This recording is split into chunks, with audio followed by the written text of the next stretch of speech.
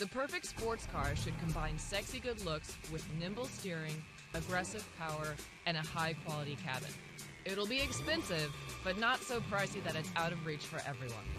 Porsche, Mercedes, and Jaguar have 3 of the top sports cars on offer today, but which is the best for you? Let's get the numbers out of the way. All 3 cars have impressive stats. The Porsches come just slightly behind the Benz and the Jag, but each is a thrill to drive in its own way. This is the 2017 Porsche 911 Carrera Cabriolet. The engine in this is a 420 horsepower, 6-cylinder boxer engine mounted in the rear. This is Porsche's famous engine. It's difficult to describe the feeling when you get behind the wheel. This is where that mystical Porsche X factor comes in. The rear-wheel drive on 20-inch Carrera S wheels and Porsche torque vectoring grip the road better than any other model in our group. The AMG GTS is faster and more fun to drive than any other Mercedes. I think it feels like a rocket ship. This car has a lot to offer. It has that amazing V8 engine, it has the horsepower, it has the torque. Of course, if you're not careful, the rear-wheel drive AMG will fishtail forward with a mind of its own. That said, it's amazing in a straight line. This is the 2-door coupe Jaguar debuted in 2015 as a way to get back in the game. And the company did it with flying colors. The handling is great. I mean, this car is so perfectly balanced. It's really a treat to drive, especially on windy roads. The torque that you feel when you drive it is the most impressive of the group. But it's not as connected to the road as the 911, nor as smooth as the AMG. It is tight when it comes to steering and braking.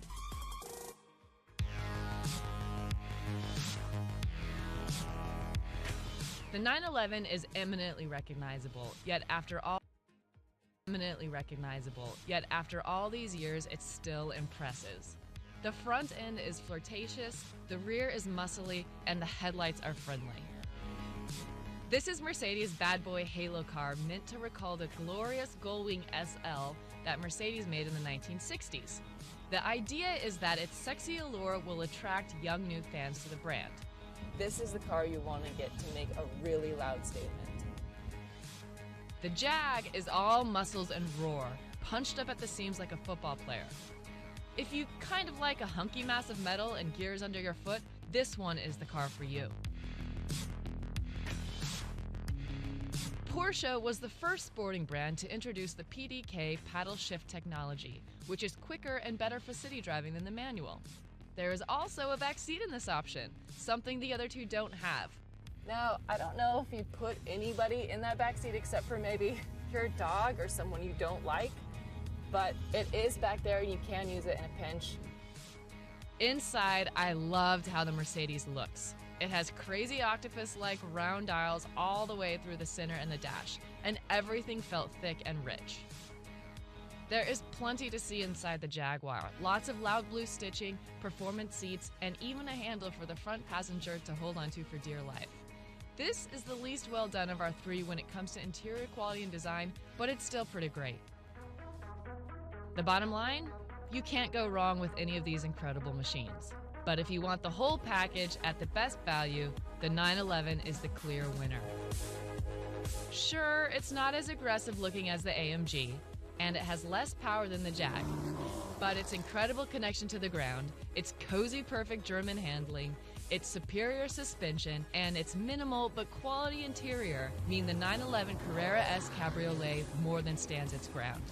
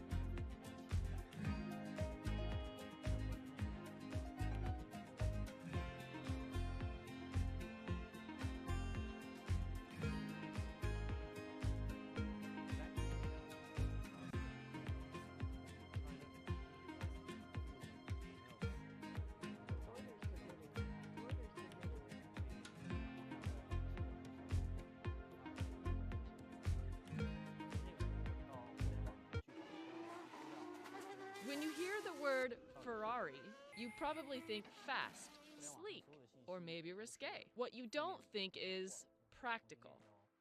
And Ferrari is not the first car you think to take to pick up your Christmas tree. But that's exactly what I did. I drove a Ferrari GTC 4 Lusso 2 hours outside of New York City to Barclays, a fourth-generation orchard and tree farm. I wanted to test out Ferrari practicality. Welcome to Barclays Tree Farm. I'm Steve Barclay. I'm Hannah Elliott. Nice to meet you.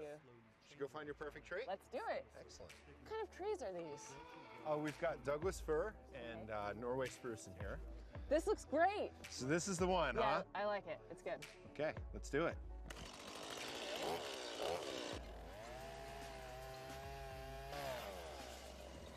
There's not exactly enough room in the back for a tree, but the Lusso has all you need for this errand.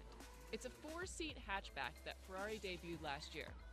Plus, the Lusso has something really helpful, practical even. It's higher off the ground than a standard Rari. Getting in and out wasn't the usual awkward struggle I often have with low sports cars. I would even call this shockingly drivable. This is the perfect Ferrari for people who love to drive. And I know that sounds crazy because it's the hatchback Ferrari, but the thing about the car is it has a V12 680 horsepower engine on all-wheel drive. That means it has the beating heart of a Ferrari track car that will compete with anything from Lamborghini, McLaren, built into this package that is totally functional. And an elaborate traction and stability system in the rear that Ferrari calls thrust vectoring. Basically, it smooths out the car's response to unstable conditions like snow, ice, or bumpy roads. I mean, I had this buying holiday decorations at Target. We had the tree on the top. I had this in snow and slush and ice, and it performs so well. Inside, the front feels like a very luxurious cockpit, which makes sense after all, the word lusso means luxury in Italian. The back is spacious enough for a couple of adults, and it roars from 0 to 62 in 3.4 seconds. Top speed is 208. So what gives? Why did Ferrari make a practical car? Well, to hold on to its most loyal fans. Now, there are rumors that Ferrari will unveil an SUV in 2018, but until then, it hopes to keep Ferrari customers in the family with the Lusso. So hang on, Ferrari fans. Next year, maybe Santa will leave a prancing pony SUV in the driveway. Until then, the Lusso will do.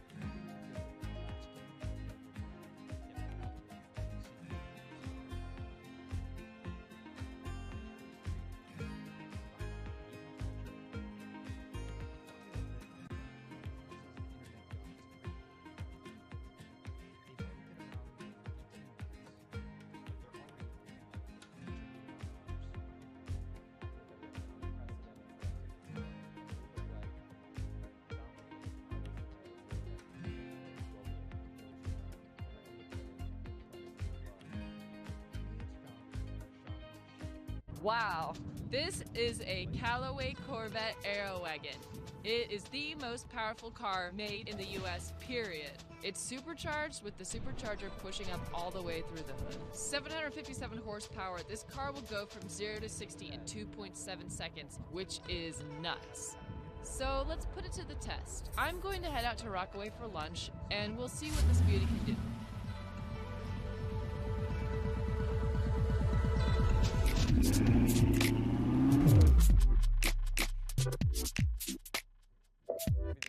If you look around, this is my environment, this is my serenity, really. So Callaway, the very same name that engineers golf clubs, modifies these Corvettes. And in this Aerowagon, the main upgrade is the supercharged engine, and it's so fast.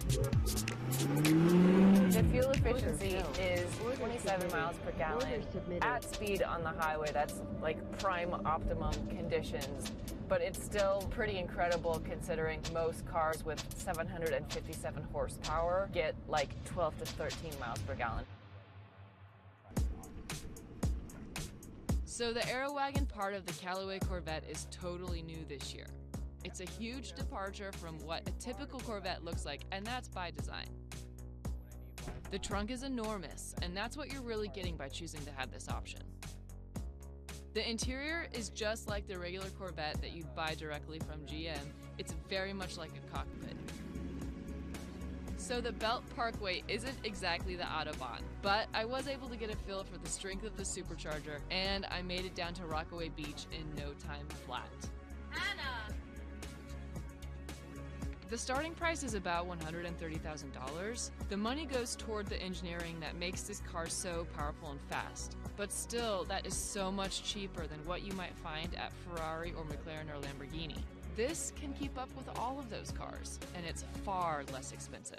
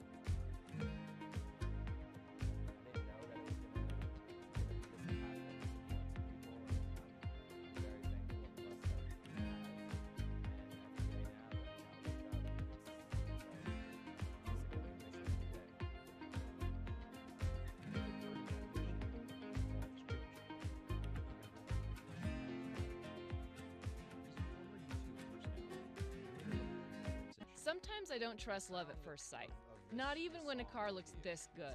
So I decided to put the Tesla Model X through its paces for 5 days in the mountains along the California coast. I needed to know, was this just a crush or a lasting love affair? I first drove the $151,000 SUV briefly in Los Angeles last year, and at the time thought it was one of the best cars I'd ever tested. But a 340-mile road trip can make or break any relationship. One push of the button and the Model X will automatically route your trip according to where the superchargers line up. Order filled. It probably won't be the fastest route, but you know you won't run out of juice. Order submitted. Order submitted. We were on our way. It was the start of something beautiful. The seats are situated high inside, but they're easy to access, Order filled. even the back Order row. submitted. And the Order interior submitted. cabin is so quiet I could hear crickets chirping outside as I drove, with the windows up. Order The car filled. has almost Order no body submitted. roll around Order corners, filled. and it handled Order beautifully filled. on a sandy Order beach. submitted. Order submitted. I Order will submitted. say that the battery Order gauge filled. can be deceiving. Order submitted. It doesn't Order decrease at a submitted. stable rate, Order so you can filled. jump down Order in range submitted. a lot quicker than you Order expect. submitted. Order We left submitted. this morning Order with a full submitted. charge, and we've been driving for 4 hours or so. So we're down to about 77 miles on the battery. So I asked the car to find us the closest supercharger, and we're driving there now, and we should get there in about 12 minutes.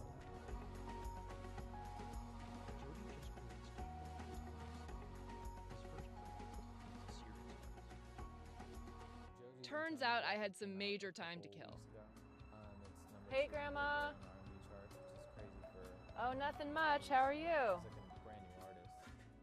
the success is even more impressive, knowing he went from creating something like this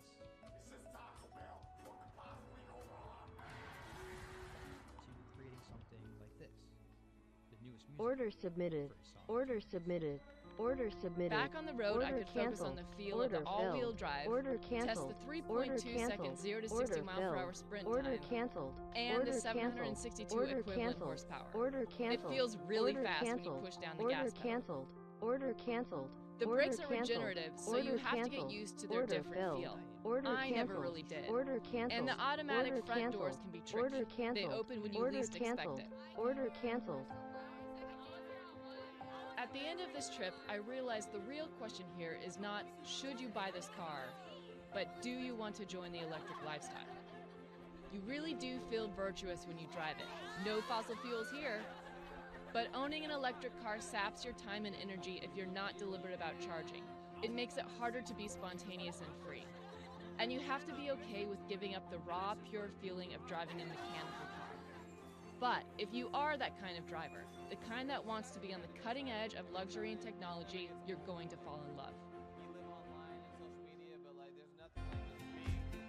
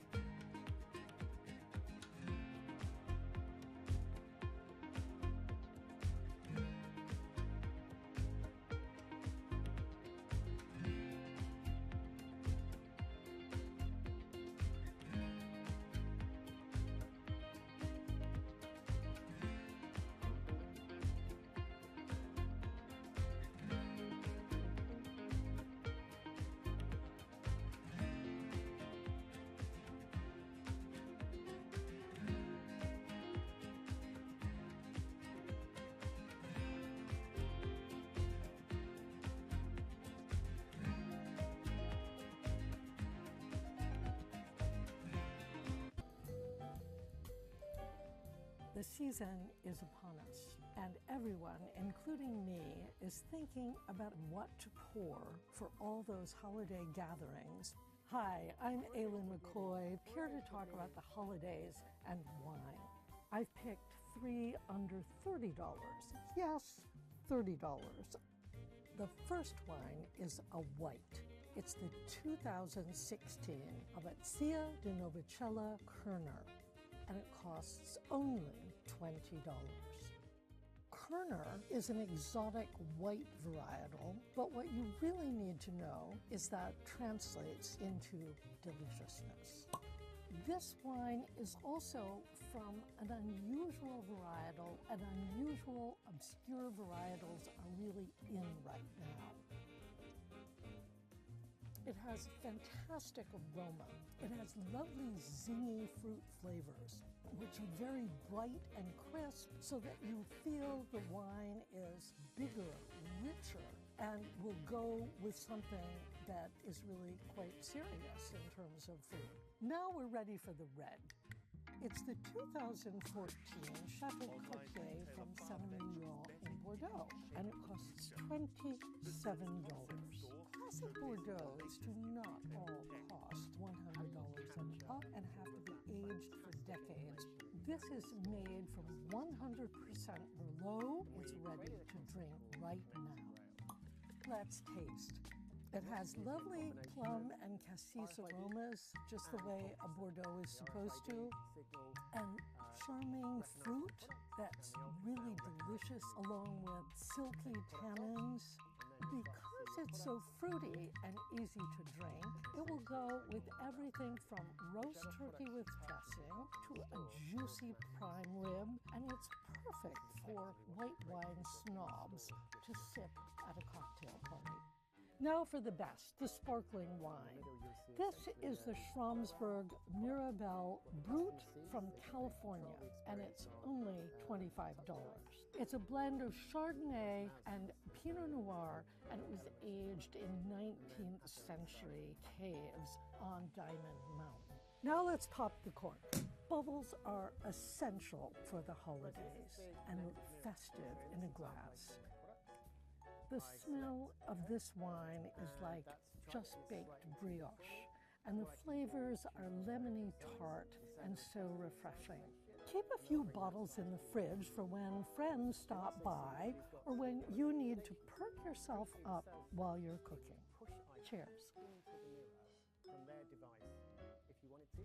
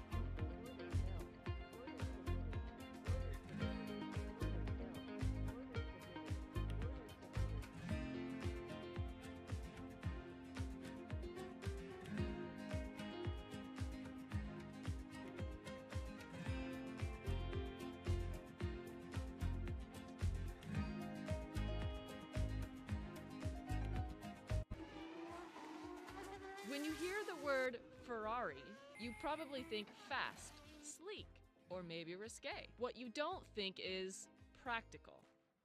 And Ferrari is not the first car you think to take to pick up your Christmas tree. But that's exactly what I did.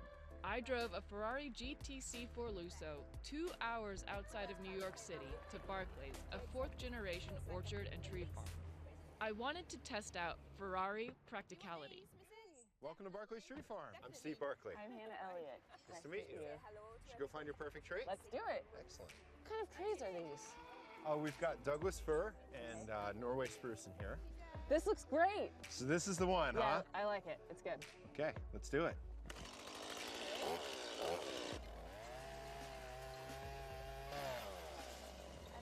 There's not exactly enough room in the back for a tree, but the Lusso has all you need for this errand. It's a 4-seat hatchback that Ferrari debuted last year. Plus, the Lusso has something really helpful, practical even. It's higher off the ground than a standard Rari. Getting in and out wasn't the usual awkward struggle I often have with low sports cars. I would even call this shockingly drivable.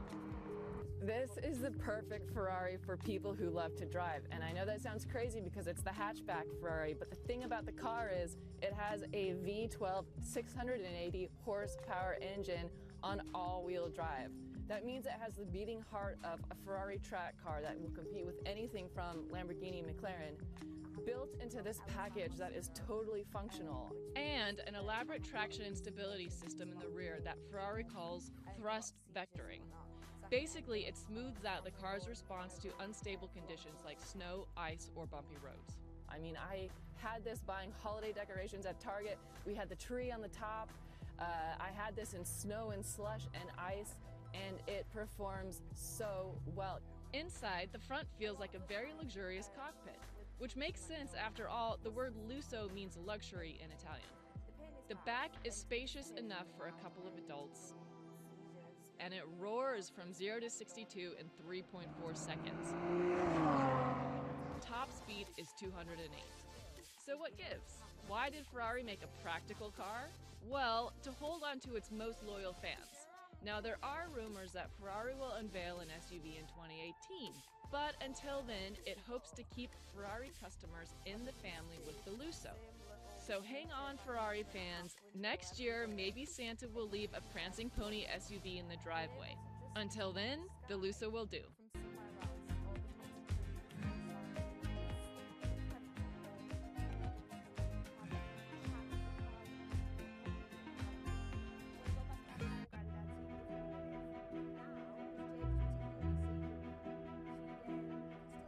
The design of this soy sauce bottle goes back to 1945 in Japan. A teenager named Kenji Ekwan had witnessed the aftermath of the atomic bomb falling on his hometown Hiroshima and was mourning the loss of his sister and father. After seeing the devastation, Ekwan's path changed. He first enrolled as a Buddhist monk, following in the footsteps of his father, but instead he decided to become a creator of things and bring happiness to people. As a young designer, Ekwan got a contract to design a tabletop soy sauce bottle for food company Kikkoman. Soy sauce is a must for Japanese meals, but it was originally sold in big bottles that were hard to hold. It took Ekwan 3 years and about 100 prototypes to complete the design in 1961. The result is a small glass bottle with a narrow neck, a shape reminiscent of traditional Japanese sake flasks. It allows you to see how much sauce is left. It's stable on surfaces and comfortable to hold. The inward angle of the tip of the spout is also perfect at preventing drips and controlling flow. The design of the little soy sauce bottle was just the start of Ekwan's great journey. He also went on to create other icons of Japanese design. In Japan, Ekwan has become almost as recognizable as his bottle, and 50 years later still appeared in commercials for the soy sauce. Today, the bottle can be found on the tables of homes and restaurants in more than 100 countries. And in 2015, the bottle was even exhibited at the Museum of Modern Art in New York. Simple but elegant, this is the design made to create a small moment of happiness. without you even knowing it. Clear head and not be ill, which means I'm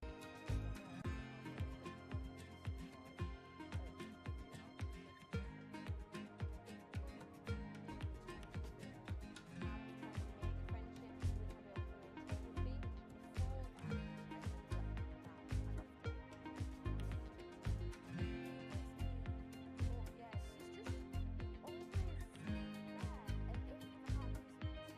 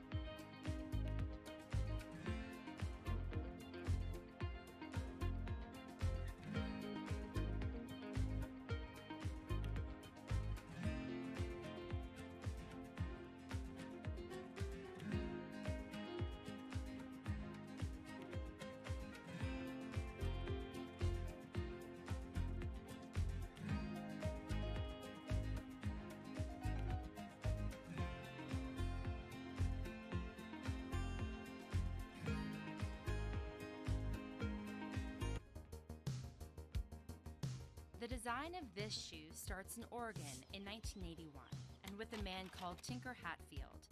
He was an architect for Nike, hired to draw up offices and showrooms on the company's campus. After making a statement on the outside of the building, he was asked to join the designers on the inside. In a race to develop sneakers, a former NASA engineer had recently introduced the idea of sealing air bubbles in the soles for extra comfort and performance. But competition was fierce, and Nike still needed an edge. Hatfield headed to Paris in search of inspiration. While he was there, he visited the Pompidou Center, a radical building famous for its inside-out design, which exposed the building's components, like escalators and heating pipes, for everyone to see. Hatfield decided to apply the same principle to his own design, revealing the inner workings of his shoe by making the air cushioning system visible. The marketing team thought the air bubble would seem like a weakness, but the Nike Air Max 1 was an instant hit when it launched in 1987. Originally, pairs sold for $75. Now they go for double that. Today, Tinker Hatfield is one of the most successful shoe designers in the world. He even created those legendary self-lacing sneakers of Back to the Future fame. Stylish and innovative, this is the design that stayed one step ahead, simply by being turned inside out. We have now, with speeds that could reach 20 gigabits per second. In plain English, that means downloading a full-length 18 5G will also increase the demand. Talking about the classic devices that connect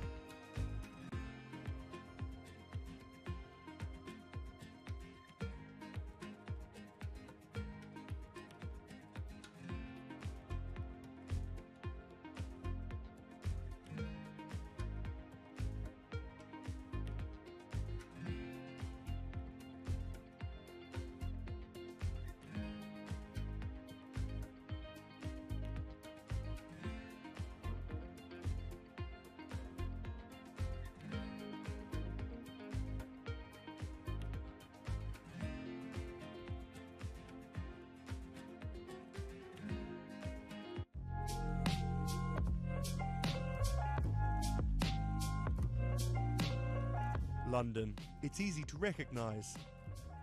But look closely at a map. In the very centre, there's a 1 square mile cutout. This is the City of London, which lives in a city named London.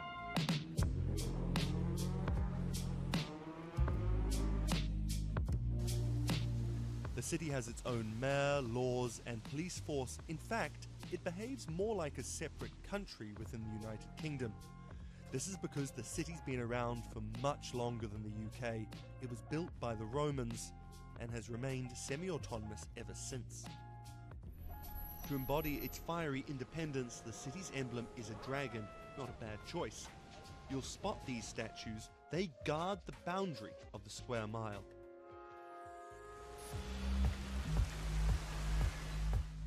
Nowadays, the city's arguably the financial capital of the world. And London is the world's biggest foreign exchange market. But the city has a tiny residential population. Every weekday, workers flood into the banks, law firms, and offices which fill the square mile.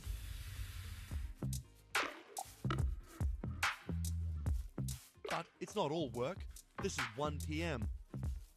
You might say no surprise here, city workers having a drink, but attitudes are changing. The legendary long lunch at the pub is now seen as a bit of a macho relic. In 2017, Lloyd's of London, the legendary insurance market, told its employees the party's over. No more drinks during office hours. But as you can see, not everyone got the memo. Because here's the rub of it. The city had a bit of a reputation. When the after-work crowd go home, the place becomes a ghost town. But that's changing, and leading the way are some high-flying dining spots. Sitting on top of the Heron Tower is the Duck and Waffle. It offers 24/7 service with a hell of a view. This is about as refined as a 24-hour Waffle House gets. But the most talked about new guest, who's reinventing the city's reputation, is called the Ned.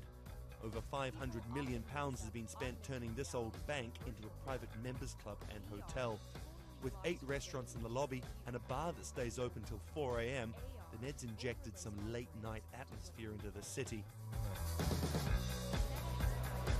This is, after all, the oldest part of London, and following an injection of fun and flavour, it's throwing down a challenge to the rest of the city and shaking off its stuffy reputation. So you can see this eyeball, which is, by the way, photorealistic. See my hand including the eyeball. Now the eyeball's including my hand, right? You see those circles? They get small, and then they turn into this glowing white ball.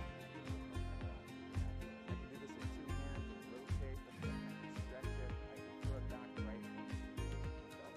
That's all you have to learn from a modern worker. And to prove this, the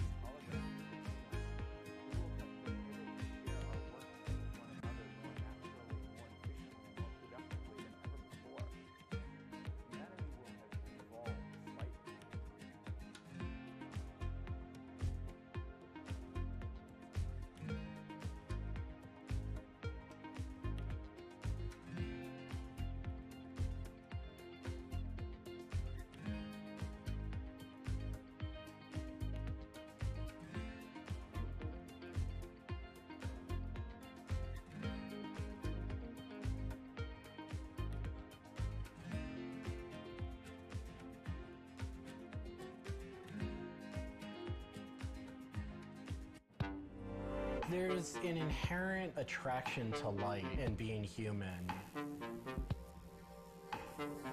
And I think on a very deep psychological level, light is this way in which we experience the energy surrounding us in a very personal manner. My name is Matt Dilling. I'm the founder of Light Bright Neon Studio, and we manufacture, produce, and restore neon works of art and design.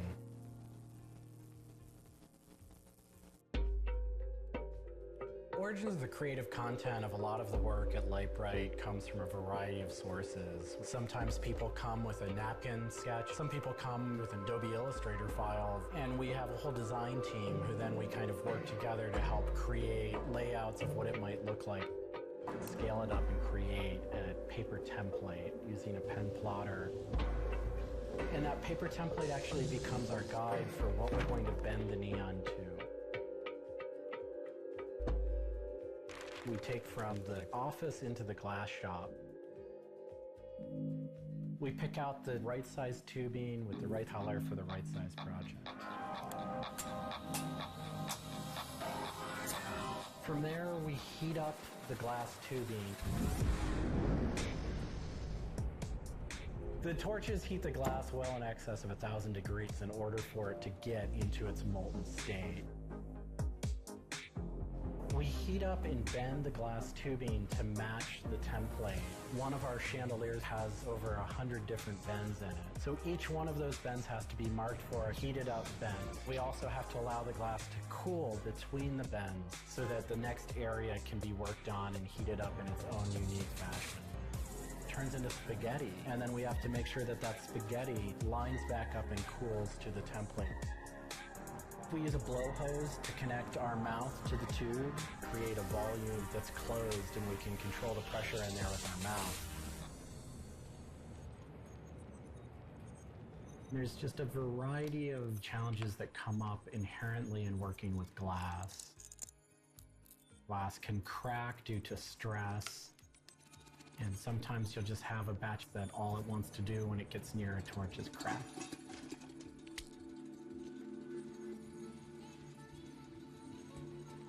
After we've bent various components, we have to go in using the crossfire or the hand torch and actually weld all of those pieces together.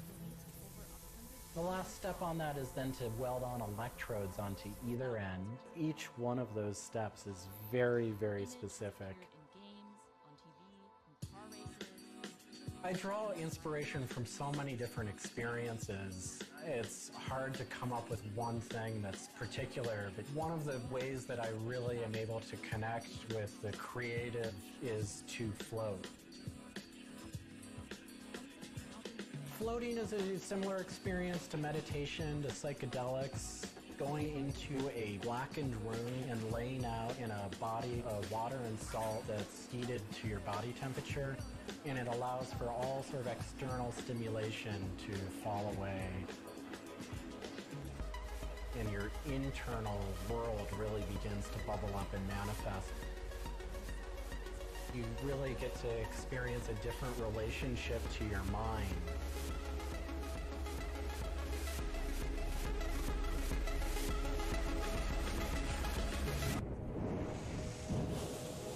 I think I work with neon because I can't not work with it.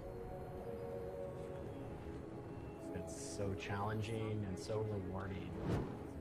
And those things are so intertwined that there's no way of separating it out.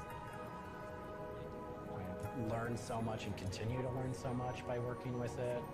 I find so much inspiration in working with it, and I just continue to experience new and different things through the medium. It's that close to me at this point.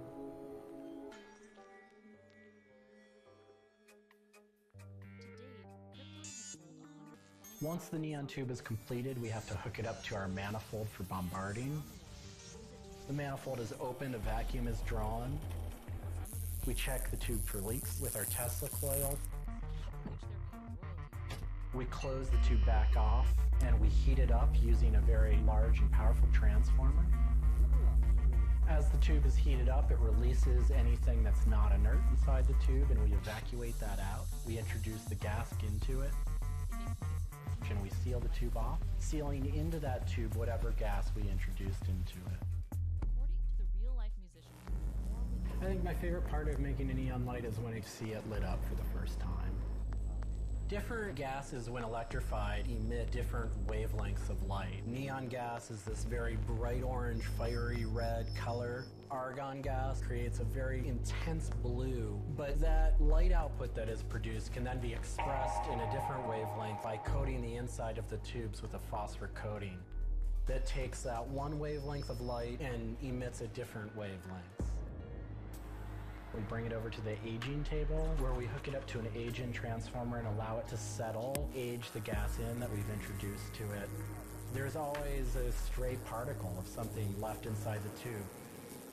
But that time that the oxide coating can act to scrub whatever is left inside the tube while things are getting settled into place.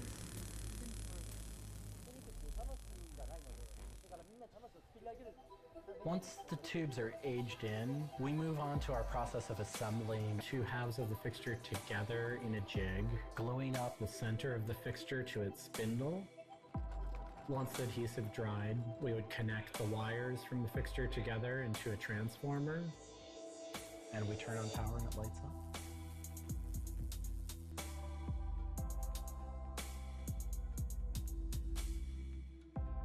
Part of what we love about what we do here is that we try and put out into the world the kind of things that we'd like to see. I still am surprised when it lights up. I'm still excited when I get to see it illuminated. There's an ineffable quality to it. To me, it is this insight into the inner workings of the universe. It literally is. It's a way of looking at what is surrounding us in the cosmos in a new light.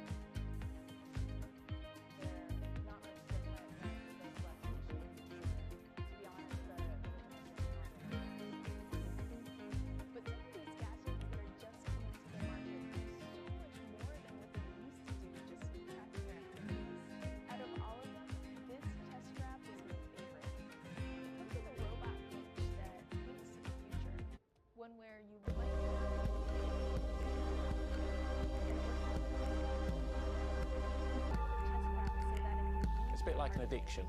You've got to make something, you have to do something. It's borderline obsession.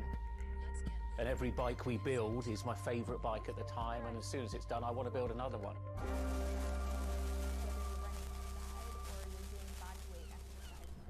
Sven Cycles is something I've been thinking about ever since I started cycling in my late teens. We want bikes that ultimately you'll really enjoy riding. There's never a bike that's the same. There's always a slight change. And as we build them individually as well, they have the marks of a bike that's built by hand. Most people I know cycle have an idea of their dream bicycle. And it may be an evolving idea you've had in your head. And we've worked with a lot of people that have come to us with sketches and scrapbooks. It's really, really nice to build something that's just one-off and unique. By the end of these half-hour exercises, I was drenched in sweat. I think a lot of people see a bicycle as two wheels and a frame in the middle. There are a lot of subtle changes and nuances in design which can change the riding characteristics quite dramatically. I'm a really big fan of modernist architecture, and the simplicity of a modernist building is really hard to achieve. And with some of our bikes, they may look very simple, but I think people should not underestimate the time and effort that goes into designing a product. Tubing is key to a bike's feel and ride. Reynolds tubing has been in my life ever since I can remember. Growing up, I could never afford a frame manufactured with their tubing. We can now put a badge on our bike saying manufactured at Reynolds, which is a sort of thing as a kid I just wouldn't have believed was going to happen.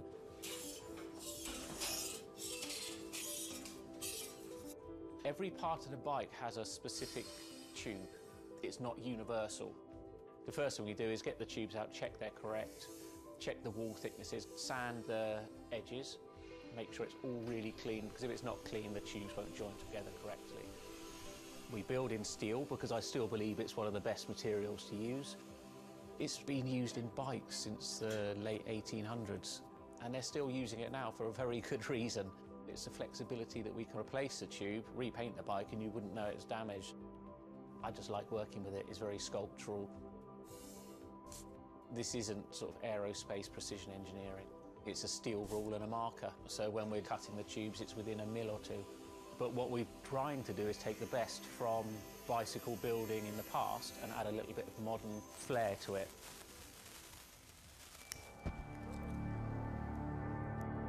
There's various techniques for building bicycles. We do a thing called fillet brazing, where you connect a pipe together. We use a bronze rod and a flame. We heat the tubes up to the same temperature and we fill the joint with bronze. And it gives a very, very sort of fluid, lovely, sort of quite sculptural feel. You've got to practice, you've got to be able to judge material temperatures, you've got to just look at it and you just get a feel for it. It's a stage where your tubes start to look a bit like a bicycle. My father's a jeweller. He'd make sort of very pretty things, which are lovely, but for me, they don't really have any function. What I love about bicycles, you can start on a Monday with a box of tubes, you can be riding it by the weekend, and it can last you for the rest of your life.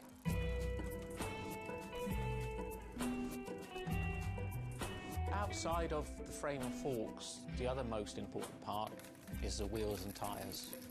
When you build the wheels, you have to lace them, so there's little holes going all the way around the rim. You poke the spoke through.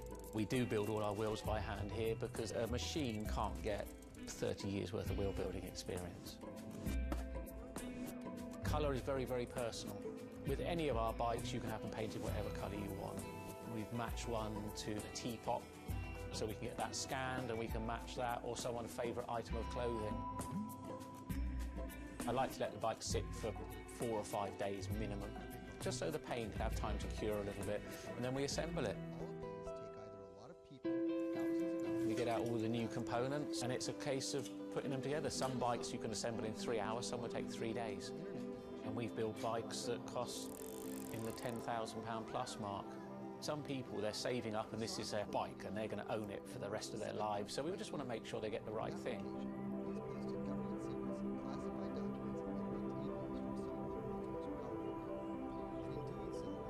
I think the bike for me was the first time I had some freedom, so as soon as I had one I was off. A lot of people still get that thrill as when they were a kid blasting down a hill, wind going through their hair. It's fun. Everyone has their favourite jacket or something that just makes them feel good. If you've got a bike that fits well, you actually feel part of it. Building bicycles as a creative outlet is fantastic. It's not something you do because you're going to get a big paycheck at the end of the day. You do it something you have a passion for it. He attended the University of Melbourne, where he studied programming, physics, and mathematics. He never graduated, but that doesn't mean he didn't get an education. By 1991, Assange hacked into the Pentagon, U.S. Navy, and other branches of the U.S. government. In 1996, he was caught by the Australian Federal Police, charged with 30 counts of hacking and computer-related crimes.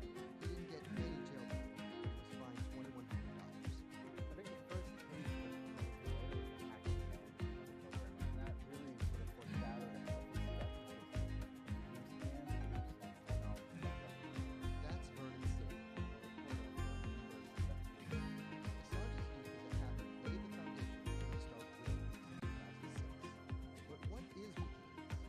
It's a website that posts unfiltered, usually classified documents. What separates it from every other media outlet is that they have no editorial hierarchy. With a publication like the New York Times, information comes in, they take that information, package it, and disseminate it for the public to see. WikiLeaks, however, cuts out the middleman. WikiLeaks gathers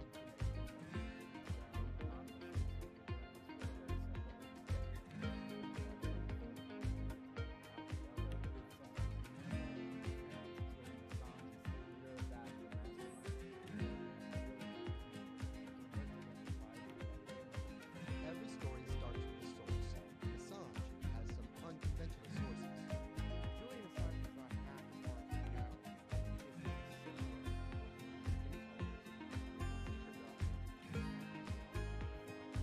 That's Eli Lilly. And there was no source bigger for Assange than Chelsea Manning. He used to be known as U.S. soldier Bradley Manning. In 2010, Manning provided Assange and WikiLeaks with hundreds of thousands of leaked government documents. WikiLeaks quietly began releasing the documents in February 2010, then made big headlines in April by posting what is now known as the collateral murder video.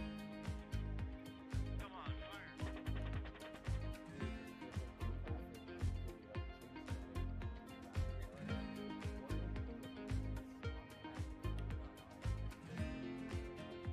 And those leaks were just the beginning. They went on to post more than 90,000 leaked documents known as the Afghan war logs, 390,000 documents known as the Iraq war logs, and 250,000 private messages between diplomats called cables in what is now known as Cablegate.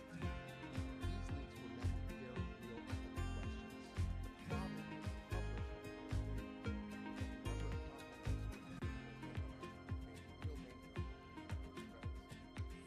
Then Secretary of State Hillary Clinton drove the point home that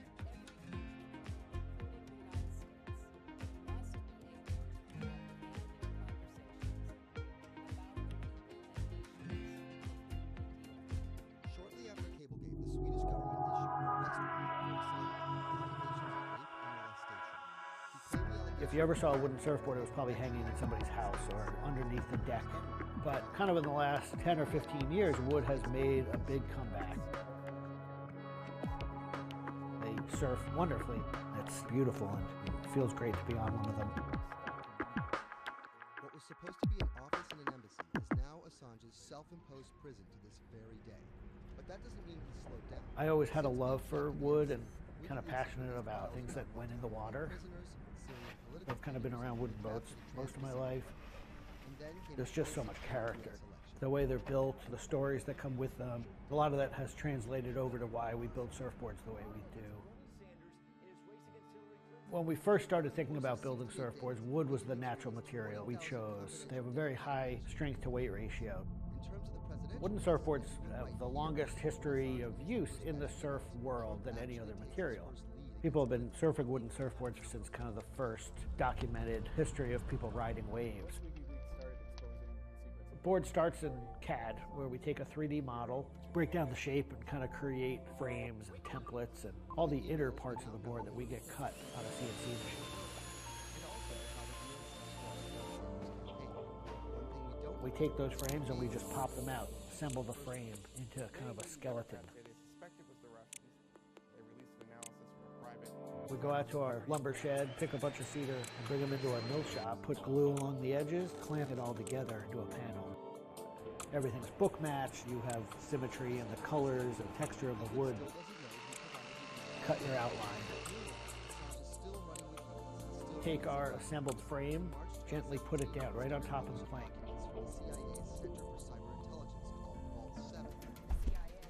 Once that foundation is started, you're basically building up the three-dimensional shape, the outside part of the board, using lots of strips that kind of interlock and fit together. Every piece of wood is going to be different, and it's all going to react differently. There are frustrations with it, but I think that's one of the things that keeps it challenging. You learn to read the kind of what the grain lines are doing and what the color of the wood is telling you.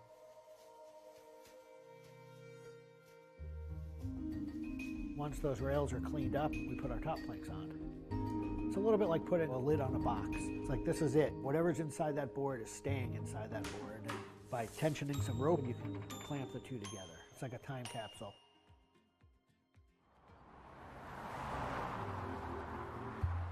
What makes our boards unique are they are built right here in York. They're built using material that grows right here in the state of Maine. They're built 100% by hand by local craftspeople and surfers. There's a lot of time that goes into these boards, between 40 and 60 hours, start to finish. We wanted to build surfboards that were as hollow as they could be, but still be strong enough to work well. Too light and they don't surf well, but too heavy and they don't surf well. So there's a balance point there, and that's where we try to be. Taking the board off the rocker table once the top has gone on, that is by far one of my top favorite parts. It's just you and a shaping stand, a board, and a hand plane. Everything else is out of your view. It's simple, it's pleasurable, it's quiet. You can be with your thoughts and you can just kind of be present. There's something about taking a nice sharp edge tool to a beautiful piece of wood and feeling the curls coming off and knowing that every pass that you're making, you're kind of getting it closer and closer to what you have in mind.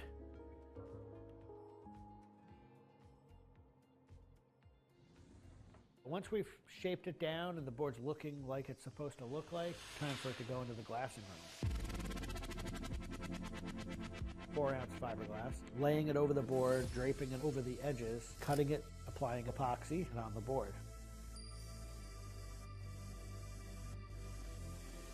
Once both sides are lamb coated, it's time to put in the hardware. Drill and router and install the fin box. And on the other side, we drill and put in the leash plug and a vent. There's a lot of air just naturally inside the board, and that air wants to expand and contract with temperature changes. And that vent has a little piece of Gore-Tex fabric in it, and it allows air to kind of breathe both ways, but it doesn't allow water to get in. Once all that hardware is put in, it goes back into the glassing room. We brush a nice, beautiful, thick coat of epoxy over the whole surface, and that we call a gloss coat. That's supposed to look beautiful and glossy and shiny and flawless. You get to see that board come to life. Whatever the colors in the wood, they really come out. It just makes it look like candy. You just want to touch it and run your hands down it, and it's just kind of the icing on the cake.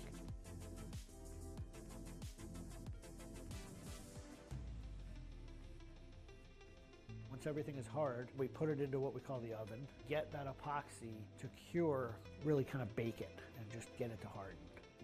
Put in the fin, screw in the vent, and ship it out.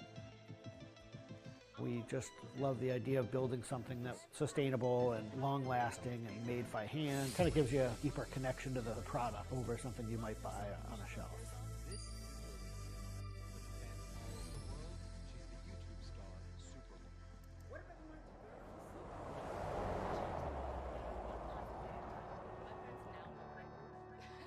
When a customer gets the board, they feel it. They 100% feel the amount of work and the amount of passion that went into the board. So I'm not really looking at hours and efficiency. We're looking at like doing it right and enjoying it as we go.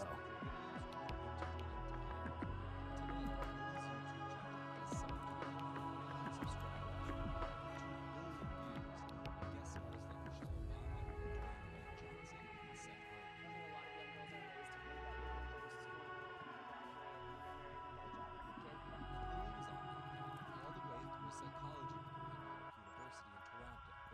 started thinking about a career? It was 2010. YouTube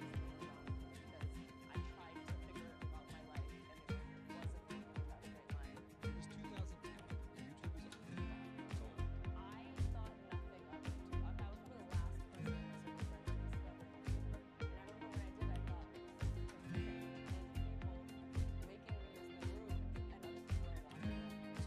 why not give it a shot?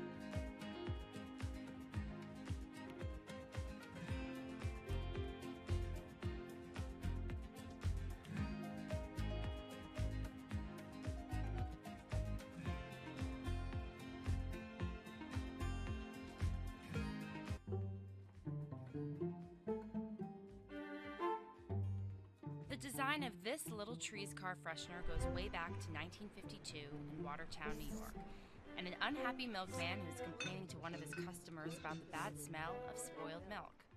Lucky for him, he was talking to Julius Salmon, a Jewish chemist who'd fled from Nazi Germany and spent time living in the forests of Canada studying the aroma of alpine trees. After his chance encounter with the milkman, Salmon started to create paper soaked in natural pine oil. A string was also attached to stop people getting the perfume all over their hands. The freshener was originally in the shape of a buxom pinup girl, but Salmon changed his design to the pine tree we know today. This allowed the cellophane wrapper to be rolled down slowly, so the fragrance would last that little bit longer. As the automotive industry took off, so did little trees, filling the air with classics like black ice, royal pine, vanilla aroma, and of course, new car scent. Fragrant and affordable, this is the design that brings you the heady aroma of a Canadian woodland, whether you're in a milk cart or a taxi cab. McKee recently dissected the brain of former New England Patriots player Aaron Hernandez, who was convicted of murder and later committed suicide.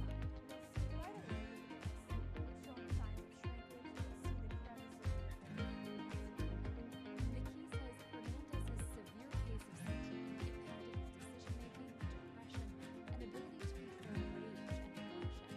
Right now, she thinks we're underestimating how many people have CTE. We're able to distinguish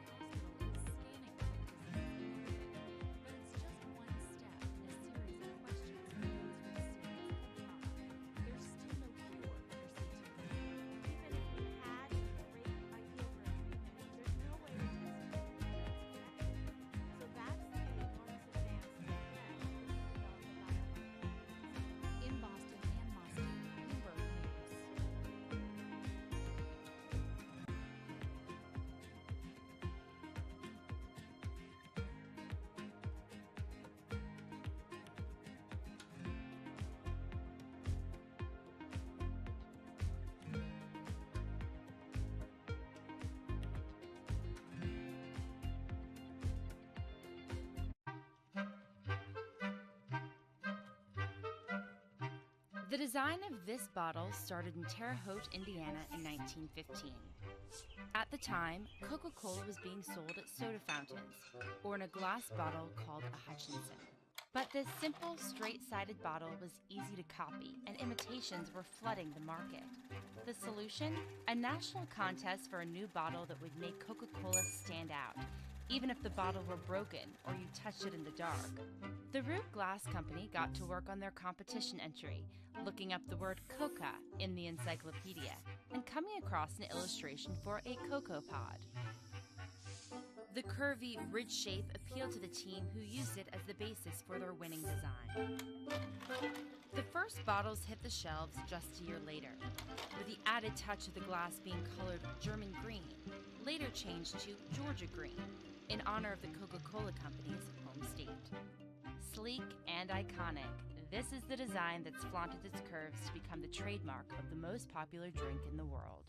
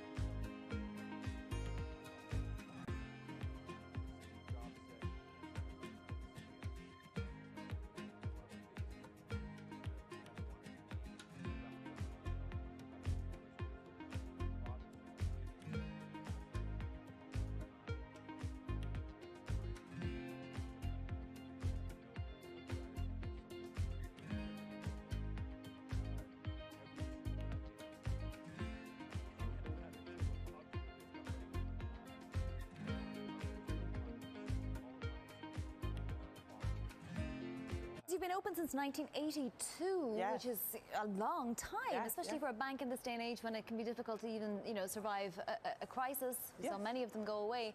Tell us about, what a black bank is. It's African American owned in the sense that it's depositors. Yep. So we are black owned, and as we say, we are unapologetically black. We used to see ourselves as a community bank that happened to be black owned, but really now our strategy, and has been for about the past 5 years, to really focus on the fact that we are black owned, because our community really needs someone to speak and an authentic voice about issues that are confronting our community. Maybe about 5 years ago, we started focusing on being black owned, and since then there has been this movement, this Bank Black movement, which is really trying to do is to get the black community to use its $1.2 trillion to both deposit in black banks and to use it to really invest in black businesses and to start doing business with each other so that we could grow the economy in our community. How has the way that people think about black economic empowerment changed over the years? So for us, it has changed drastically, really through the use of technology. Not only are we located in Boston, Miami, and LA, we're also the first Black internet bank or online bank. And so people can open up an account with us from anywhere in the country. And we have customers here in New York, as well as in Utah and in Denver. And, you know, I could name cities across the country where we have customers. And so part of it is that we are now, as a community, connected through the internet. And that has been a drastic change in terms of how Black people have really viewed themselves and viewed the opportunity to bank Black and to buy Black and to do business Now, with are each your other. standards different when it comes to, say, lending and when it comes to giving out credit cards? It would seem that that would be one way of maybe helping a community that traditionally has had a harder time getting loans. Yep. So we do offer services that other large banks do not. As an example, about 30% of our community has a check systems record, which means that they can't open up a bank account somewhere else. And we offer a second chance checking account, so to give them another opportunity to open up an account. Or we have a secured credit card to help people rebuild their credit. So there are products that we offer that are really tailored to the needs of our community. But there's also the other side of it that a lot of people don't want to talk about. The FDIC does a study every year, and it showed that for national banks, only 1% of their lending goes to the Black community. Right. So we represent 14% of the population, but only 1% of their lending. Which is funny because, you know, buying houses and buying big things that you need a lot of loans for is something that's traditionally been sort of sold to the Black community in a very strong way. Yes, and it's really an opportunity to build wealth, but we're not able to get the loans. Whereas when they looked at Black banks, 67% of our lending goes to the Black community. So there is a huge difference in terms of who is serving the Black community for financial services. So when you're trying to get more interest around, you said the use of technology played a crucial part. How much of it is driven by Black millennials? Yeah, a lot of it. It's sort of interesting because they've had recently sort of studies that have been done about how Black millennials and millennials in general are using technology and using social media. You know, we're very big in social media, which a lot of banks have really shied away from because that's the way to get the word out to millennials. And millennials, you know, if you think about it, I'm a baby boomer. And the technology that really came out for us was really related to spending. I mean, it's probably hard for a lot of your audience to remember when ATMs didn't exist. Remember, ATMs were, you know, sort of created in our lifetime. And debit cards, I mean, so there are a lot of things that really helped us more conveniently spend money. Now there's technology to help people save money.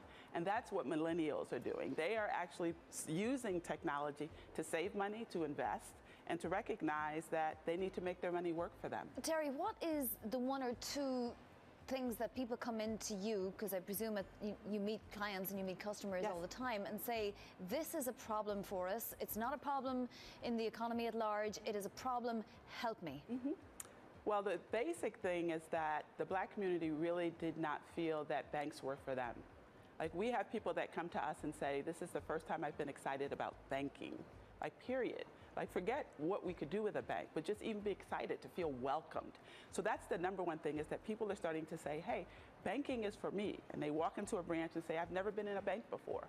They could be 50, 60 years old. They're like, I've never been in a bank before. So that's number one. The second is really thinking of banking as being not just a place that you deposit your money and don't think about, but to recognize that your deposit has power.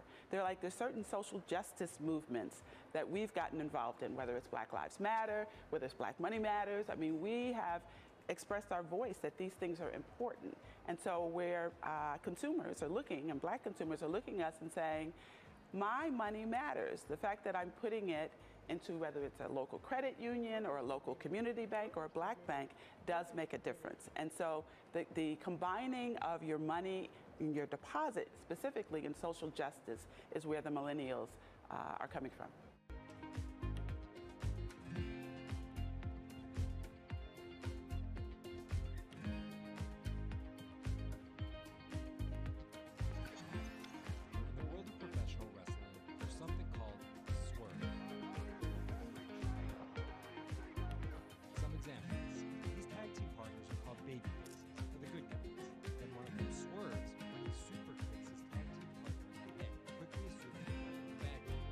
Wrestling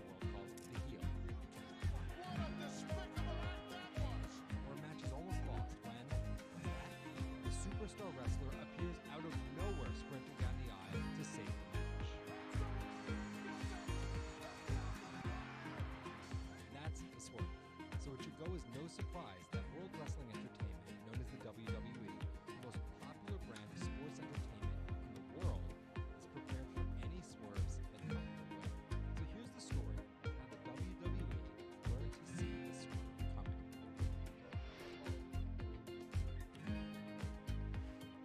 So I spoke to Bloomberg reporters Felix Gillette, I'm a writer for Bloomberg News with the global business team, and Kim Bassett, U.S. luxury reporter, to find out exactly how the WWE is positioning itself for an all-out global invasion, which starts with a massive change to their lucrative pay-per-view model. WWE basically pioneered the pay-per-view model on cable. I remember as a kid when the pay-per-view events came up, all of our friends would scramble around trying to get one of the events so we could pay for it. But in 2014, it took a huge risk. They saw a little bit sooner than some of the other entertainment brands that where this whole thing was moving was away from cable and satellite television towards on-demand video apps. They made this risky decision, in essence, cannibalizing that pay-per-view model, which they had essentially built. And after some early turbulence, it's working. Roughly 1.5 million people are paying $9.99 a month for the WWE app, making it the 5th most popular streaming OTT service. This adapt or die approach is in the WWE's DNA. Over the past 30 years, the company always seems to think 2 steps ahead. In the early 90s, WWE was at its most threatened when Ted Turner took them on with WCW. which stands for World Championship Wrestling. Back then, WCW was winning the ratings war. So in order to compete with them, WWE had changed its product from a family-friendly cartoonish style to just really raw. That's why they called their show Raw. It was this raw style of wrestling. with violent, outrageous, reality-inspired plotlines and aggressive personas. Of the many satisfying moments in the recent Winter Olympics, it's hard to top the U.S. women's hockey team defeating Canada in a shootout and winning the gold medal. That victory is helping the National Women's Hockey League, the first paid women's pro hockey league, shine a light on the sport and inspire the next generation of female athletes. In today's Walk the Talk, Bloomberg's ongoing conversation about diversity in the workforce, I sat down with Danny Ryland, founder and commissioner of the NWHL. And I began by asking Danny about increased demand for women's hockey following the historic win by Team USA. Cast of female characters was part of a much larger plan. I mean, it was just an amazing experience just to see those women win gold. I mean, ever since Maddie Rooney made that last save in the shootout, I mean, our players have been walking taller. There's been a great buzz around the women's game, and anytime you can have, that type of TV rating, parlayed with a gold medal, I mean, just the exposure that's brought our game has been unbelievable. Yeah, the buzz it's generated is really something else. Has sponsorship gotten easier because of it? And I wonder whether individual players, some of the stars from Team USA, will be able to get individual sponsorship deals that will then make it easier for the league to strike these deals. Of course, I mean, anytime there's international exposure, the conversations become a lot easier with sponsors. They know about the women's game, they know some of the stars in the game, and it just kind of makes the barrier to entry a little easier because we're not introducing them to a new sport. They're already aware. So it has made our lives a little bit easier, and we expect it to continue to go in a positive direction. Now, there's been a lot of changes since you founded the league in 2015. Among them is that 2 of your clubs now have the backing and the resources of NHL clubs. And I'm talking here about the Riveters, which formed a partnership with the New Jersey Devils, and the Buffalo Sabres owner bought the Buttes in Buffalo as well. Does that create imbalance with the other 2 teams that don't have that backing? No, I think it actually helps us raise the bar across the league. Obviously we want our teams in the hands of the best owners and operators, and the NHL clubs do it best. So I think it's a rally cry to the other clubs to say, like, all right, let's get another deal done. So we've definitely hit our stride this upcoming season, and it's an interesting phase of the business that we're entering into. Yeah, so the goal is to then get those other 2 franchises to get owners as well. Yes, I mean, the uptick that we've seen in the 2 markets that have the relationship with the NHL clubs has been noteworthy, and so if we can replicate that and kind of come up with the perfect blueprint, not only with our current clubs, but potential expansion markets as well. All right. Now, under your original plan, NWHL offered contracts of up to $26,000 a year. About 6 weeks into last season, you unexpectedly had to cut salaries by 40 to 50% to preserve the league's future. What's been the effect on player retention? The players have actually been amazing. They understood the change. They know that we are a startup business and that we've do whatever we can for them, and they were our greatest ambassadors during that hard moment, and it was definitely difficult. It was the hardest decision that I had to make as a commissioner, but the way that they reacted, the way that they continued to be great ambassadors for the game really spoke highly of them, and we retained almost all of our players, and then this year we've seen a great uptick in the game as well. What's the path forward to getting salaries back to the levels they were at? Yeah, it's all about scale. We need to scale the business where the sports business really scales, and that's on the sponsorship side and the media side. So having the Olympics really factor in that over 3 million viewers, having our All-Star game generate over 500,000 viewers on our Twitter Game of the Week. I mean, those are really the areas that really change the business, and coming with that comes an opportunity for more sponsors, and obviously $150,000 sponsorship is the same as selling 10,000 tickets in Buffalo, so it's really what changes the business. That's a great way to compare it. Dunkin' Donuts was one of your first sponsors, in fact, the first. Additional sponsors didn't necessarily follow suit. Why do you think that was? They actually signed on the second month of our very first season, so they are incredibly progressive in their thinking, and they understand that this is an opportunity. Before the Olympics, girls hockey was the second fastest growing sport in the United States, and that's not going to slow down anytime soon. And so we think that our time is now, and the sponsors are going to start to step up. And when we can show the return on investment that Dunkin' has had from the 3 years they've been with us, I think it's going to be easier for more sponsors to follow. All right, well, let's talk about broadcasting. You stream games live on your website, I know. You also have partnered with Cheddar on Sling TV, Amazon, Twitter, and Facebook Live. What kind of interest, if any, have you seen from the traditional broadcasters?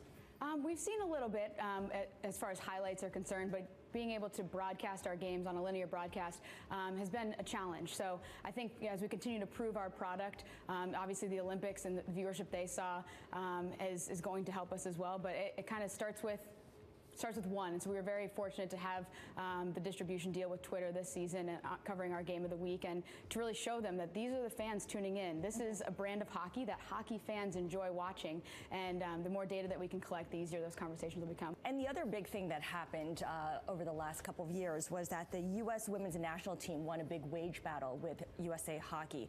What kind of effect did that have on the NWHL? I know you supported them, but did that have a material effect on you?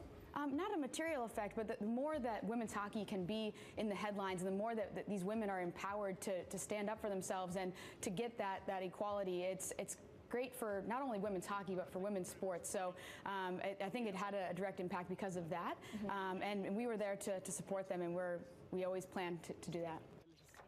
And that was my conversation with Danny Ryland. She is commissioner of the National Women's Hockey League.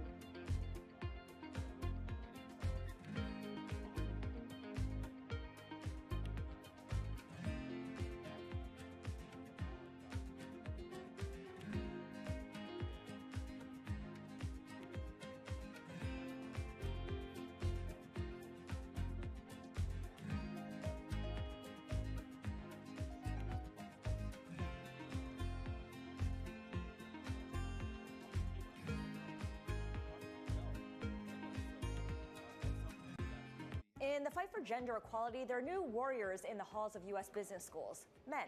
The nonprofit group Forte Foundation has been training male business students to become part of its Men as Allies program.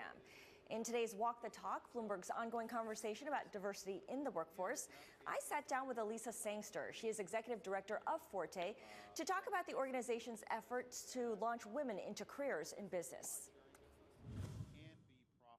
The business schools, each of them have established in a little bit of a different way, but they all found kind of the structure that worked for them. So the men work with the women's student group to establish this organization, and we've provided them with a toolkit. So really a step-by-step process of how to get this effectively started on your campus. They have a whole curriculum of conversations that they do in terms of programming. Some of them go out to hike a mountain and sit down and talk about these issues at the top of the mountain. Some of them go and have a small group dinner where they can actually have one-on-one guided conversations with questions that they can talk about. So it just depends on the group, and they try to do a variety of programming so that they can engage men and women who are on various ends of the spectrum into this conversation. Based on what you've seen through your years at the Forte Foundation, do men and women have different ideas about how men can best serve as allies to women in business school? It's a good question, and some of the things that we heard from the women, especially women who were resistant to this, were we don't need white knights, and so they didn't like the white knighting piece. They wanted the men to come in and join them side by side, but they didn't need them to come in and save the day. And for some of these organizations, that tension caused a little bit of a problem getting the organization started. But the good thing is they worked through it, they reapproached, and they came up with a better way to do it. And the men were open and interested in making these things successful, and that was helpful, I think. In terms of numbers, what have you seen? Are we talking about 100% participation by the men, or is there a threshold at which you know that this has legs? So I think what we're seeing is that the chapters have grown. So we've gone from a handful of chapters, 5 to 6, up to 25 right now out of our 52 partner business schools. But on each campus, they take a little bit of a different approach. Some of them are trying to get 100% of the men to sign a pledge, and then others are really looking at the population, 20, 30, 40%, who are interested in diving deep into this conversation and really making an impact in that way. So it's different depending on the campus. Now, this initiative was introduced in 2016. Obviously, a lot has happened since 2016. What have you learned from the whole process? That I think it's a really important conversation to be having early, and I think to start in a positive place where it's men saying we want to be supportive instead of men feeling attacked and possibly isolated from the conversation. I think what Male Allies does is give them the entree into the conversation that they need, and we do see across that spectrum that men are often interested in supporting but unsure where to start and what kind of things they should be saying and doing to be those male allies. And so that's why I think it's important to train them as early as possible. This sounds very much like a product of its time. It can only happen at this period of time with this group of people, the millennials. To what extent do you see the same level of enthusiasm from people who are from a different demographic, an older generation, for instance? Right. I think that they're sensitive and interested in it, and especially because many of those people are in leadership. They're hearing about it. How can we as an organization address this? How can we develop something to share within our entire corporation? But I think what's different about this is that these are young leaders who are moving into an organization, and they're saying very actively, we want a voice in this, and we have something to say, and we want you to listen. So top down is good, but it's not good enough. We want to also see bottom up and side to side conversations. They see themselves as agents of this process. Absolutely, absolutely. What is the next step then? Because eventually these business school men and women will graduate, they will go into jobs or start their own companies. How do you maintain your influence from that point on? Well, it's interesting because we have seen 3 or 4 years of graduates, and they are starting to reach back to us, and they've said, hey, I'm experiencing X, Y, and Z in the workplace, and I really think what we did in business school could easily apply in the corporate world. So over the last year, we've been collecting data from them, kind of their own experiences. We've done additional research, and we've also been talking to companies, especially if they have some kind of grassroots movement. And I do think that business school, this program is unique to business school, and I don't think you're seeing it as pervasively within a company or in the corporate structure. So these students are still taking the grassroots approach, and they're saying we think that this is the most effective way to do it. Training, is important, and definitely we want our leaders to be bought in, but we think that having that conversation early is what prepares you to be the best business leader. What kinds of companies are participants, are willing participants here? It's companies from a lot of different industries. We've seen companies in tech, in consumer packaged goods, in finance, all across the board. There are companies involved in this. Again, it's more the men who are reaching out to us in those industries. It's not necessarily the companies saying, sign us up. That was my conversation with Elisa Sangster. She's Executive Director of the Forte.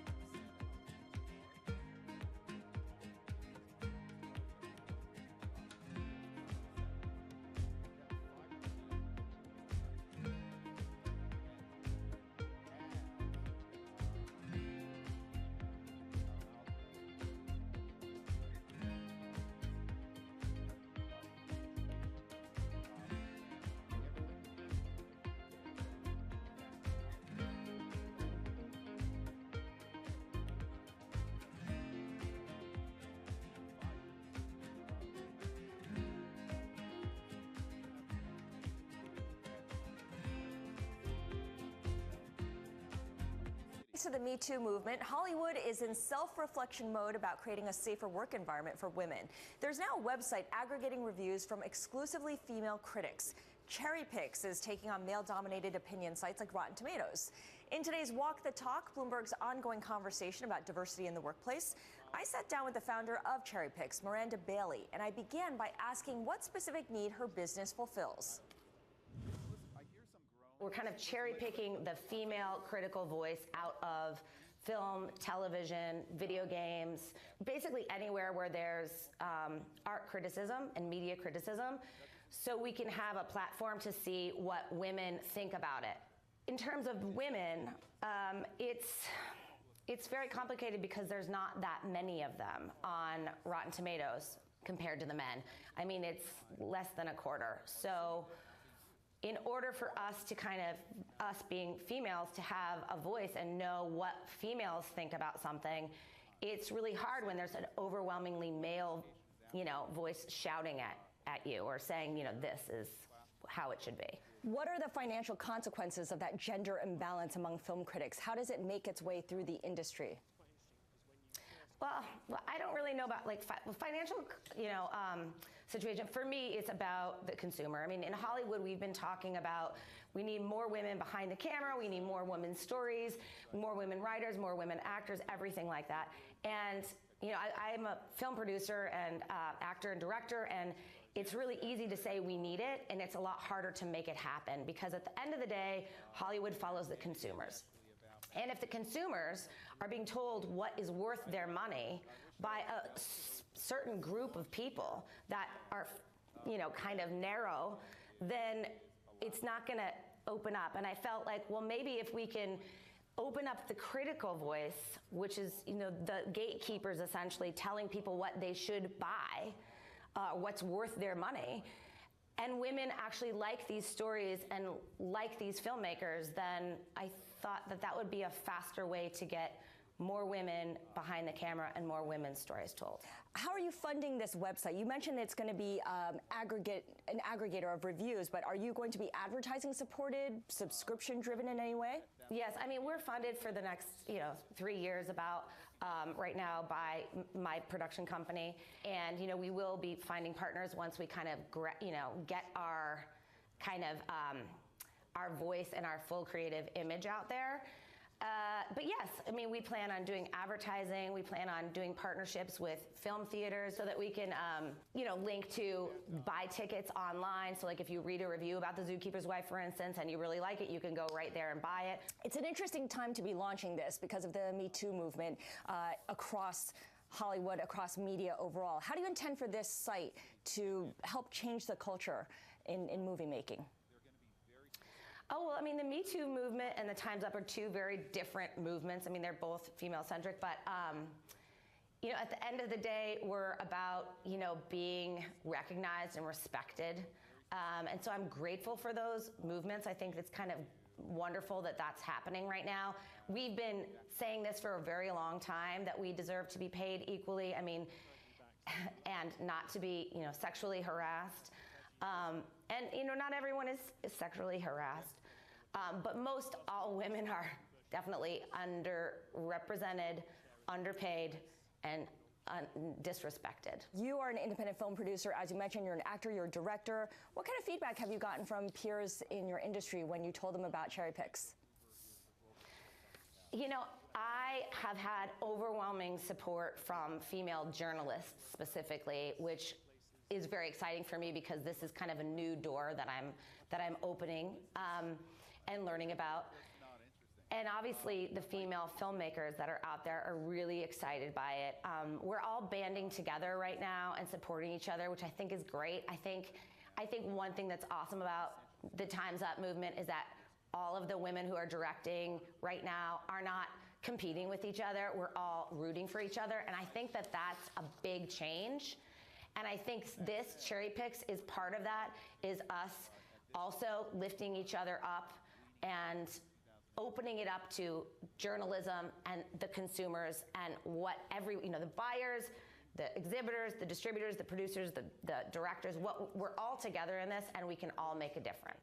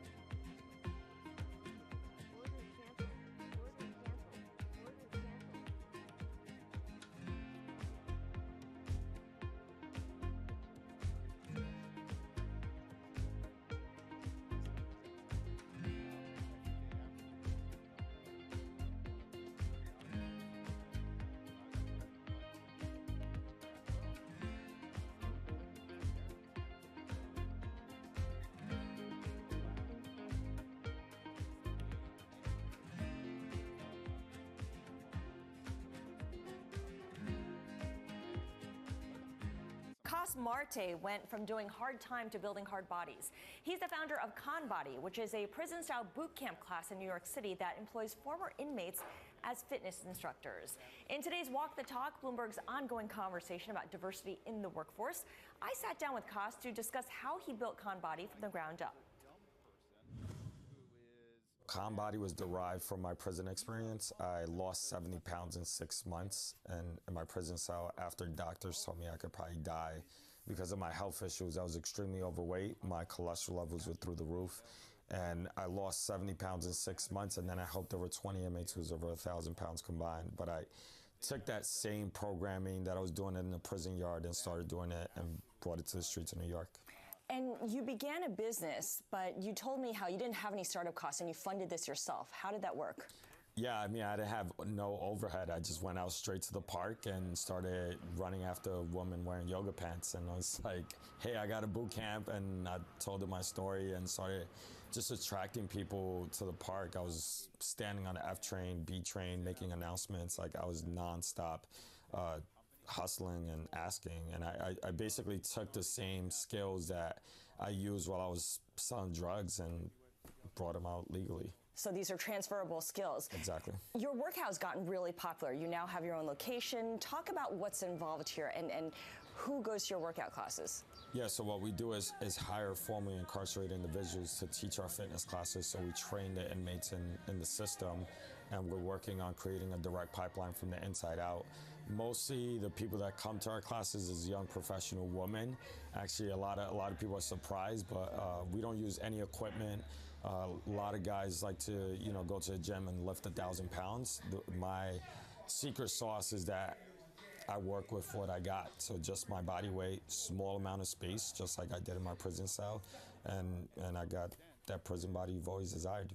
Now, you hire former inmates, as you mentioned. You're trying to build this pipeline. What do you look for in a potential new hire? And the extent of vetting, talk about that involved in these prospective hires.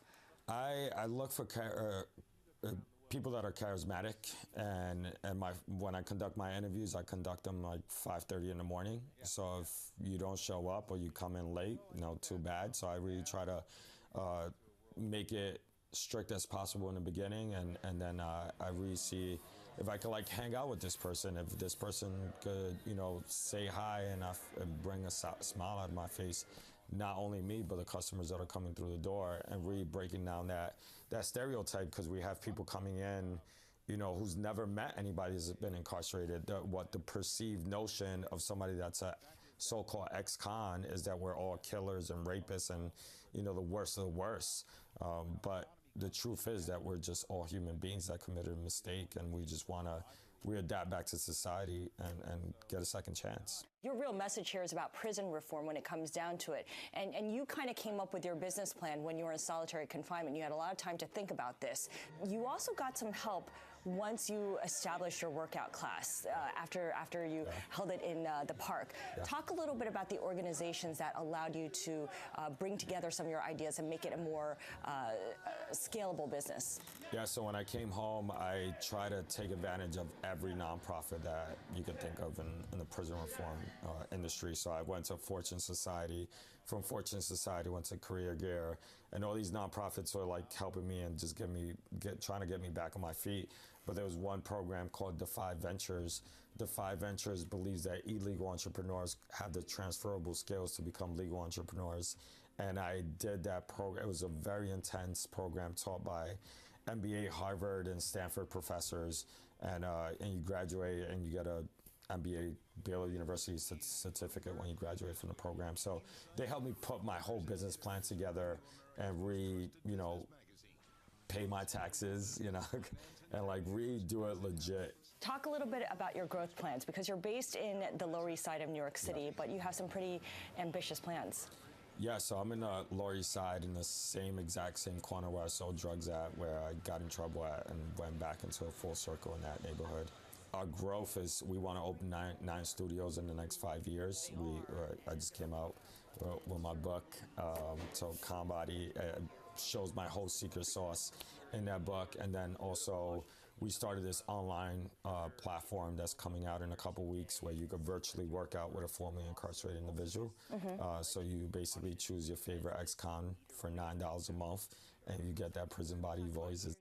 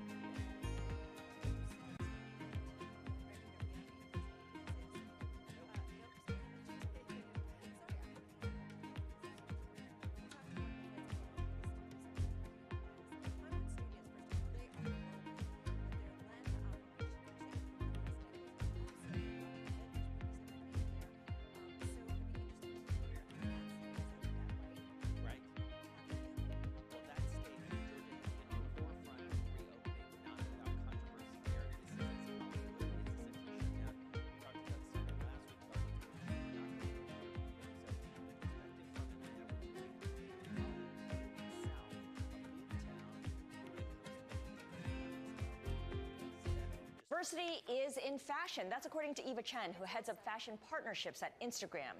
In today's Walk the Talk, Bloomberg's ongoing conversation about diversity in the workplace, I sat down with Eva Chen at the monthly Cornell Tech at Bloomberg Speaker Series, and I asked Eva how exactly inclusion is showing up on the runways.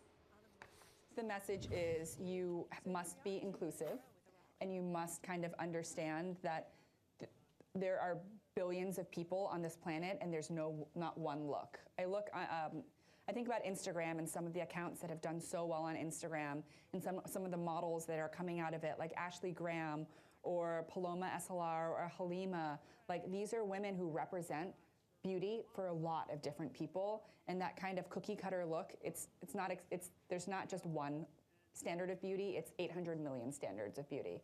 So I think that's kind of the voice. And now, you think about it, if a fashion show were to cast just one type of model or one type of woman in their runway, and it was every single model looked the same, you would hear about it on Instagram. Like, people will not take that. And I think it's amazing. I think it's powerful. I think everyone can feel represented. And for me, growing up, I remember not seeing anyone who looked like me or looked like us. It just didn't exist. And I think now, if you are a 15-year-old bookworm who, loves to read, this is like, I'm describing myself, like a bookworm who loves to read, young adult fiction and drink like lemon ginger tea. You know, it's like you can find someone else, and you can find your group of people by following the hashtag Bookstagram. You know, you can find like your kind of like squad, and even if it's a digital squad, you can feel like you have other people to kind of identify with.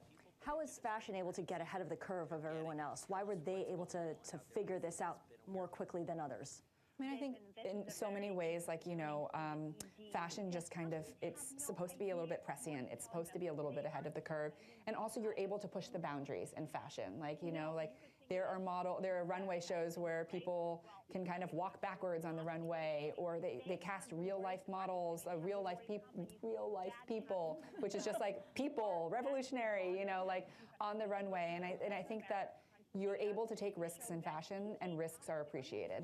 Some risks don't pay off. I mean, I think of H&M and the controversy over a black child modeling a sweatshirt with the words "coolest monkey in the jungle." That obviously did not work. How is the feedback now from consumers different in the age of social media, where something like that will go viral in a bad way very quickly? Yeah, I mean, I think that, listen, I don't know what the thinking was behind that specific moment, or behind that specific casting, but nowadays it's like, the most important thing for corporations and companies is to have representation. Make sure that your board of directors is diverse. Make sure that the people who work in the casting department and the creative teams are diverse, because you want to be able to truly represent and truly embody. It's not enough to say, we believe in diversity. You have to have diversity. And that's, I feel very fortunate at Instagram. It's like, it is a diverse team. I love seeing and hearing the different voices and opinions, and voices of dissent as well. And that's the thing with Instagram. It's like, people have opinions. You won't always agree with the opinions, but it's important that people voice their opinions, and when people see something that they think is wrong or that is wrong, like, they will speak up and speak out. Right. Do you think fashion brands are nimble enough to respond, or it's because of something like Instagram that provides that instant loop, that feedback loop, they're able to? I think some companies are. I think it very much depends on the infrastructure of the company, and this is like, I don't know enough about like fashion corporations and infrastructure, but like, if you have, I look at Gucci, for instance, and Gucci, you know, they have been known to collaborate with a lot of Instagram influencers and artists, and for the most part, 99% of the time, it's amazing. And there was one season where they did there was something on the runway that was very evocative of Dapper Dan, you know, the renowned kind of like fashion icon, and they were called out for it. And very quickly, they issued a statement saying like, you were right, and now they're collaborating with Dapper Dan and doing a whole collection together. And I think that's in part, their creative director, Alessandro, is incredibly fluent in Instagram. He's on direct messages, reaching out to illustrators, looking for fresh voices. And I think a lot of it depends on the leadership and how, I don't want to say woke, but like how kind of like tuned in they are to what the public consciousness is.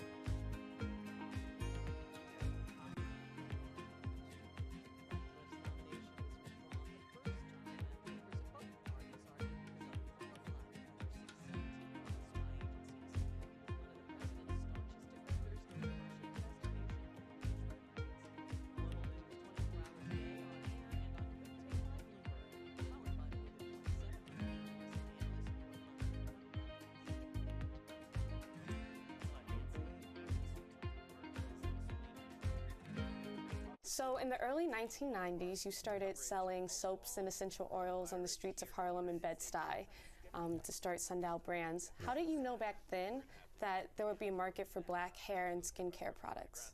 Yeah, well, because when we started, there was, first of all, there was nobody producing natural products that were efficacious and that were designed to work on different hair textures and on different skin types. And so what you had was a consumer who desired to have healthier products, natural products, but had no access to anything that actually worked. And so, you know, when you stand on the street corner, people tell you what they want. You better give it to them, otherwise it gets really cold, right? And so we started to take that feedback and started to incorporate that into the things that we were offering. And before you know it, we were selling to other vendors who were bringing feedback from their customers and clients. And so very quickly we got to understand just how underserved women of color were around their hair and their skin. What has the explosion of the natural hair movement in the U.S. done for your business? Yeah. As women became more and more empowered or empowering themselves, I should say, to wear their hair natural, to express themselves as freely as they wanted to around the things that were important to them, that really started to drive the adoption of natural hair. And then they actually had products in Shea Moisture that delivered on the promise of what they wanted, right? So I think the two worked hand in hand, and it really took off. How does Sundial Brands stay authentic as you guys have grown? Yeah, I mean, I think for us, we've built our business from day one on a model that we call community commerce. And what community commerce is that a business ought to invest in the community where it does business, right? And it ought to provide not just products to that community, but it also should take the dollars that it takes out of that community and put it back in. And so for us, that meant that the products that we produced from our supply chain in Ghana, of which there are 16,000 women that now supply Shea Moisture, who have now risen above the poverty line because of this model, also get to share in 10% of the revenue of the products that their ingredients go into, right? That then provides them with infrastructural support, you know, warehousing, equipment, training, safety, health insurance, bank accounts. That's the core of what we do this for, and so we continue to do that. And so in November, Unilever acquired Sundial Brands. What did that deal allow you to do now that you haven't been able to do before? It enabled us to take, you know, to commit to this $100 million fund. It's called the New Voices Fund for Women of Color, which now allows us to go create other entrepreneurs, or maybe not create, but invest in other entrepreneurs so that they too can have the type of economic opportunities that we've had. So as I said, it's not for one company or two companies alone to be able to compete and to survive and to sustain is not enough. We need thousands, right? So so the first thing this allows us to do is to invest there. The second thing that it allows us to do is to scale our community commerce model so that we can go from these 16,000 women to 200,000 to 300,000 women globally. And the third thing that it allows us to do is to compete globally against global corporations. We can't compete for shelf space the same way because we don't have the same resources. We can't buy the same amount of advertising on TV or in magazines or in social media. So we end up shrinking and shrinking and shrinking as more companies come in to serve us as consumers. So what we've got to do is we've got to provide capital to each other in our communities in order to compete. We've got to find ways to scale our business. Now, the way that I've done it may not be the way for everybody else, but at least it shows a path, right? And it shows that it can be done, and it shows that you can do it and be highly successful at doing it. And it also shows that once you do it, you've got to be committed to putting it back in.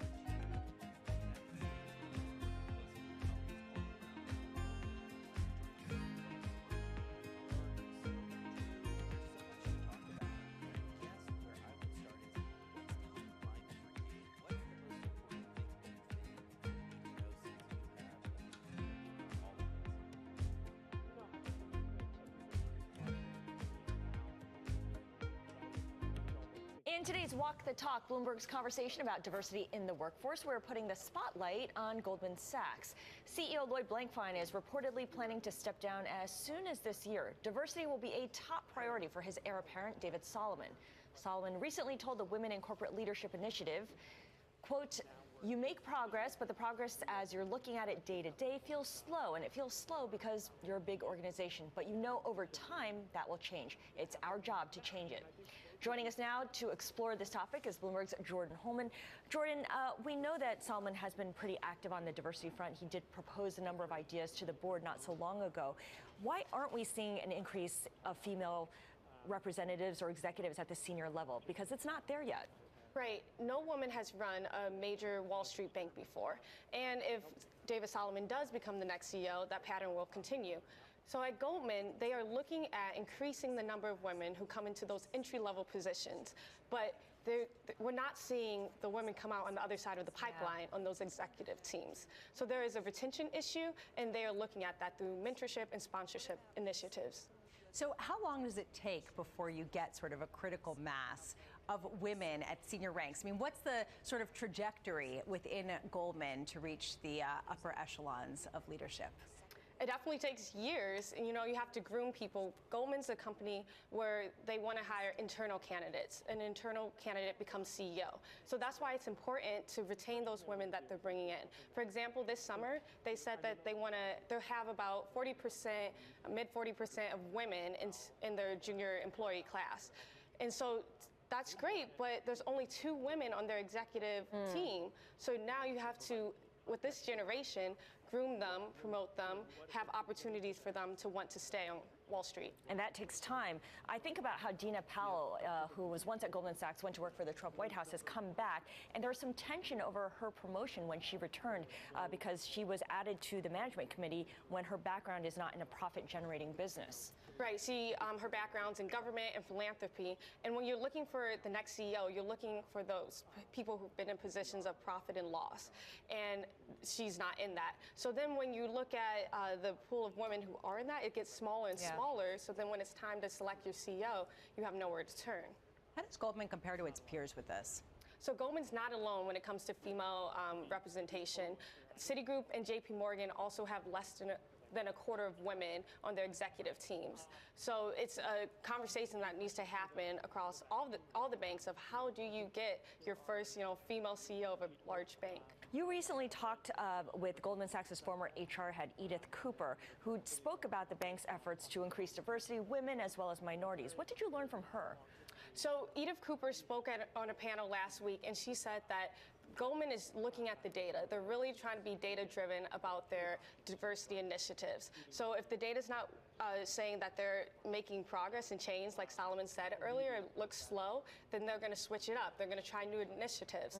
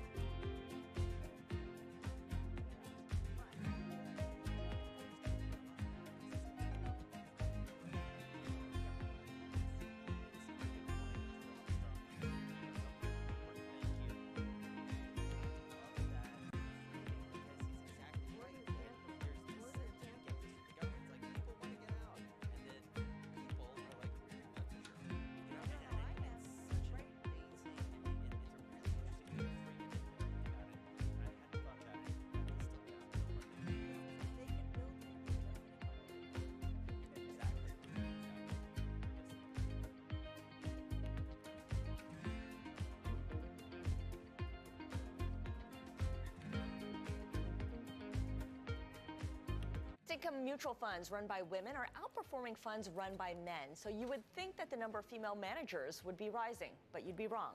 In today's Walk the Talk, Bloomberg's ongoing conversation about diversity in the workplace, I want to bring in Bloomberg's Liz McCormick, who's been crunching the numbers, and the numbers are kind of troubling here. Going back 15 years, Morningstar has found that women-run fixed income funds outperform by a meaningful amount.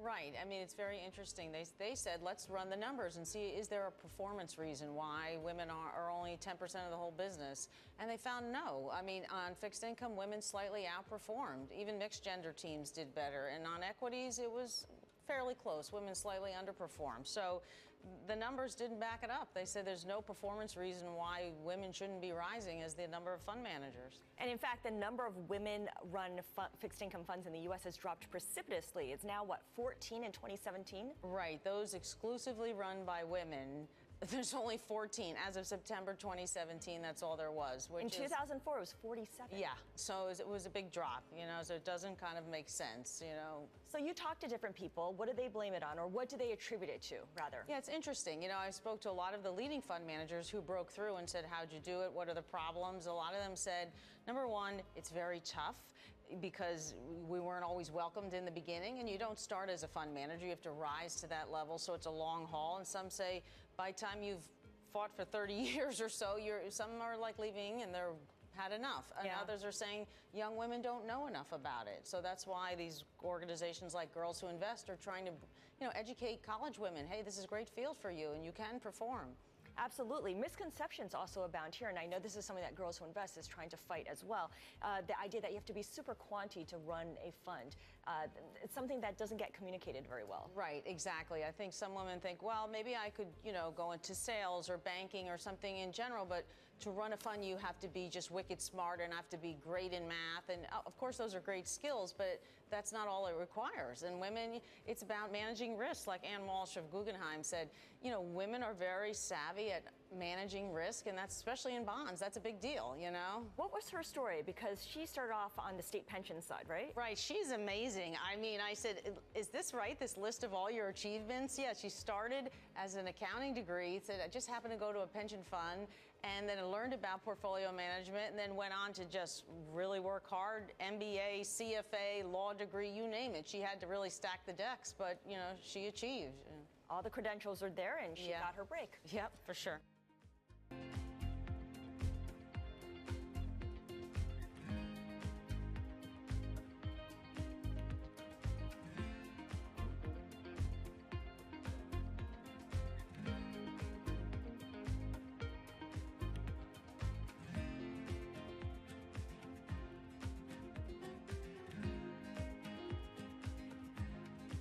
Order submitted. Order submitted. Order submitted. Order submitted. Order submitted. Order submitted. Order submitted. Order submitted. Order submitted.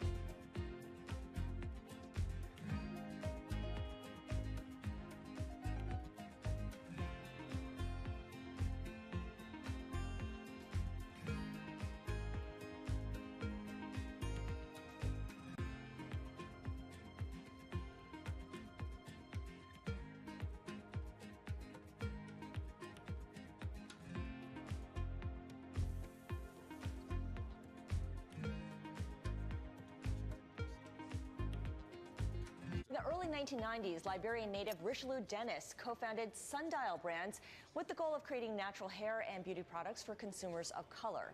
In today's Walk the Talk, Bloomberg's ongoing conversation about diversity in the workforce, Jordan Holman sat down with Richelieu to talk about the rise of Sundial. When we started, there was, first of all, there was nobody producing natural products that were efficacious and that were designed to work on different hair textures and on different skin types. And so what you had was a consumer who desired to have healthier products, natural products, but had no access to anything that actually worked. And so, you know, when you stand on the street corner, people tell you what they want. You better give it to them, otherwise it gets really cold, right? And so we started to take that feedback and started to incorporate that into the things that we were offering. And before you know it, we were selling to other vendors who were bringing feedback from their customers and clients. And so very quickly we got to understand just how underserved women of color were around their hair and their skin. What has the explosion of the natural hair movement in the U.S. done for your business? Yeah, as women became more and more empowered or empowering themselves, I should say, to wear their hair natural, to express themselves as freely as they wanted to around the things that were important to them, that really started to drive the adoption of natural hair. And then they actually had products in Shea Moisture that delivered on the promise of what they wanted, right? So I think the two worked hand in hand, and it really took off. And that was Bloomberg's Jordan Holman speaking with Sundial Brands co-founder Richelieu Dennis. You can get the full interview on Bloomberg.com.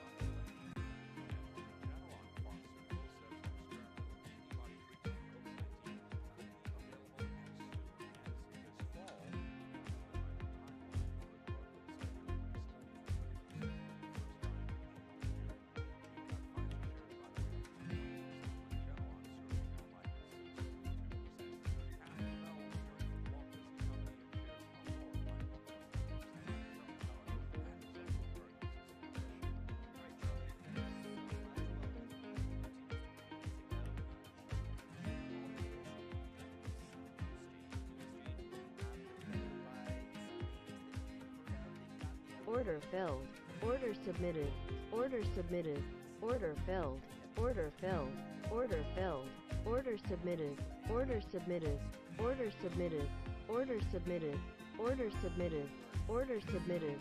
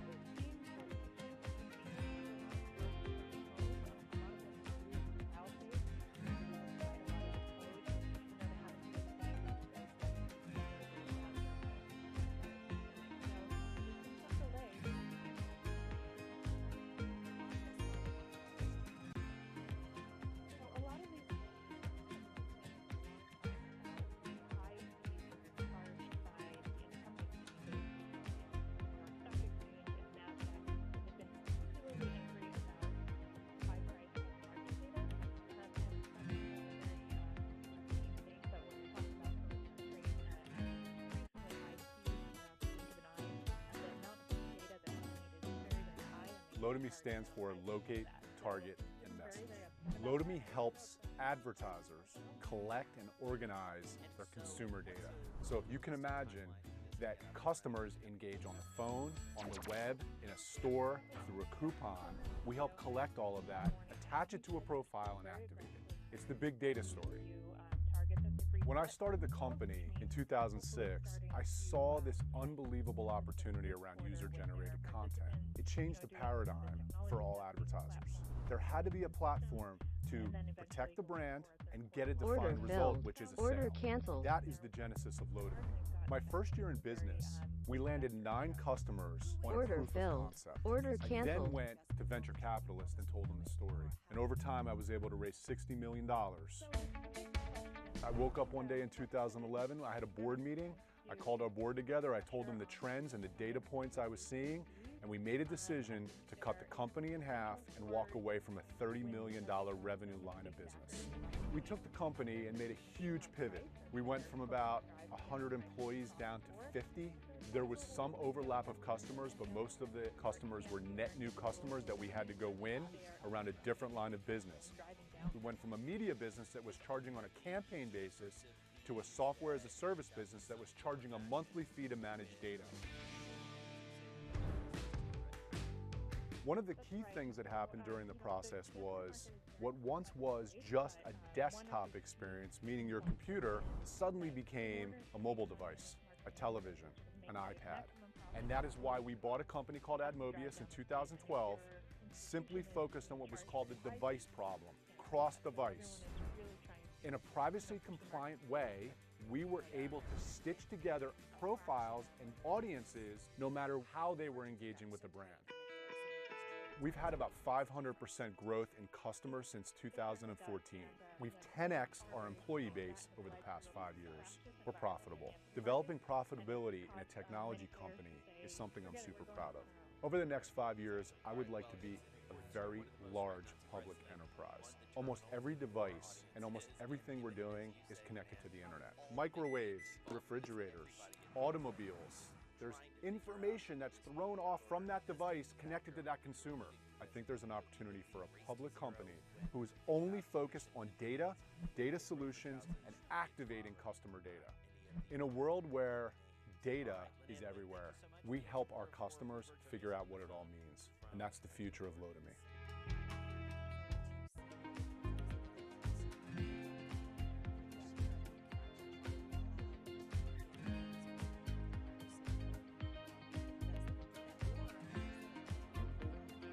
Order filled. Order filled. Order canceled. Order canceled.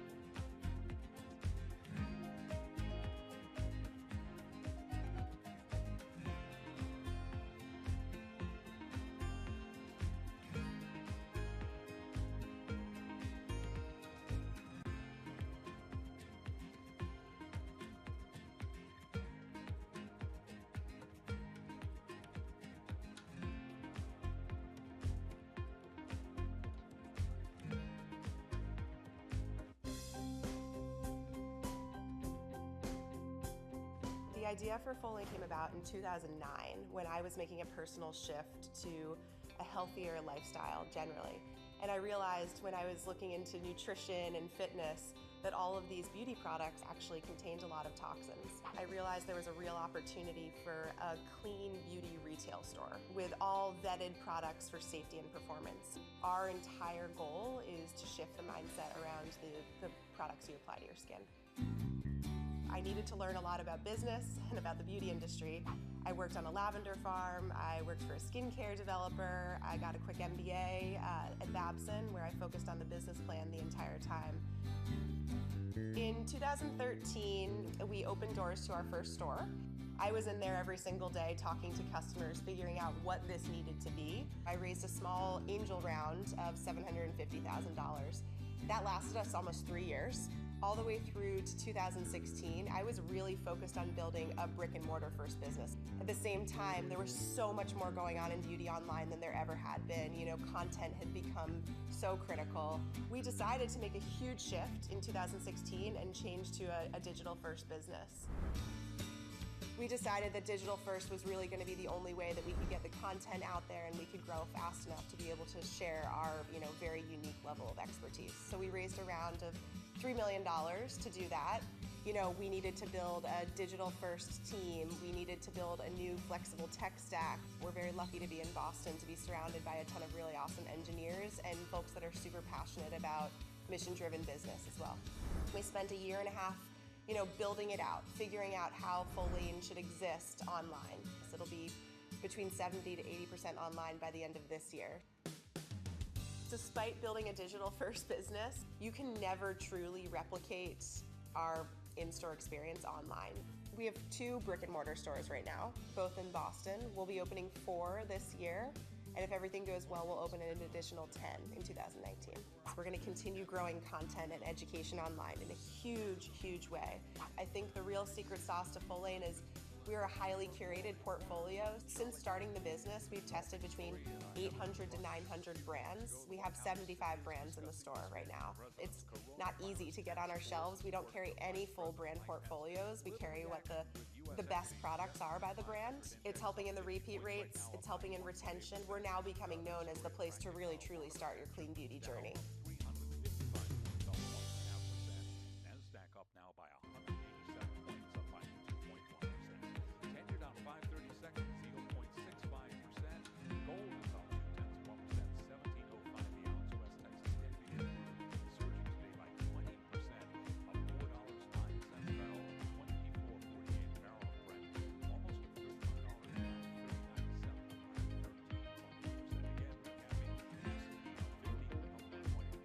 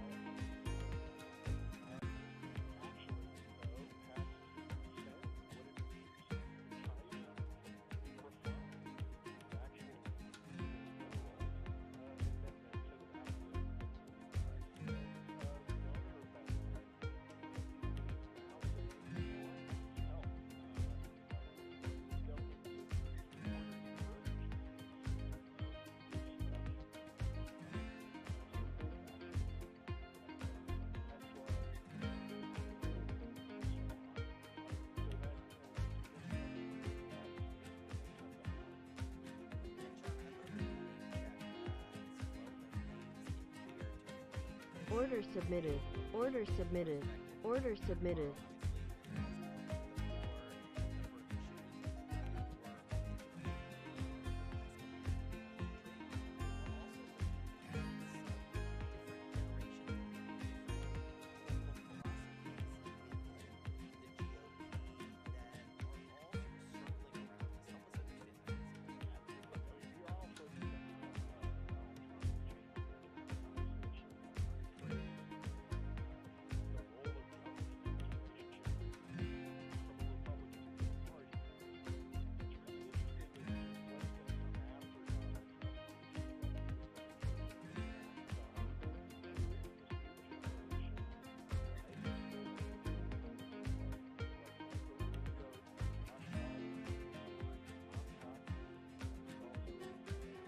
Order filled. Order filled. Order submitted. Order submitted. Order submitted. Order submitted. Order filled. Order submitted. Order submitted.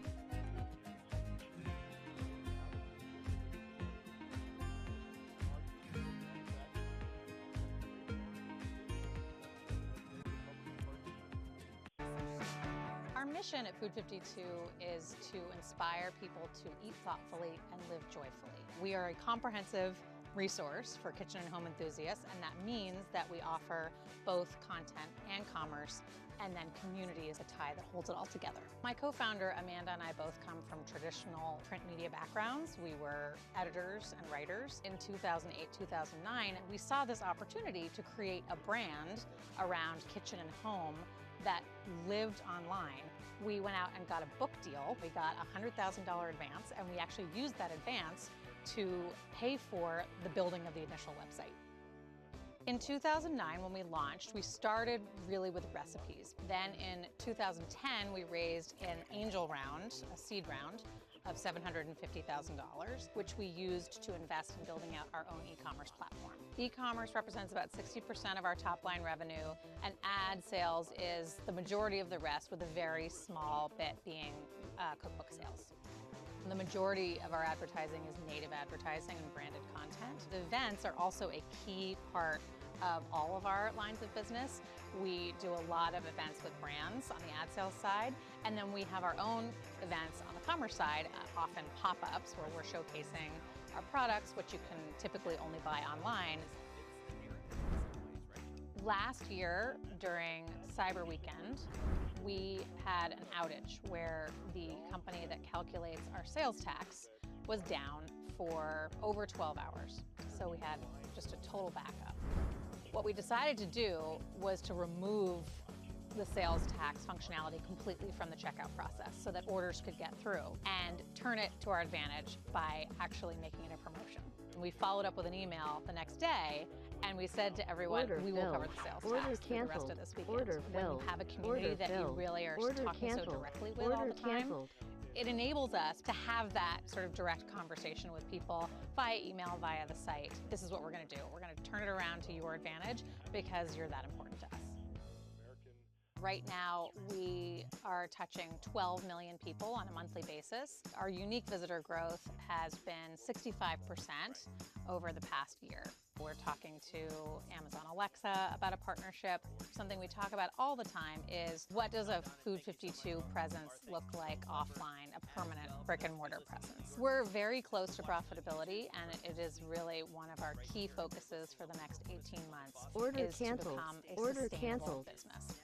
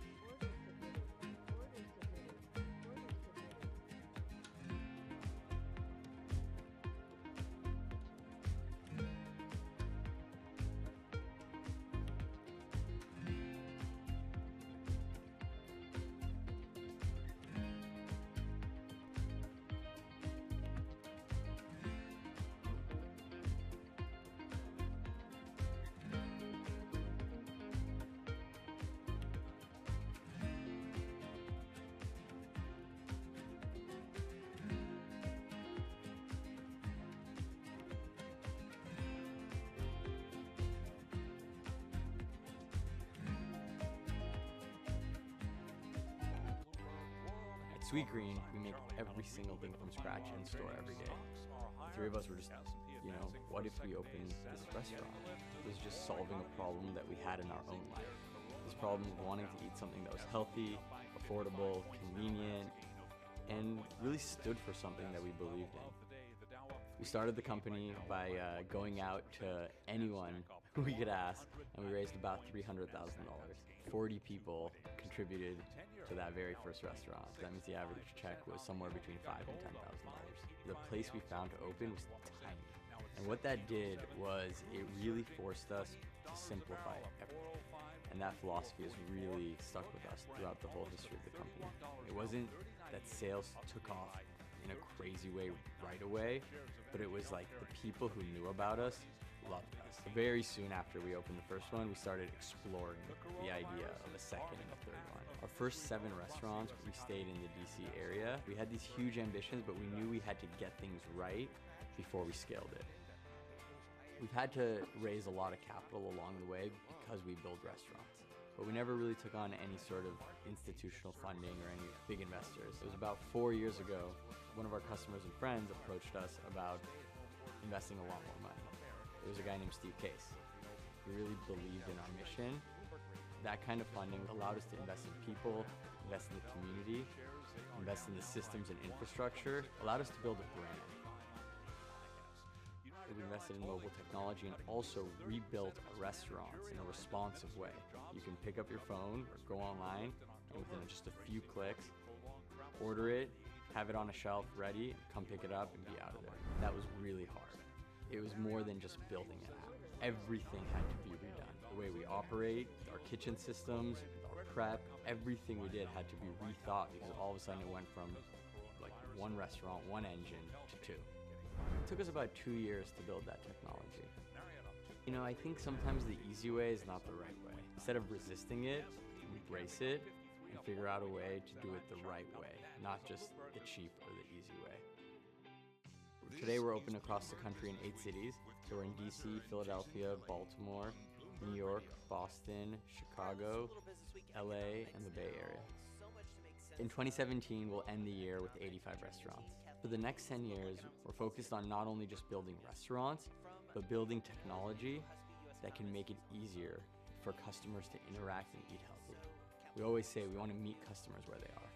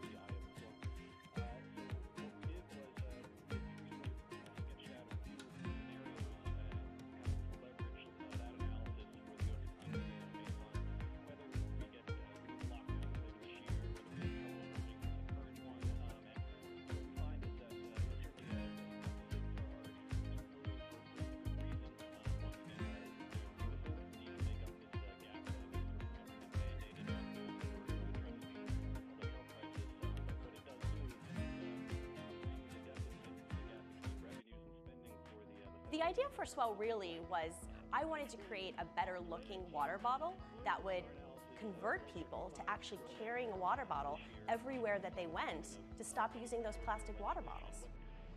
I started Swell with my own personal savings. I invested $30,000. I worked with a team of industrial engineers. The Swell bottle is triple-walled stainless steel with a layer of copper on the inside. It's almost indestructible.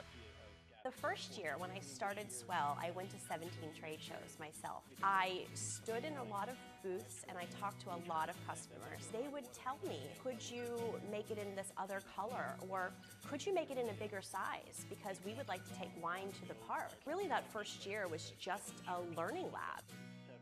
It's been a real wild ride. We went from 3 million in sales to 10 to 50, 50 to 100, really fast. We are now in 65 countries.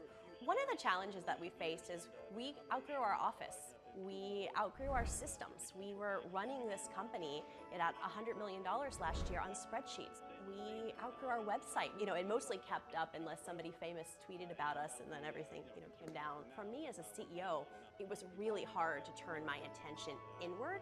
It's been hard for me to not take every marketing opportunity, every sales opportunity, every innovation opportunity.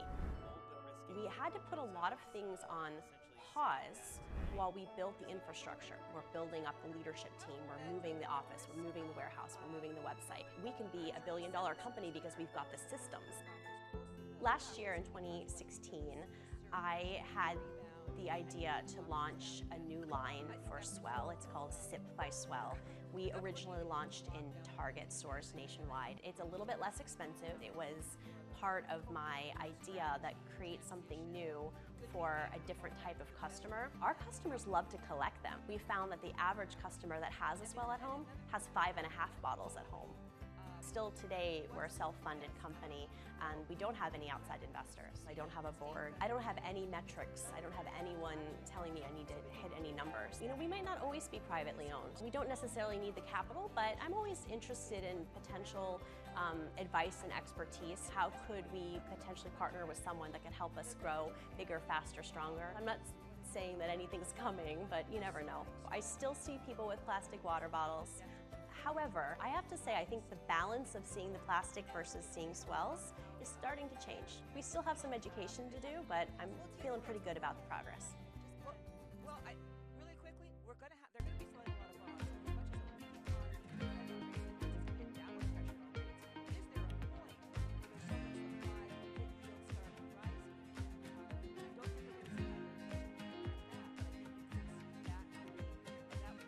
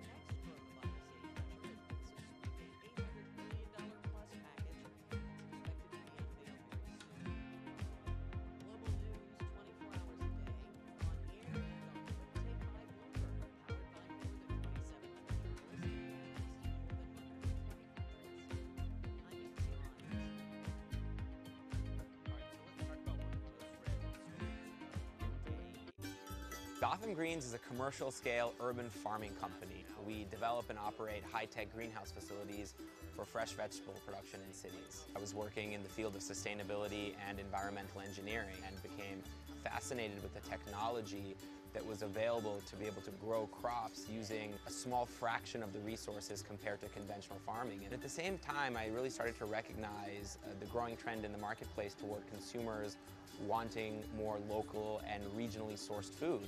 So that's really when the light bulb moment went off.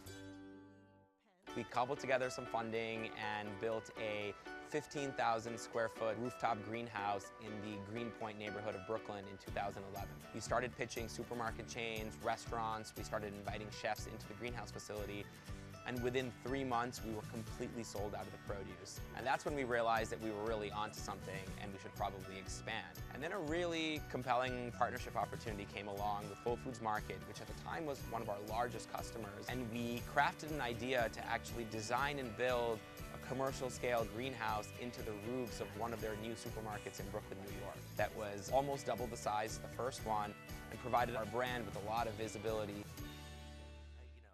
Lo and behold, within a few short months of opening that second greenhouse facility, we were yet again sold out of the produce. So we started looking at Chicago, which is also a city with a thriving food culture and a consumer base that's increasingly demanding high quality fresh produce. And that facility is our largest until date, which is about 80,000 square feet or 2 acres.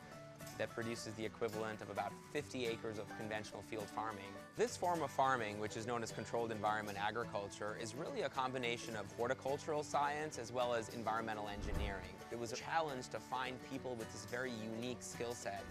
We conceived of an idea to establish an in-house training program that we now call Gotham Greens University. So we're able to take young graduates out of university or high school vocational programs focused on science and biology and train them to really design these facilities and operate them. Our company has built 4 greenhouse facilities across 2 cities. We have about 160 employees. We've experienced about a 20x growth rate since inception. In our first year of operations, we grew about 500,000 heads of lettuce and leafy greens. And last year, we grew over 20 million heads of lettuce and leafy greens. I believe the future will have us expanding to other cities across the United States, expanding into new products, new product development. Our motto is to be able to harvest and deliver within 24 hours, to be able to provide consumers with the freshest possible product and the best tasting product.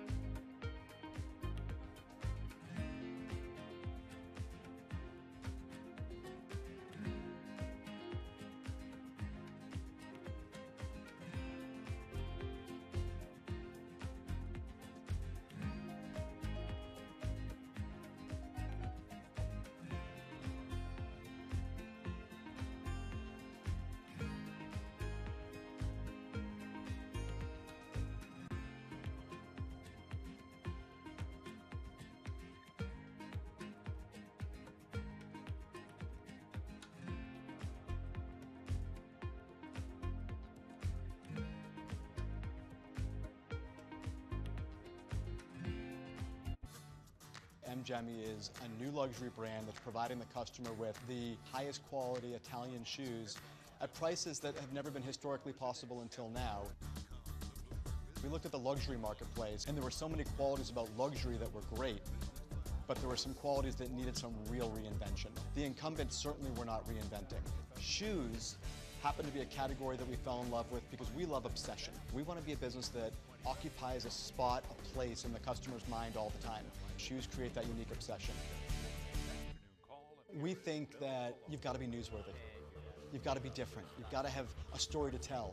Our consumer knows there's must-see TV every Monday, and it's not about markdowns, it's not about private sales, it's about great new product. We actually don't release that many more products than other traditional retailers do. We just don't do it all at once. The way we describe our company to the consumer is we're old world meets new world. We identified very early on in the business creation a team in Italy that I had some history with that we could in essence acqui-hire. It was a group in Italy, in Florence, that have been in the shoe manufacturing business for generations.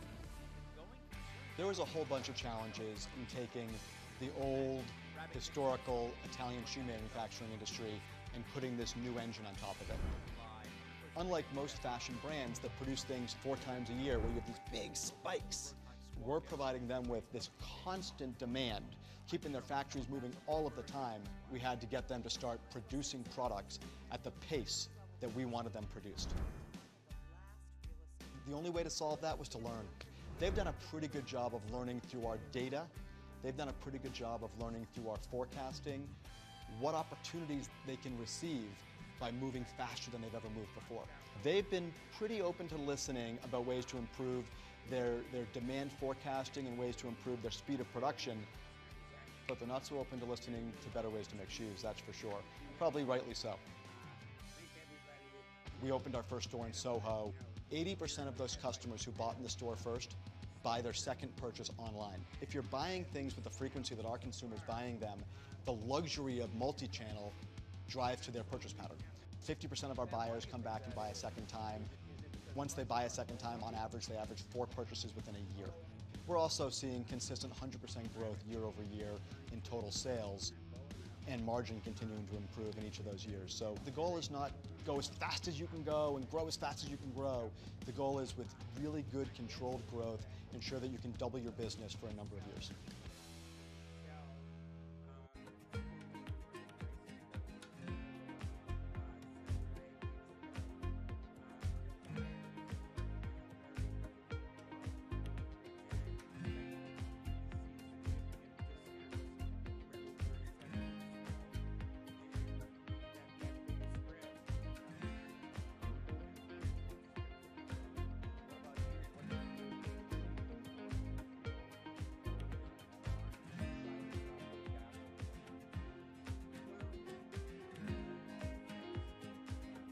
Order canceled. Order canceled. Order canceled.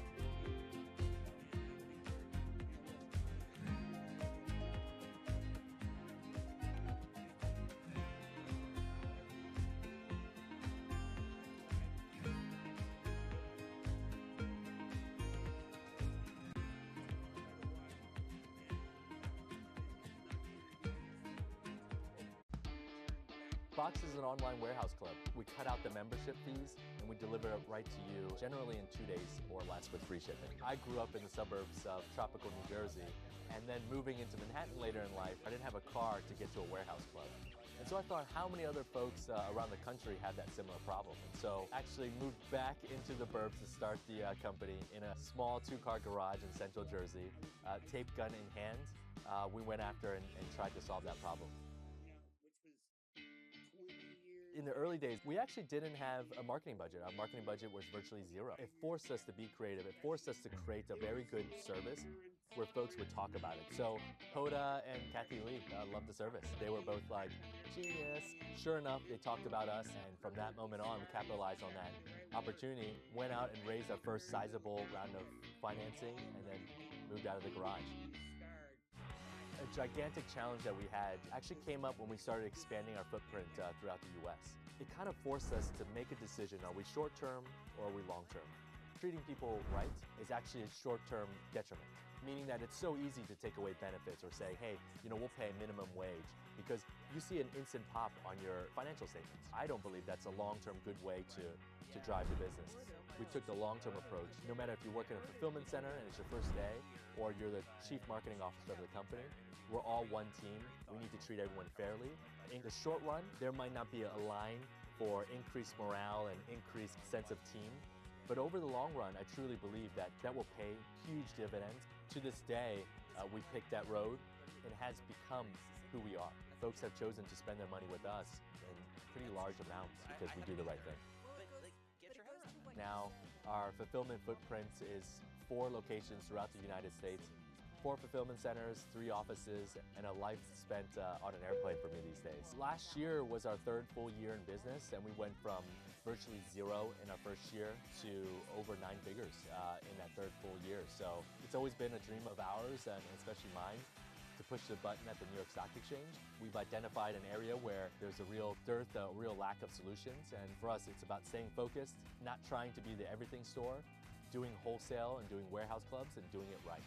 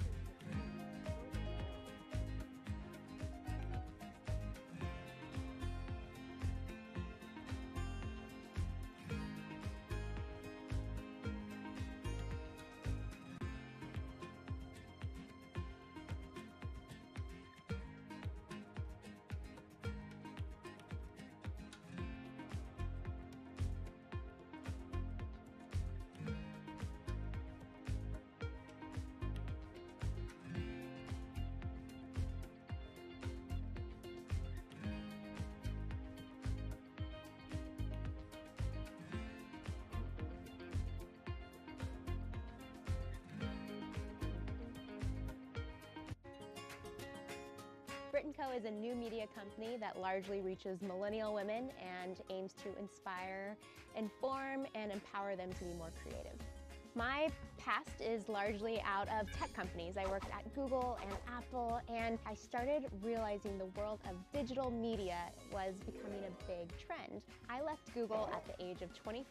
I was not married yet, and I had saved up enough money to bootstrap my own business for about 6 months. And ultimately, within that 6 months, I made enough traction to raise a seed round, and the rest was history. We have a three-legged stool of revenue. The first is through advertising, and we do primarily native advertising, so branded content as well as experiences and events. We also sell classes online. We have almost 100 courses that women pay for. And then the last leg is through our merchandising business. So one big challenge over the last 12 months has been the notion of whether or not to put our content natively on distributed platforms, ranging from Snapchat to Pinterest to Facebook and Instagram. A lot of the platforms will automatically give you a little bit more reach per their algorithm if you're putting content natively on them. However, they initially had not built monetization tools. So it was a question as to whether we wanted to sacrifice our control over our content and our distribution. I personally believed that the social networks and all of these platforms would get nowhere if they didn't have great high-quality content, and that they would figure out a way to support those people who are providing that content. And that's been paying off. We now reach 125 million uniques a month. We also have 350% growth in revenue bookings year over year. Some of our newer business segments, like our online classes, have grown over 300% year over year as well. We are producing over 100 pieces of content every day and hundreds of videos every month. I think it's so important for a digital brand to have an offline counterpart, especially for any brand that's trying to reach millennials or Gen Z. So we started an event called Remake 4 years ago, just a year into the business. Fast forward to today, it's a 15,000 person festival. It's been doubling in size year over year, which is proof that it's working and that it's only going to go bigger and better from here. We know millennial women, and we want to create content for them no matter where they are and no matter what they're listening to, reading, watching, or generally consuming.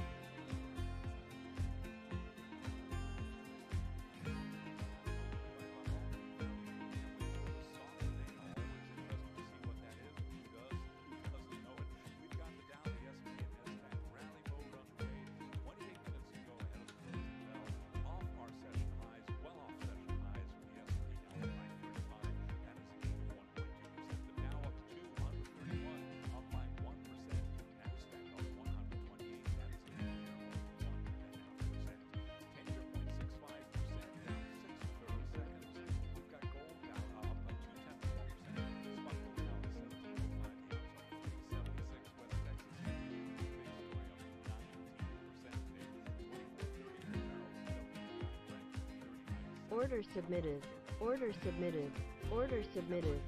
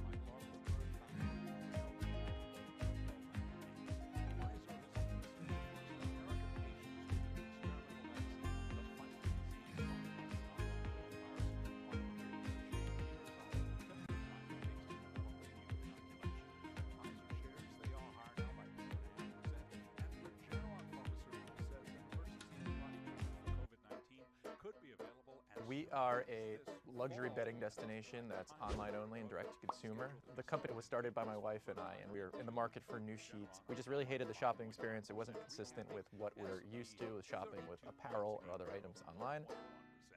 We first started with some of our savings, I'd say about $20,000, to get the prototypes going, build a website, do a photo shoot. It really went to the bare minimum product. And then we raised a little bit of money from friends and family, about another $100,000 or so. That got us to our Kickstarter, where the goal of the Kickstarter was to finance our first purchase order. Our goal was $50,000 of sales. We ended up selling $230,000 worth of product in the first 30 days with no marketing dollars spent, really just word of mouth. Social media has been really, really important to building the brand and getting the word out. There's some logical people that are in market for our product. People that move into new apartments. Facebook has this data of an address change. People recently engaged that are doing registries. Pinterest is really, really great for the home decor space. And then there's influencers, that people that really spread the word and advocate for the product. We're very confident that once it gets into someone's hands that they're going to love it. We didn't take any funding until very recently, and we bootstrapped the whole thing, so we had to sell to buy.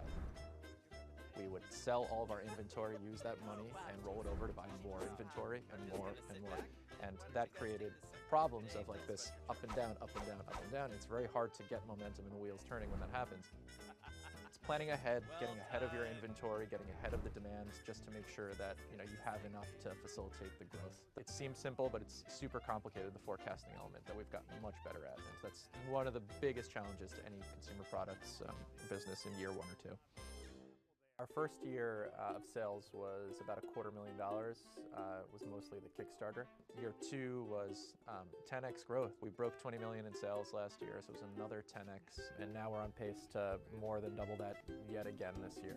5 years down the road, who knows? We might be, the biggest, bedding home goods company in the world. We might get acquired by a bigger company that's looking to get a closer relationship with the customers. Once we feel like the bedding category, like we've really mined everything that's there that we could, then there's opportunity to move on to other categories that supplement it in the home space as well. But we're not ready for that. There's a lot more to do where we are right now.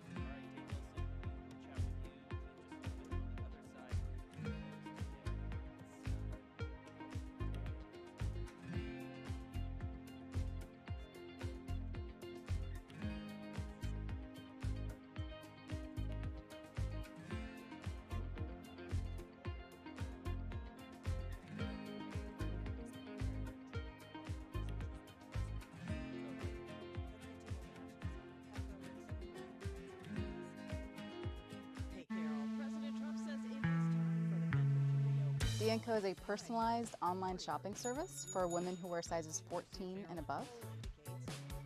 Plus-size women in the U.S. make up about 67% of the population in the U.S. and pretty shockingly make up only 17% of apparel spend in the U.S. Dia was founded on the simple mission of really creating equality for her as a customer and therefore really bringing her to the table for the first time within fashion.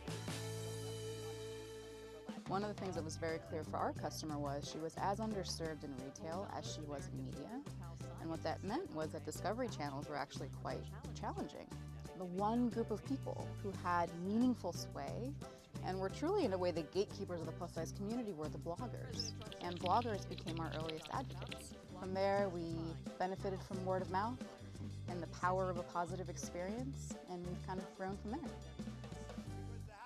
We very quickly realized that we had this growing, avid, excited customer base and a distribution network that was working.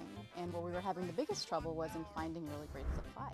We're based in New York City, and we would literally scour Manhattan to find the best merchandise in our customers' sizes to send. Eventually, we were able to work with a group of designers that agreed to partnering with us to expand what they were offering. So we've worked with some of the best design and product development teams in the industry to develop 8 brands that are exclusively at Dia, and those brands, in a lot of ways, make up the backbone of the service. We recently elevated the call that we were making to brands by taking out a full-page ad in the New York Times on the first day of Fashion Week, really calling on brands to step up. The conversation around inclusivity in fashion is one that is had often, but what we haven't seen yet is an actual move from speaking about inclusivity to actually producing the garments that women can wear. And that's a role that we can play, that we feel a responsibility to play, and that we're very excited to play for our customers. The core of our product is understanding our customer as well as is possible. We serve women who are very early in their style journey and some who are much farther along in terms of understanding what they like and what they don't like. And the goal of the service is to really meet her where she is.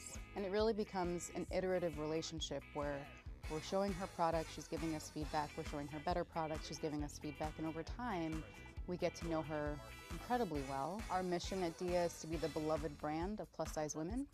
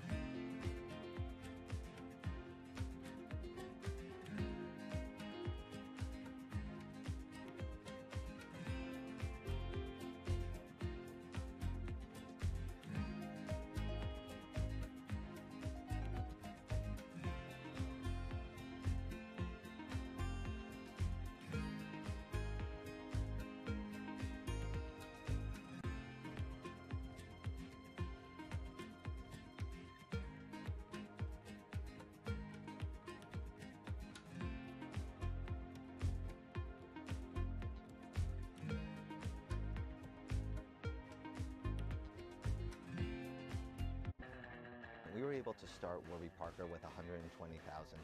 That enabled us to build a website, get some PR support, and purchase our initial inventory of frames. I remember launch really vividly. It was February 2010. We made it live February 15th. We didn't tell our friends or family because we didn't know the website would work. Immediately the orders started pouring in. We hit our first year sales targets in 3 weeks, sold out of our top 15 styles in 4 weeks, and accumulated a wait list of over 20,000 people. We had to start cutting class because we were full-time students at Wharton at the time, getting our MBAs. It was really crisis management. We had orders coming in. We actually didn't have enough inventory to fulfill those orders. We had to think about a communication strategy, a customer service policy. We would just profusely apologize, but also explain to people what was going on. We just launched. We didn't expect to have this much demand. And when you tell people the details, they can have patience and they can understand and sympathize. Brands build relationships with customers much like human beings build relationships with other human beings, and that's through vulnerability. Our first store was actually my apartment. We laid out the glasses on the dining room table, and that was our first foray into learning about the bricks and mortar world. So we did a pop-up, we bought an old yellow school bus, ripped out the interior, and turned it into a mobile store, went to over 15 cities across the country. In each city, we would be in roughly 3 locations, so we could tell you which intersection performed best for us. So suddenly we had a roadmap for where to open stores. We now have 46 stores across the country. It's really been an important part of Warby Parker's growth. We founded Warby Parker to create a company that would do good in the world. At the very beginning, we committed to distribute a pair of glasses for every pair that we've sold, and we've now distributed several million pairs of glasses to people around the world. We've always believed in aggressive but sustainable growth. There's this mentality of move fast and break things. We believe in moving fast, but move fast deliberately, and when you break things, let's make sure it's not catastrophic. By staying focused and reducing complexity as much as possible, you can actually grow faster, longer. We're trying to build a company that's going to be around for the next 100 years.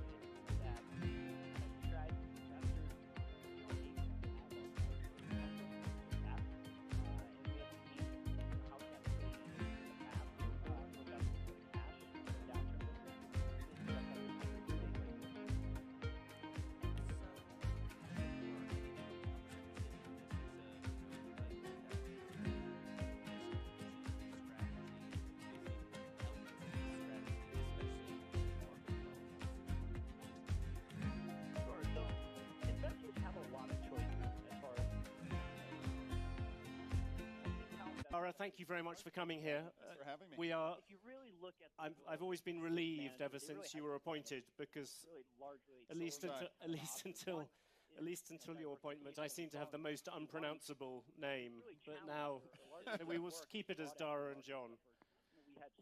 This conference is called The Year Ahead, but in your case, you are close to 6 months into the job, and I wondered what you saw in terms of the year ahead at Uber as your biggest challenge. What's the thing that you think about most when it comes to 2018? We definitely have our share of challenges at Uber, and for me, where I want to get Uber to the year ahead is a year of normalcy. 2017 was, I think, will go down as one of the most difficult years for any company out there, and I have to give credit to the Uber team and the employees there. It is a group of true believers who believe in our mission, who believe in mobility as a service being available to consumers everywhere at a reasonable cost. And what my job in 2018 is to get rid of the distractions and get the company back to business, get the company back to normalcy. There's a lot that we've done in the past 6 months as far as bringing new investors, driving a new culture and norms where doing the right thing, period, comes first, bringing a new management team, et cetera. There's a lot that we've gotten done, but this is a company that knows how to execute. This is a service. Mobility as a service is something that's universal, that's needed in the world, and I just want to get back to doing business. It's quite interesting. You said true believers. Yep. Normally, true believers are the last possible people where you're able to change a culture. Can you explain a bit about that? Well, I think that they understand that mobility as a service, bringing the cost of transportation down, making transportation services available to anyone and everyone on a local basis, and partnering with cities to be a solution to traffic, to pollution, etc. That is a mission that they all believe in. And I think that they, having seen what happened in 2017, to some extent the crisis, the enormous crisis that the company has gone through, is a benefit, because everybody at the company knows now that we need to change, that we need to break with the past as far as the way the company was run. We need to go from growth at any cost to responsible growth and growth in partnership with other players out there. That's clear, but now I've got to kind of get the company down to the normalcy of execution, of building great technology, and I think we're going to get there. It's still some tough sledding early on, but I absolutely think we're going to get there. When you talk about execution, is profits one of the things you want to get? I think you lost $4 billion last year. Well, peanuts by the standards of profits would help. So at some point we absolutely have to become profitable, and that's part of the plan. Do you have a kind of goal for that? Do you think you should be profitable by 2022 or by 2020? I think that we'll be profitable before 2022. This is the business itself. Do you want to come back a bit closer, 2020? Yeah, listen, it's not going to, I don't want to name a specific year, but this is a business that the core business, the ride-sharing business, can be profitable within 3 years. We will continue to make very aggressive investments in building out autonomy, because we think that's a terrific opportunity for building out new technologies such as Uber Elevate, where near-term profitability is not a goal, but long-term growth is. So we will look to balance near-term profitability, but as a company, we will always be a company that makes big, bold bets and takes big risks. To what extent, though, do you think that drive to become profitable fights against a little bit of this culture change? If you want to make, you talked about making money, but not at all costs. Do those two things? Well, I don't think that profitability and culture are their issue.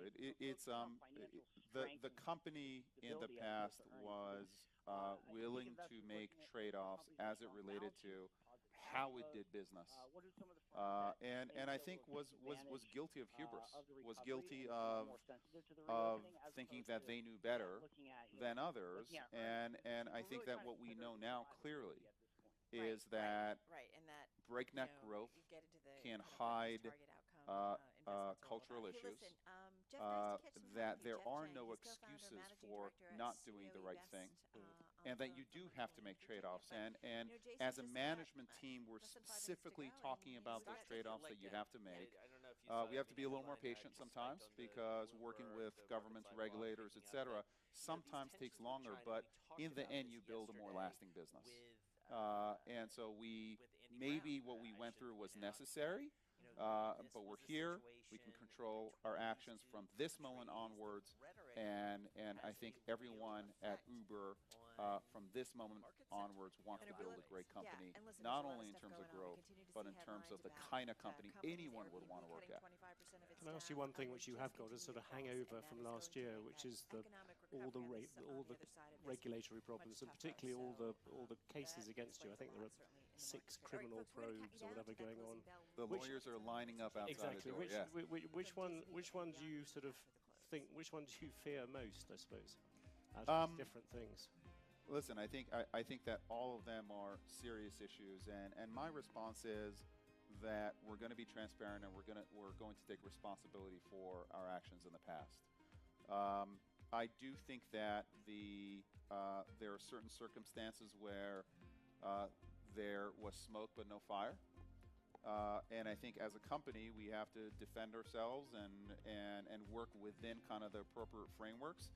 And my goal is just to get beyond this stuff. Some of these things like pricing policies, surely they go right to the heart of what Uber is, or am I wrong about that? Yeah, I think they do, but I think that there's a way of being smart but transparent at the same time, and that's where we've got to take the company. Take me through governments. When you talk to governments privately, do they talk any differently than they do publicly? Governments? Yes, governments. I think that they are honestly a bit relieved with how we are engaging with them, because I think that the engagement is now real. I think they feel like we're out there, we're genuine because we've learned our lessons of the past, and I do think that we can take, for example, the data that we have in terms of traffic and in terms of movement of our drivers and riders, and we can use that data to partner up with cities in order to solve congestion issues, because congestion doesn't help anyone. It wastes enormous amounts of time for consumers. It hurts the environment, and I think that we are aligned with cities, for example, to partner with them in a fundamental way to solve these problems. And I do think that when these are conversations that a number of regulators and cities have wanted to have with us for many years, and I think we are really engaging with them at a depth that I think is going to create a real win-win going forward. Do you think you were too confrontational on this before? Yeah, I do. I think that the company was pushing growth, and listen, any innovator, to some extent, you know, the innovation is about questioning past kind of present practices. It's about breaking things, the Facebook breaking things. We just went a step and a half too far. And what I want to keep, hopefully, is the best of both worlds, which is this spirit of innovation, the spirit of can-do, etc., but the responsibility of partnership. We don't know better than you. We're actually going to work with you, of actually having dialogue and respect for our city partners, for regulators, and then continuing to take risks and continuing to do daring things. And I think we can accomplish that. Imagine this audience here is a collection of mayors or a collection of city officials, and you want to depict, this is the Year Ahead conference, depict what the years ahead in this thing are going to be like. How far is driverless cars going to go? You talked just a few days ago about the idea there being flying cars in 10 years' time. Can you just give a description of what you think transport is going to look like? Well, I think that we think there are 3 keys to transport and where the industry is going: autonomous, electric, and shared. And I think all 3 are necessary in order to get to the next level of city planning, etc. There are many cities where up to a fifth of the space taken Order in these cities canceled. is Order taken by canceled. parking Order and canceled. storing these cars. And so I do think that you need autonomous, you need electric, and you need shared. And I do think it's going to take some time. True autonomy for every single use case is some ways away. What we bring to bear is our developing autonomy, and we will have autonomous cars on the road, I believe, within the next 18 months, not as a kind of a test case, but as a real case out there. And over a period of time, we're going to bring autonomous transportation and feather it in with the non-autonomous transportation with drivers. What does feathering in mean? Feathering in means to a layman like me?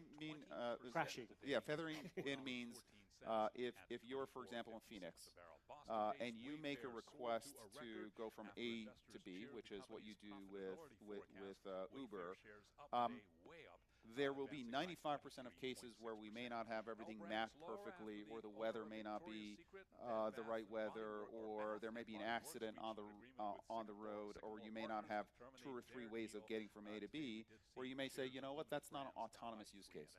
We're going to send a driver to pick that person up. For 5% of cases, everything is going to fall into place.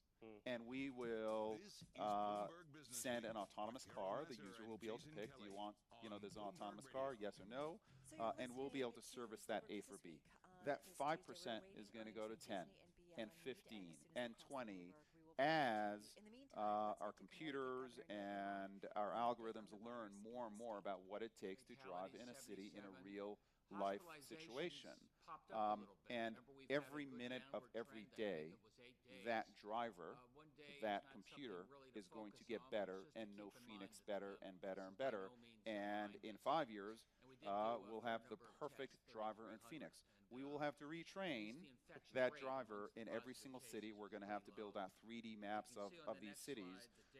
And it will take time, but over a period of time, you essentially have a driver who becomes the perfect driver. It'll take 10 to 15 years.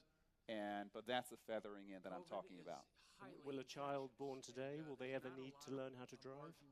A child born today? No, I don't think so. So within sort of 20 years from now, we will... I don't think so. Listen, I hear some groans. And also, listen, I heard a couple of groans. 1.3 million people die from car crashes every year. 1.3 million people die from car crashes every year. That doesn't count an estimated 20 to 50 million people that are injured. This is actually a public safety issue. If you look at cars, 96% of cars, 96% of time, cars are sitting there not being used. It's a huge amount of pollution that's caused by these cars being in the road, and a huge amount of wasted time. So the safety is there. Electrification is absolutely key. And sharing these platforms is going to allow us to be much safer and also put our assets where they add value. It's quite interesting because when you first came in, I remember you sounding somewhat more skeptical about self-driving cars. You've been converted. Is that a? The choir has spoken, and I'm listening. It's pretty exciting technology out there. But again, it will be a hybrid technology for some period of time. What about flying cars? That came as a slight surprise. Yes, that's a great project that we're working on. It's called Uber Elevate. And it is actually about battery technology. It would have helped a lot of people here. I know. I wish that I was available. We'll launch it here if we can. But battery technology is allowing us to have multiple rotors on planes, or helicopters, if you want to call them that. These rotors that are much smaller will be much quieter than helicopters are, much quieter, much safer. If you add sharing into the equation, you can actually get the economics of going from A to B. We think within 5 to 7 years to a place where normal people would think about taking these flying cars. That'll be the beginning, and then it's about scaling. And we're working with a number of partners right now. Do you think the regulation on flying cars, I've heard some proponents of it argue that it might be easier than it has been on driverless cars, because driverless cars you have to deal with existing roads, existing everything.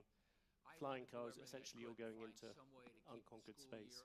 I think that mayors that are forward-thinking understand that traffic and pollution are a real issue, and I think flying cars can be a significant solution to traffic issues in cities. And these cars, to start with, they're going to be very specific. They'll be kind of highways in the air. There'll be very specific routes that these flying cars go on. They're not going to be able to take you to your backyard and land in your backyard. There'll be these skyports. So there'll be very specific routes that you go on. And I think if you build a regulatory framework that has that kind of structure around it, I think you get to a better solve. I'm going to drag you back somewhat reluctantly back to the real world, but you have Rajiv Misra, who came in with you from SoftBank. Yes. He's going to become a director. Last week he said that Uber should focus on repairing its market share in the US and on key European markets rather than going overseas, going to new ones. Do you agree with that? Is that the way you look at Uber? I think one of the fundamental strengths of Uber is the global scope that we have. This is you had that motto, everywhere. What's it? Everywhere for everyone. Yeah, everywhere for everyone. You want to make it some places for some people? No, we like the everywhere for everyone. It's much sexier than some places for some people. That's telling me. Just not interesting. I do think seriously though the global scope that our company brings is important. Our being able to build technology that we can amortize essentially everywhere in the world is hard, but it is part of the fundamental value that we introduce. So I would look at Uber very much as a global brand. That said, we're going to look at all opportunities, but at this point we are leaning forward, and 2018 for us is going to be very much a lean forward year for the company. But without, I'm not trying to create new boardroom tension at Uber, but that would appear that SoftBank is keener on a more limited idea, whilst you're keener on everywhere for everyone. Well, listen, SoftBank is a very important shareholder. They're our largest shareholder, and many of our shareholders have opinions over what's the right thing to do. Ultimately, the governance of the company is going to be at the board, and we'll have those discussions at the board, and we'll set our long-term strategy and then execute on it.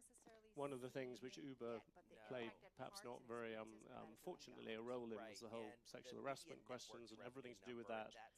I suppose one very obvious question, do you think that you have solved that part of the culture? But secondly, do you think that is this is a real revolution and it's going to stick? I think that what was happening at Uber was serious, and I think that while what Uber went through was difficult, I think the Susan Fowler blog was probably one of the best things that happened for Uber, and it certainly started a movement that's an incredibly important movement of the company. I'd be reticent to say that it's solved, but it's not an endemic issue within the culture of the company, and I think the company has learned, and I think the company took very harsh and appropriate steps to make sure that kind of behavior is absolutely clear, that kind of behavior is not accepted in any way, shape, or form of the company, regardless of where you are, regardless of if you're a great performer or not. So I think we're at the right place for Uber as a company, but I think in general, we're not where we need to be in terms of women in senior positions, making sure that we're welcoming of women in technology, and we help women really build their careers within our company. There's a great kind of bottoms-up energy there, but we're not where we need to be, and we have a lot of work ahead of us. On the issue of, you talked about the top performers, is that looking back, and also I suppose looking forward for many of the people in this room, because there are a lot of people's businesses which have been affected by this. If you had to give lessons to other people who are now looking at this issue perhaps more seriously than they have done before, is the really bad issue, and I suppose I'm thinking some ways about the media industry in this, is that giving top performers more room for maneuver or whatever than people, or more discretion than people thought, is that top performers need to be treated the same as everybody else? I think they absolutely need to be held accountable. One of the really valuable lessons that I got early in my life was actually through Jack Welch, and he said, it's very tempting to allow top performers to misbehave in any way, but for me, he was talking about being aligned with the CEO. Sometimes you allow top performers, the tendency is, well, let them get away with some kind of behavior that is not the right behavior because they're so good. And what Jack told me very early on is that it's the top performers who are problematic culturally that are the most dangerous because they have followership within the company because people look up to them. So he's like the dumb person who is bad culturally. He's not the problem because everyone says, well, that's a dumb person, so who cares? It's the smart person who has followership. So it is incredibly important for the top performers to actually be held to account more radically than anyone else because they're the ones who have followership at the company and they have to set the example. So for me personally, that has absolutely guided how I've managed. Expedia was a company that had, excellent cultural values. And one of the first things we did at Uber was to go out and reset our cultural values, and we call them norms because to me, it's not just these values that you put on the wall and kind of people stare at and it's all nice. It's about behavior. And we set out to change behavior at Uber, and I think that the company was thirsting for it, and we are starting on a path, and I believe it's going to be a positive path. Inevitable question. I hope you won't regard it as a cheap shot, but you talked about smart people who have followers throughout a company. I mean, Travis would seem to be the epitome of that sort of figure. Is that? Do you think of him as being in that category of people that Jack Welch was talking about? I think, listen, Travis was the CEO of the company, and he had incredible followership. And he was held to account, right? I mean, he's no longer the CEO of the company. And he's a board member. He's a big investor. And so he's absolutely going to play a part on the board. But we've also been very clear as a company that we do have to make a break with the past, with how we behaved as a company, and to some extent with the new CEO being a very different kind of a CEO. So in the end, you have to be held accountable, and I think that Travis was held accountable, and at this point, he's a board member and a constructive one at that. If you look around the world now, where do you see the next competitors to Uber? You've obviously got Lyft breathing down your neck. Yes. Where else do they come from? Well, I think that as you move into a world of autonomy, the position of the car manufacturers, the position of, for example, Google, who's developing Waymo and Waymo autonomous technology, you're going to get a lot of players interested in the space. And a lot of people think about Uber and ride sharing as a significant enterprise, and it is. But the fact is that we account for less than 1% of miles driven on the road now. When autonomy comes in, that number over the next 10 years is going to be closer, I believe, to 15 to 20%. So, because we're not yet a true alternative to car ownership, and I believe that as you bring autonomous and you bring the price of mobility down and make it available to everybody, everywhere, then we become a real alternative to car ownership, and that really opens up the market for us, but it also opens us up to many more competitors. Is Google at the forefront of those competitors at the moment? Google is one of many. I think that they've developed very strong autonomous technology, but what we think, which is exceptional, is having autonomous technology and the network under one roof, which allows us to use autonomous in a very practical way, nearer than you think.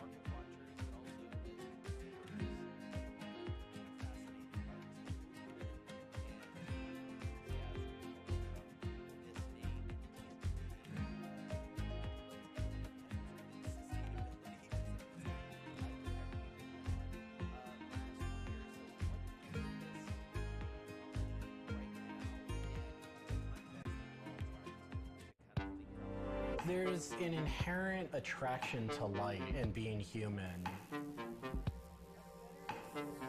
And I think on a very deep psychological level, light is this way in which we experience the energy surrounding us in a very personal manner. My name is Matt Dilling. I'm the founder of Light Bright Neon Studio, and we manufacture, produce, and restore neon works of art and design.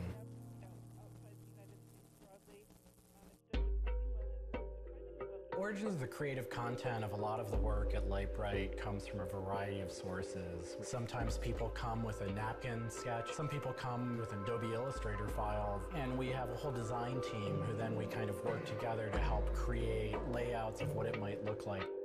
Scale it up and create a paper template using a pen plotter. And that paper template actually becomes our guide for what we're going to bend the neon to. We take from the office into the glass shop. We pick out the right size tubing with the right color for the right size project. From there, we heat up the glass tubing. The torches heat the glass well in excess of 1,000 degrees in order for it to get into its molten state. We heat up and bend the glass tubing to match the template. One of our chandeliers has over 100 different bends in it. So each one of those bends has to be marked for a heated up bend. We also have to allow the glass to cool between the bends so that the next area can be worked on and heated up in its own unique fashion. It turns into spaghetti, and then we have to make sure that that spaghetti lines back up and cools to the template. We use a blow hose to connect our mouth to the tube, create a volume that's closed, and we can control the pressure in there with our mouth. There's just a variety of challenges that come up inherently in working with glass. Glass can crack due to stress, and sometimes you'll just have a batch that all it wants to do when it gets near a torch is crack.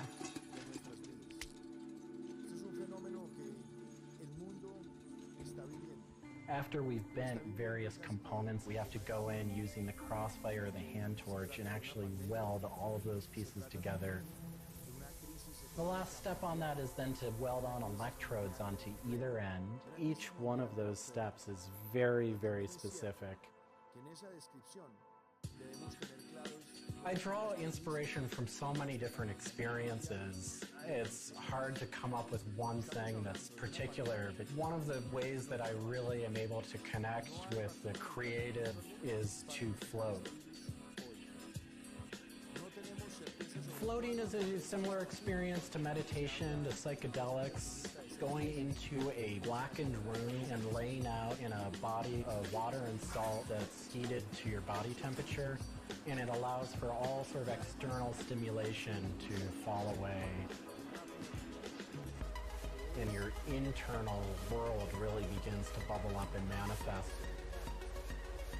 You really get to experience a different relationship to your mind.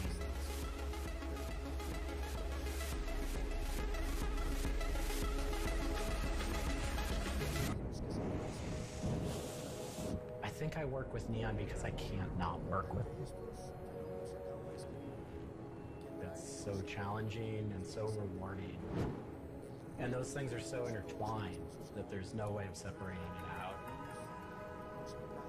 I learn so much and continue to learn so much by working with it.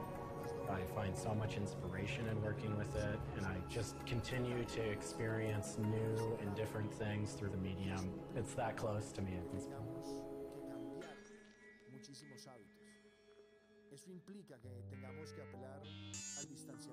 Once the neon tube is completed, we have to hook it up to our manifold for bombarding. The manifold is opened, a vacuum is drawn. We check the tube for leaks with our Tesla coils.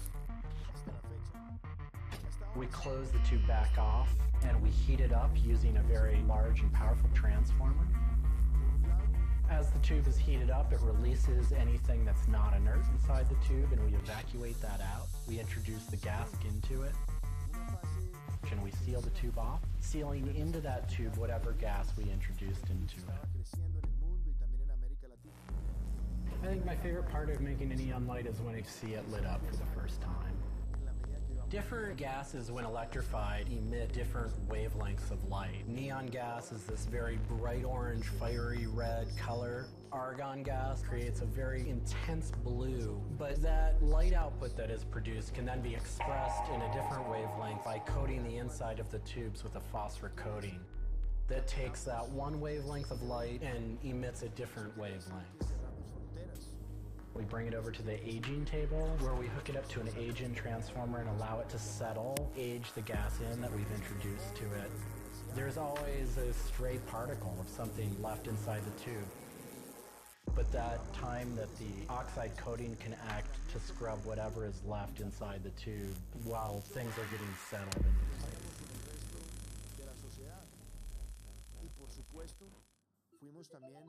Once the tubes are aged in, we move on to our process of assembling two halves of the fixture together in a jig, gluing up the center of the fixture to its spindle. Once the adhesive dried, we would connect the wires from the fixture together into a transformer, and we turn on power and it lights up.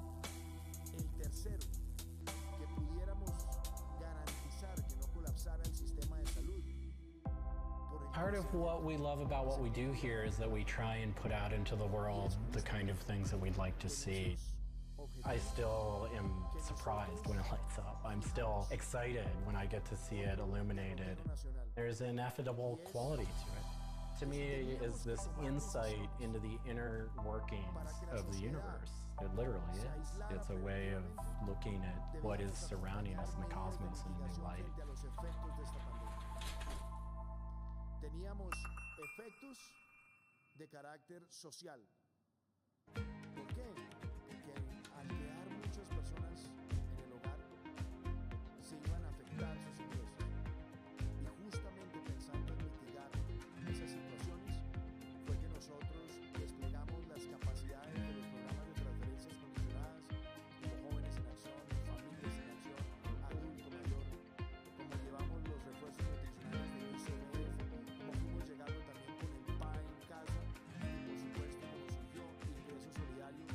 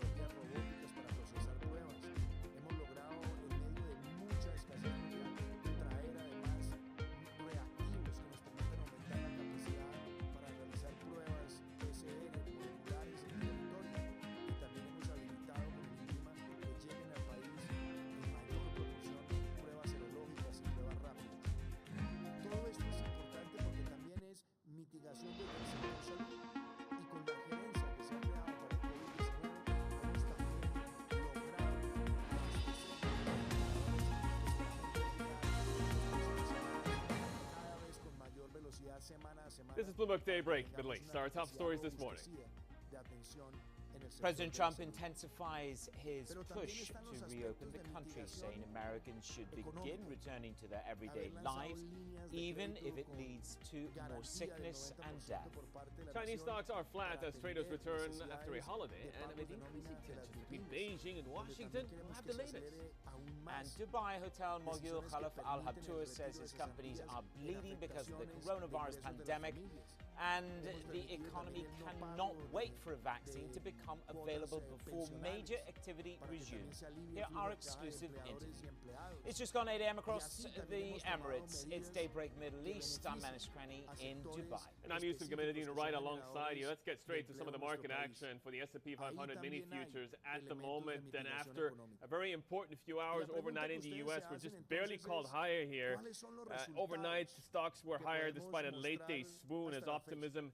More economies are moving towards easing their coronavirus lockdowns, outweighed the cautionary comments we got from Federal Reserve officials.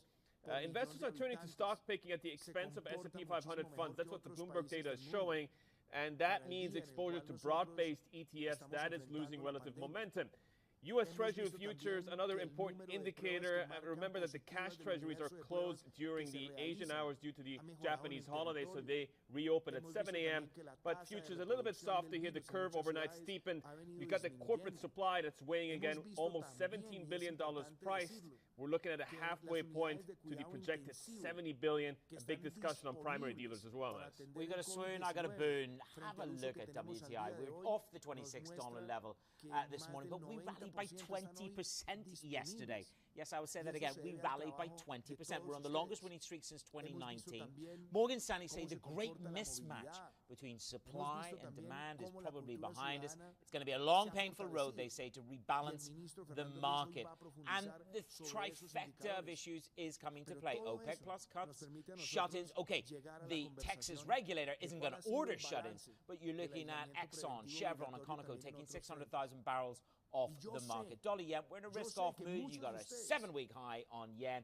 China returns, and Richard Carter warns.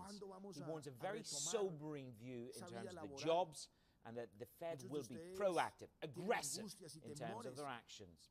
To our top stories now. President Trump has launched headlong into his push to reopen the country, saying Americans should begin returning to their everyday lives, even if it leads to more sickness and death.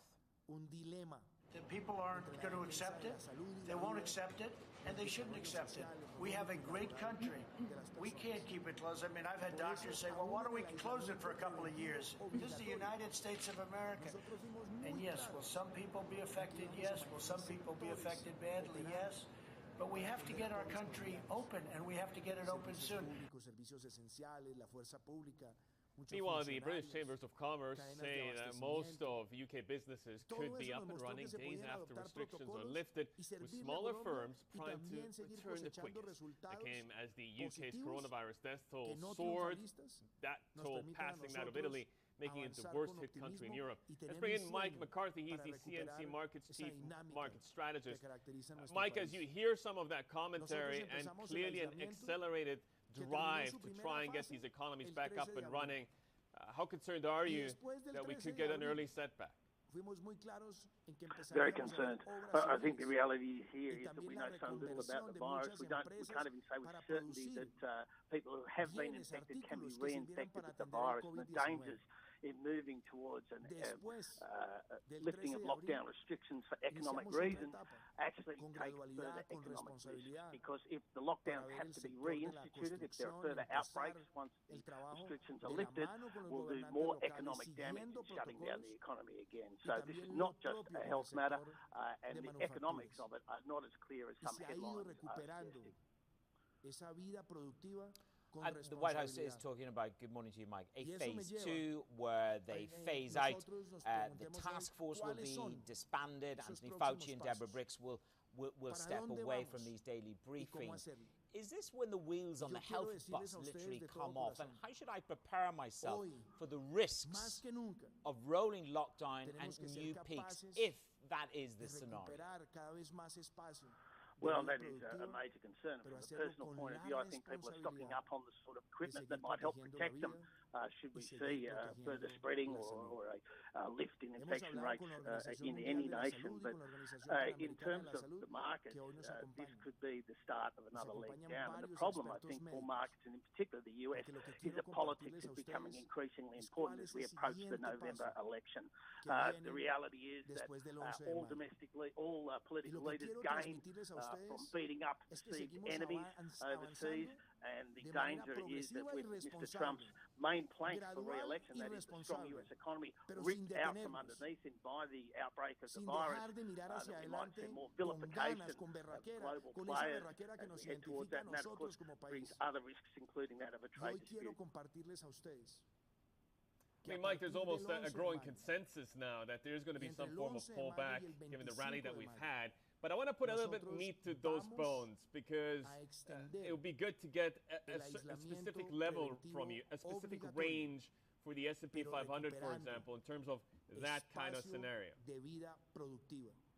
I think it's very possible we could see it test those lows in 2100. Remembering that we're above 2800 now, that's pointing to a potential very significant sell-off.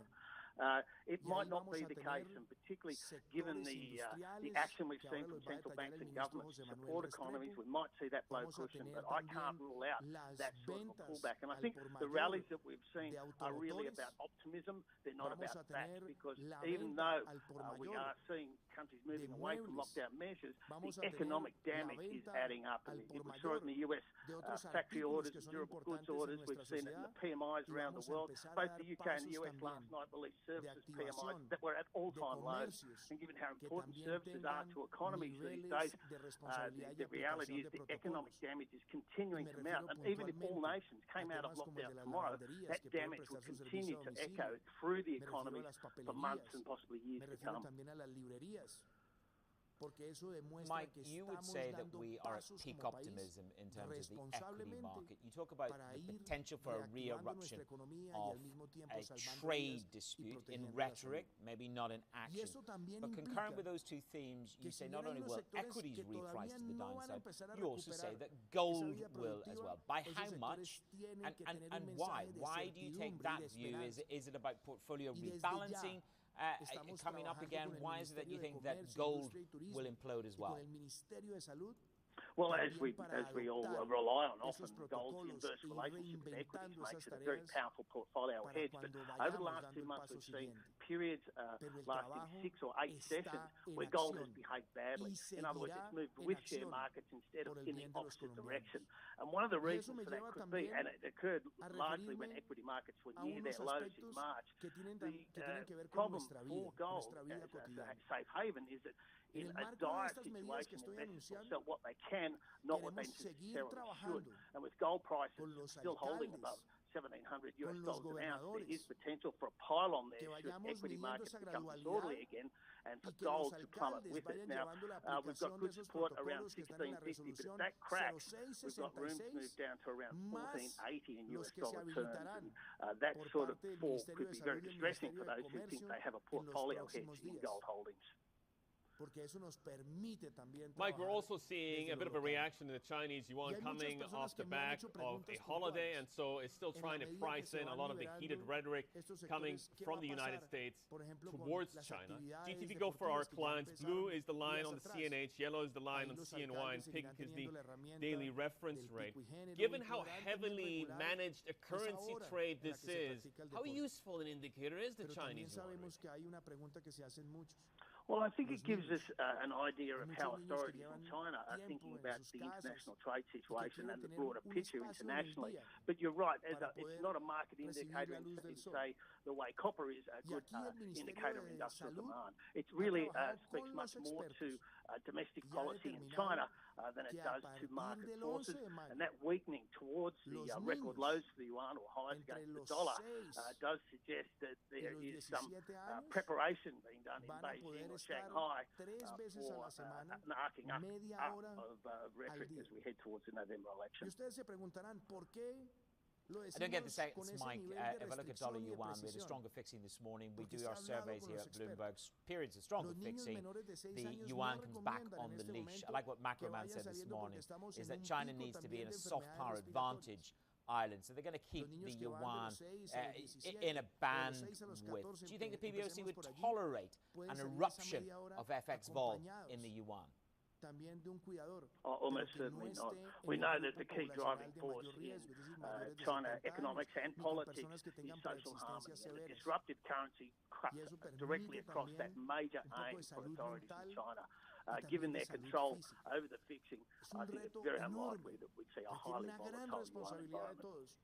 Pero estoy seguro que lo podremos lograr con ese trabajo y ese acompañamiento que nos brinden también los gobernantes locales. Fairly tragic reading. More to come on Daybreak Middle East. This is Bloomberg. Que todo esto se hará con el rigor de los protocolos. Todo esto se adelantará buscando que la cultura ciudadana sea la que nos guíe para seguir avanzando. Si vemos luces de alerta, no dejaremos de tomar decisiones drásticas y necesarias para proteger la vida y la salud. Propongámonos todos, así como lo hemos hecho en equipo hasta ahora, a que nuestro comportamiento sea el que guíe los próximos pasos. Y hay otro tema que quiero compartir hoy. Hay municipios en nuestro país que a lo largo de este aislamiento preventivo obligatorio no registran ningún caso de COVID-19. Y por eso el Ministerio de Salud ha sacado una resolución, aquí la tengo, que establece que en esos municipios hay unos lineamientos para que vayan, obviamente a solicitud de sus alcaldes, con previa autorización del Ministerio del Interior, abriendo o dándole cabida a más vida productiva y a más sectores, pero con unas restricciones también claras. No aglomeraciones, no bares, no discotecas, restaurantes solo para recoger la comida o domicilio. Y que tengamos también no aglomeraciones por eventos culturales ni deportivos, para que ellos también vayan recuperando vida productiva. Ahí debemos trabajar con estos lineamientos para que esos municipios también puedan reactivarse con responsabilidad. Y así como trabajan los alcaldes, esperamos también el acompañamiento de los gobernadores para que estos lineamientos funcionen con toda la profundidad. Y estos temas van a ser expresados y compartidos con ustedes hoy por parte de los expertos, por quienes nos han ayudado a tomar estas decisiones. Y por eso quiero empezar dándole la palabra al señor Ministro de Salud, Fernando Ruiz, para que él les comparta a ustedes por qué se han ido tomando estas decisiones, por qué seguimos avanzando, por qué seguimos además haciéndolo con unas pautas y recomendaciones que permiten recuperar vida productiva y proteger la salud y la vida. Ministro Fernando Ruiz, a los colombianos después de haber compartido estas decisiones, Meanwhile, Bank of England policymakers, they meet this week knowing that they'll probably have to do more to combat the UK's economic slump. Our guest host this morning is Mike McCarthy, CMC Markets Chief Market Strategist, listening into that. Mike, when we look at the data, we put it into the GTV library, business activity, new orders, and employment, all record lows since 1997. Clarida talks about a second half recovery, and James Bullard talks about a swift recovery. But can that really materially change a 16% unemployment rate to something which would help the U.S. economy recover quickly?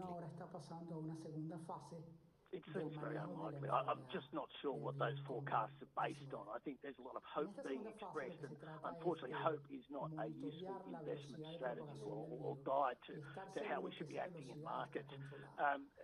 I think we're about to hit another record this Friday with the non-farm payrolls. Consensus forecast is around 21 million jobs lost over the month, and given what we've seen on jobless claims, that seems like a pretty fair call. That sort of damage is not fixed in weeks. It'll take months and possibly years before we can get unemployment back down to the levels we saw before this crisis. and the structural damage that's being done to economies will also take a long time to fix. So, as I say, I'm just not sure what that optimism about a V-shaped recovery in the US economy in particular, but the global economy is based on. It doesn't seem to be based on anything I'm seeing on the economic data front. Mike, in terms of what the Fed is doing and the kinds of ideas that are popping out, one issue that clearly is very contentious is around propping up companies that they warned about in the past. And we have this on a graphic in terms of the credit worthiness. So this is about leveraged companies adjusting a key measure of their results, the EBITDA measure to make them appear more credit worthy. And now some of those metrics have shifted. If the Fed is going to go ahead and send a signal that regardless of actions, there are going to be bailouts, are we not building up a sizable amount of moral hazard we're going to have to pay for later? Well, absolutely. In fact, as one trader put it to me earlier this week, we're all socialists in a crisis. And this sort of move away from capitalist principles of creative destruction is antithetical to the sorts of renewal that we see in capitalist economies when a crisis hits. So keeping these boats afloat, I think, echoes back to the GFC. There was too much support given. And the problem now, of course, is that it's almost impossible to withdraw it, and particularly in the midst of a crisis. So I understand why these moves are happening, but for a renewal and a refreshing of the economy and to finally get back to growth rates we'd like to see, that destruction has to occur. And I'm very concerned that the Fed is spreading out its wings now into the corporate arena and supporting companies that really probably shouldn't survive. It's tough on the people involved, it's tough on the shareholders, but ultimately it leads to a healthier economy. And I'd really like to hear more from the Fed about how it sees a restoration of growth in the economy rather than simply keeping it afloat at the moment. Well, the risks rise, Mike, don't they? Let's take a listen to the CEO of Lazard Financial. It's Peter Orszag, and he's talking about the risk from unemployment. Unemployment remains elevated for an extended period of time, and especially if there is not additional rounds of government stimulus, we are at some significant risk of cascading bankruptcies, where a bankruptcy at one firm then infects another firm, and then that infects a third firm. Now, of course, that could take you back, in theory, Mike, to what you're referring to, the GFC, on the nights when RBS went bust, when Lehman's went bust, when Fannie and Freddie went bust. This is the risk. This is the real risk to the real economy. It's cascading bankruptcies, isn't it? It is certainly a major concern. However, the Fed's involvement and central banks' generally involvement is really about fighting the last war. The crisis of the 2008 was one of credit and liquidity, and that's not the crisis that we're looking at when we look into 2021. The question is growth, and where will it come from? And while these measures will help in the short term and ease some of the destructive forces that we're seeing being unleashed in the global economy, the reality is it makes the problem of growth even tougher. And while I understand that there's a real focus on just getting through the current crisis, the problem is a lot of the measures that are being introduced now will be very difficult to withdraw and could hurt in the efforts to restart economies. Mike, on the other side of the Atlantic, we have the ECB that just got a new roadblock set up from the German Constitutional Court. I mean, we could see that there was political division in Europe about how to handle the ongoing impact of the coronavirus. And now this, are we going to see a return to some of the drama that we've seen in years past in Europe? Well, certainly currency traders seem to think so. The euro has been weakening over the last few sessions as we headed into that Constitutional Court ruling. They've really kept pretty much in line, though, with a lot of the direction that we've had from lower courts in Germany. And that is, while they're not 100% happy with the ECB programs, in particular the asset purchase programs and the funding of European governments, that they couldn't call it unlawful either. So this is a bit of a face saver in that those in Germany who've been seeking further control over the ECB programs have something to hang their hats on. But the Constitutional Court has not stood in the way of the ECB programs. And given that we're in the midst of a crisis, I tend to agree there might be a political component to the ruling that we saw overnight. Mike, it's been great catching up. Thank you for that. That's Mike McCarthy. He's the CMC Markets Chief Market Strategist. So plenty more ahead. This is Bloomberg. Como algunos otros lugares donde tenemos efectivamente estudios específicos sobre poblaciones que se encuentran contagiadas en un confinamiento específico como son las cárceles. Siguiente, tasa de letalidad. La tasa de letalidad que la hemos mantenido estable durante los últimos días en 4.4%, que es bastante más baja que la tasa de letalidad global, que es del 7.4%. La tasa de mortalidad en general, que tiene causa el aumento, la reducción de eventos por todas las causas. Los días de duplicación, que quisiera que lo mostráramos en la gráfica, que observa cuántos días trató de duplicarse el número de casos. Y siguiente por favor, donde se nota que el siguiente. True diversification. That's what adding commodities exposure to your stock and bond portfolio can help provide. The Bloomberg Commodity Index is the standard for commodity market exposure. 23 traded commodities are represented: agriculture, livestock, metals, and energy. The Bloomberg Commodity Index is the benchmark most widely used by investment professionals globally. Track your commodity investments with a proven financial information partner. The Bloomberg Commodity Index. True diversification. Yet another day of risk off across the financial markets. We bring you special coverage of all the price action and implications here on Bloomberg Television. Solamente tenemos en este momento 110 camas ocupadas. La siguiente, esto es menos del 4% de las camas de UCI disponibles. Es decir, estamos Melinda Gates, thank you so much for joining us on Bloomberg Studio 1.0. Who shaped my views were the women I talked to. I think Facebook's probably won in a lot of ways. Running Microsoft was a ton of fun, and it was kind of inspirational. This is your weekly review of the most important business news and interviews from Bloomberg Television around the world. Cada día, y aquí se encuentra el doctor Gallardo, que nos podrá apoyar ya en la experiencia cualitativa de cómo se está presentando esto en la ciudad de Bogotá. Bloomberg broke the news yesterday that Qatar's sovereign wealth fund is borrowing around 7 billion euros against a portfolio of stock holdings. Simone Foxman is in Doha and she has the details. Simone, the QIA then is borrowing on margin here. What are they thinking and what are the details? Yeah, so our reporting indicates that this is the sovereign wealth fund. It's not the sovereign itself. The sovereign, as you know, has borrowed $10 billion as part of in the bond market just last month and actually had a very good reception there. But this would be different. This would be a loan secured by collateral, and that's going to take the form of a portfolio of European equity investments. Now, the question is, what exactly is going to be done with this money? Is this to further the sovereign wealth fund's activity globally? Or is it to help the sovereign wealth fund support the local market?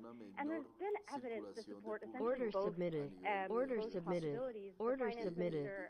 Qatar's finance minister telling the FT last month that the fund intended to be aggressive given the dislocations that we've seen in markets across the world. But on the other hand, government funds are part of a stimulus package that's supposed to support Qatar, including 10 billion riyals, or roughly $3 billion worth of Qatari stocks that they've pledged that they're going to buy. So, that's an open question here. But I would note, however, Manassi, that the terms of this loan haven't been finalized. And all this is according to our sources, so this could change. Indeed, the terms could indeed be the make or break on this. Let's just talk about the general market sentiment yesterday in the region, because Dubai's main stock market, well, it's still among the worst performers globally this year. But what's behind that market weakness? Yeah, so Dubai shares were higher as well as most of the region yesterday. But we're seeing two kind of big themes that are affecting the Dubai market. It's actually the sixth worst performing index around the world. One is that credit story we've been talking about. We saw those downgrades DP World, the Power Water utility, now that's showing up in the credit default swaps for Dubai as a whole. 5-year CDS for Dubai near their highest level since 2012, and they haven't moved, even though we've seen some bit of recovery here. On the other hand, there's also a lack of clarity around the equity story. According to Slava Brusov at AllianceBernstein, Dubai equities are a highly cyclical bet, and if the catalysts for outperformance aren't around, then it's hard to make that investment. That generally echoes what we've heard from analysts. It's not willing to put that money there when they see places like China as potentially being a little bit more clear in terms of a recovery. Some of the shares of the hospital operator, Dr. Suleiman Habib, I mean, they just went public recently. Those were up nearly 10% in last trading session. What drove the momentum? Yeah, this has been such a lucky run for Dr. Suleiman Habib. As you mentioned, the company IPO'd actually the day after we hit the bottom of the market in Saudi Arabia. And as one of the largest private healthcare providers, it's just seen some benefit from that in this coronavirus situation.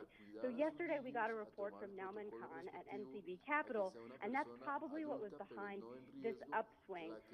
So shares of Dr. Suleiman Habib took a beating on Sunday as we got those concerns about spending cuts, but Khan pointed out that actually the Vision 2030 plan sees a bigger role for private sector in healthcare, so that may not be averse to the kinds of that might not be at odds, rather, I should say, with the kind of commentary that we were hearing out of Saudi's finance minister about deep cuts.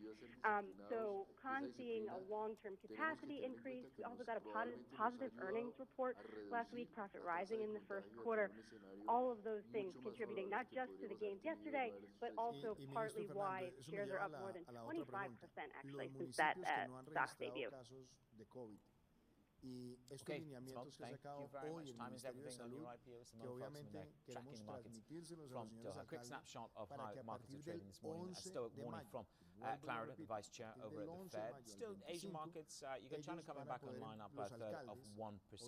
The Fed will do more.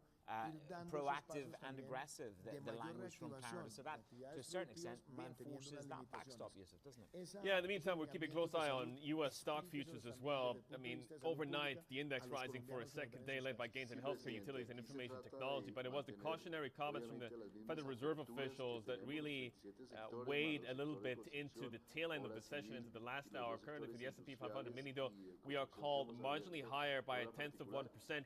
You get the sense that the market's looking for a bit more direction, especially after the rally that we've seen over the last month. Nothing short of remarkable. Yeah, we're going into another series of central bank meetings. We've got the UK central bank meeting. What are they going to say in terms of additional sustenance for the market? The UK now has the highest virus death toll in Europe, overtaking Italy. Confirmed deaths 29,427, with thousands more suspected. Yeah, let's flip the board one more time. Take a look at crude oil because, again, quite a bit of a rally. I mean, we're back above $20 for WTI and back above $30 for the Brent contract, just $30.74 then. Currently a little bit of profit taking, down about 0.75%. Plenty more coverage ahead. This is Bloomberg.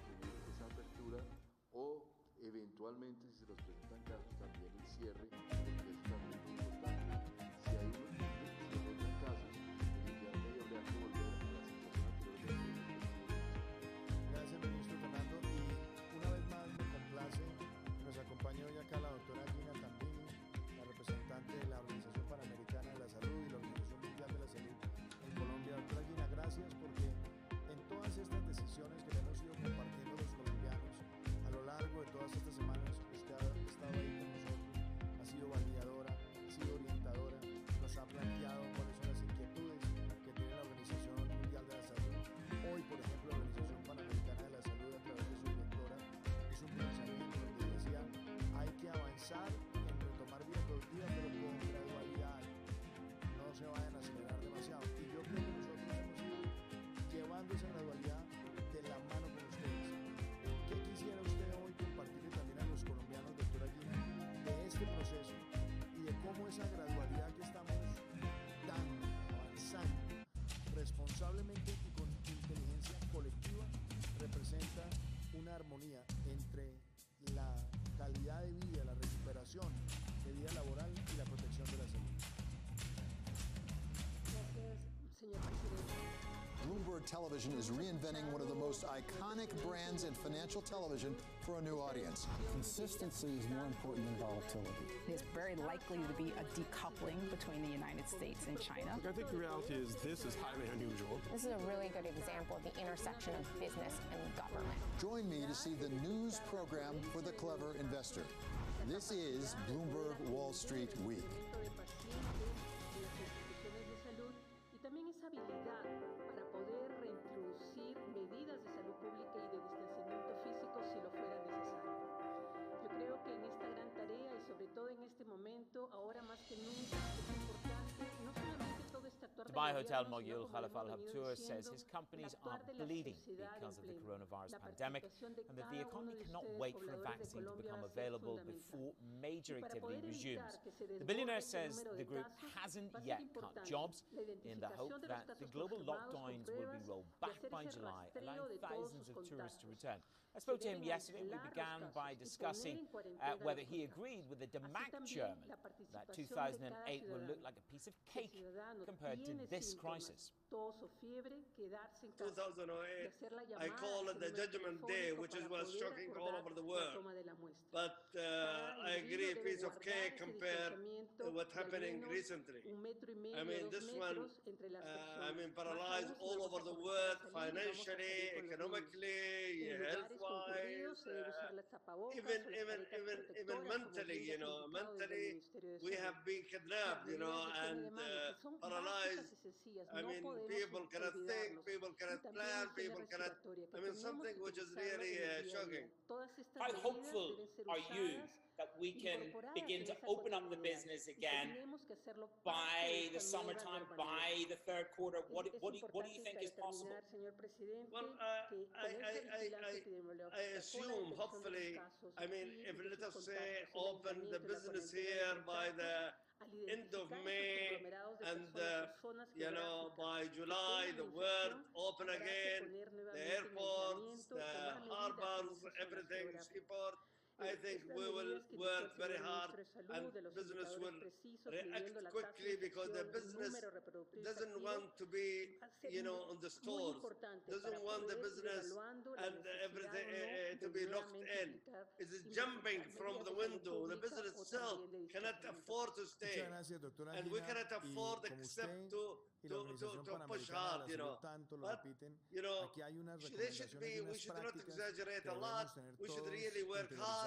Yo Definitely, quiero we have to compartir con prevent ustedes ourselves. este We testimonio have to protect que nos our envía la people. We Organización have to Panamericana de la prevent the Salud world y la doctora from Gina this virus. But also, now, for example, a lot of countries has opened, like Germany and some of the Scandinavian countries. And we have to go on with treatment and vaccine to wait for the vaccine. We cannot wait for a vaccine up to the end of the year. And this is working. We have to continue working. We have to open. I'm talking about the world. I'm not talking about UAE.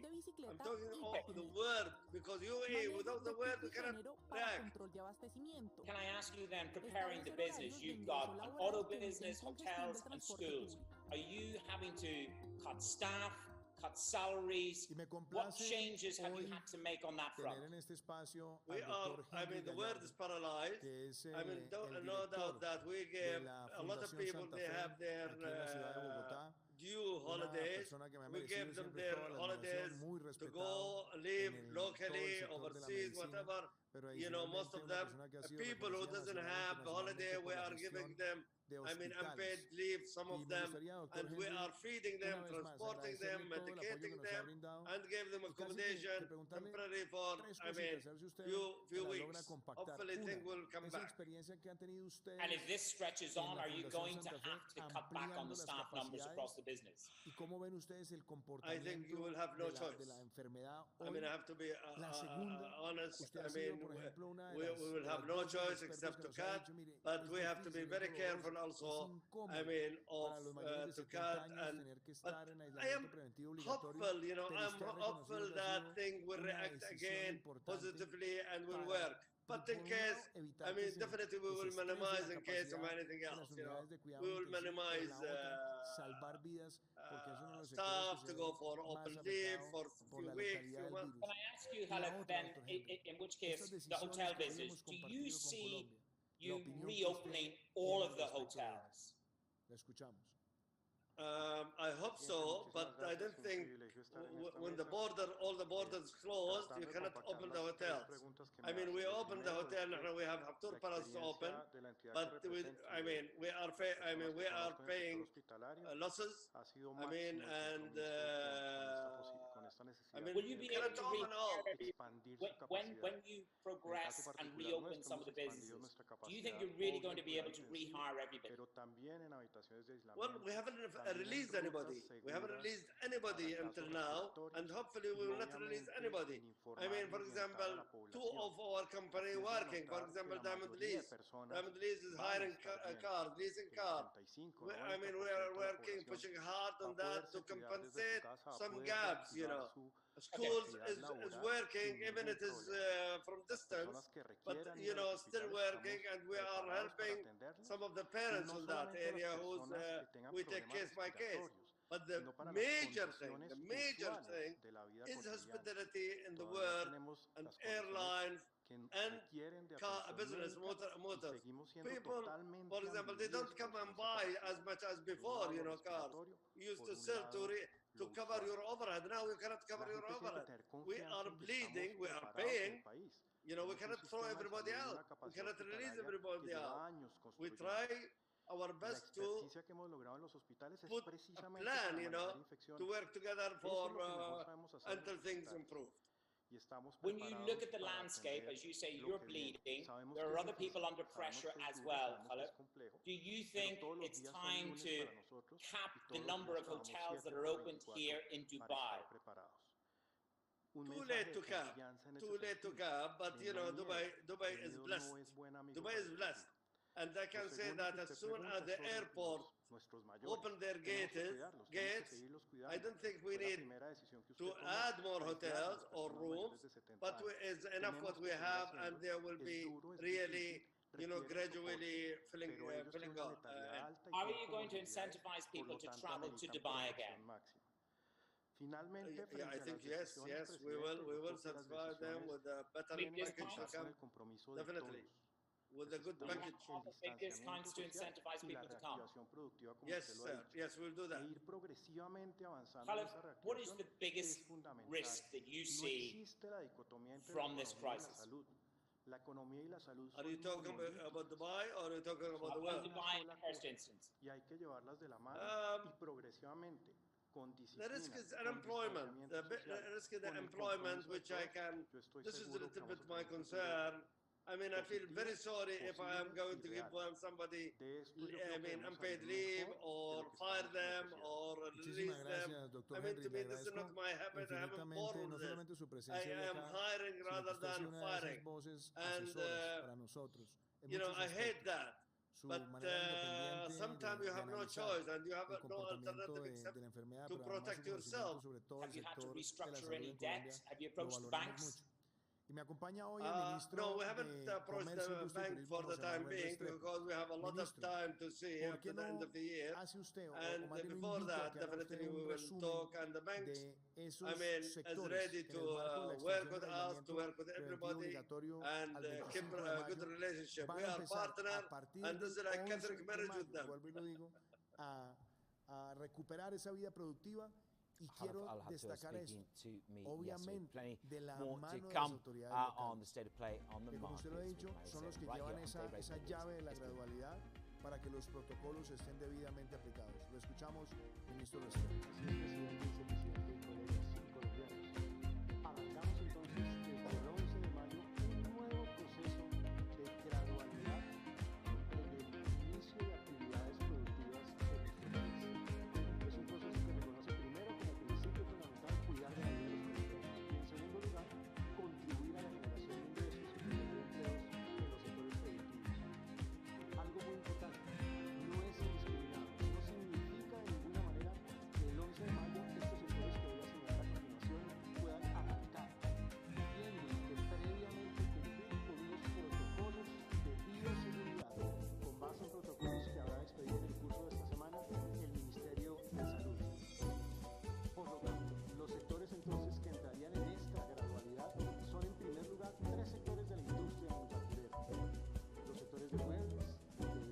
I was actually poor. No foreplay? Eat your bag of Lay's with a smile on your face. All the diseases have been taken. I'll take a tax.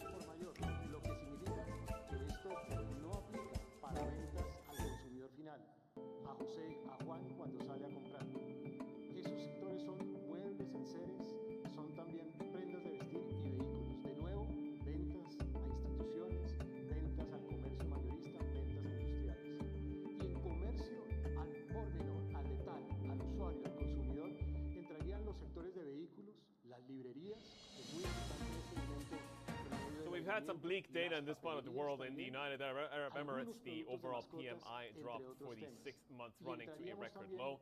Expectations in the survey were mixed, but companies were still positive overall of an uplift in output, according to IHS Markit. Saudi Arabia, on the other hand, had a survey record drop in private sector business output, so new orders also fell at the fastest pace since the survey began in August of 2009. Let's get some more on this in terms of equity investment strategies with Marie Salem. She's the head of institutions at Demand Securities. Marie, I mean, the data was rough, the data was painful, but what did you take away from it specifically that would allow you to recalibrate how you approach Gulf equity? Hi, good morning, Yusuf. Actually, the numbers are painful indeed, but we do not see that it is the right time to actually comment or penalize entities and countries for the PMI numbers at this stage in time. We all know that the main component of the PMI is imports, exports, and trading activities. And hence, with the lockdown and the shutdown of the countries and businesses around, this is going to be affected in a very major way. So the numbers that we are seeing, they are low, they are painful, but they do not give a proper indication of how things are going to turn out to be in the future. We do see a recovery coming in once everything is opened up and businesses are back in action. It will take time, yes, but let us just be realistic when we look at the numbers that were issued yesterday. Fabricación de vehículos automotores. Yep, some say we've got to look through these flash numbers that we get, but then if you take our stance view that everything's on the table in terms of cuts, you might have to reassess that. Can I ask you about the banks in Saudi? Moody's affirmed the rating. They have a negative outlook. They talk about a weakening government support. They talk about a deteriorating environment, and they are concerned about solvency around a number of individual named institutions. Bank Abelard being one of them, SIB, and Bank Saudi Fransi. Do you stay away from banks in Saudi Arabia? Do you pare back on consumer positions? When you see this kind of Moody's report, what reaction do you have, Marie? Now, actually, investors nowadays are not looking anymore for long-term investments. So the reports are some sort of an indication of what's the future and the long-term perspective of the banking sector, given the effect of the coronavirus and other effects. Banks are the support of most businesses. So given the current situation, they're going to be affected definitely. So the outlook, if we're looking for the long term, could be realistic and could be in line of what's going to be happening. But nowadays, traders are not looking for such type of investments. We're just seeing speculators and day traders, short-term investors in the markets, and actually, banking sector in Saudi yesterday outperformed. So this is something that we cannot really rely on given the current situation, because we're always looking for the very short-term investments at the moment and not further than that. Marie, but what you're saying is at odds with the pool of analyst data that we've gathered, because that indicates that they still feel quite strongly about quite a few names in the United Arab Emirates, for example. So the average consensus rating from analysts on names like Emirates NBD, 4.82 out of 5. Emaar Malls, 4.6. Emaar Properties, right? The Achilles heel of the Dubai index is still at a 4.2. Are these way too optimistic then as far as you're concerned? Now we all know, Yusuf, that in the UAE, the markets were already hit at an earlier stage. We had several incidents that actually caused that. Now, being optimistic, yes, we could be optimistic, and we are trying to remain positive. I'm not really sure the numbers to what extent are reflecting the reality, but we need to take something into consideration that in the UAE, it wasn't just for the banks in particular. It wasn't just about the coronavirus and the effects and businesses shutting down. We had a very major incident, which is the NMC scandal, which actually will have impact on those. So we need to be very careful and very accurate when assessing the banking sector and the banks. Now, the earnings came very positive, the way I see it, given the provisions that the two major banks, Emirates NBD and SAB, have actually disclosed. But we still need to remain cautious. The markets in the UAE are underpriced at the moment. We do see that their stocks are extremely cheap, and we do see the potential of pricing picking up and indices actually going higher. Well, certainly it's number 5 or number 6 in terms of global underperformance. Look, one thing which we have got to take as a good sign of relief is our oil prices. They've doubled in nearly 5 days. I know we're pulling back a little bit this morning, but what does that do, Marie, in terms of the narrative? If you can get stabilization,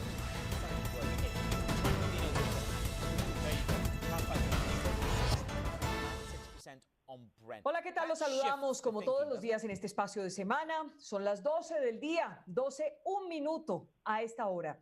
Y hoy, a través de semana.com y todas nuestras redes sociales, estaremos con un tema que ha generado mucha polémica en las redes sociales, que ha tenido varias tendencias. Y me refiero específicamente a un contrato por un valor de 3.350 millones de pesos que hizo la Presidencia de la República de Fondo Paz para el tema digital, para la estrategia digital del gobierno del presidente, específicamente el presidente Iván Duque, pero que incluyó en el objeto del contrato una palabrita que ha costado mucho trabajo que puedan explicar en Palacio, y esa palabrita es el posicionamiento del presidente en todas las redes sociales y en todo el mundo digital. Recordemos que ese contrato se firmó el 15 de abril y tiene 8 meses de duración, se termina el 15 de diciembre. Hoy vamos a estar hablando de este tema específicamente. Tenemos dos invitados, estarán con nosotros Roy Barreras y Fernando Araujo del Congreso, pero hemos investigado más y ya les vamos a contar de qué se trata.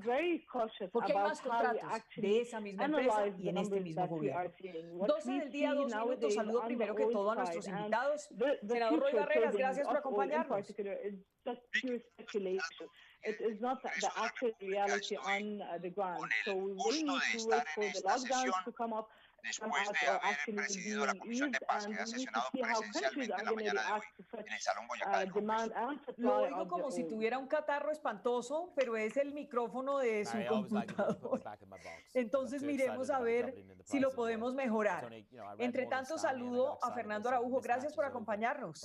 Vicky, un saludo especial a ti, a toda la mesa de trabajo de tu equipo y un saludo al senador Barrera.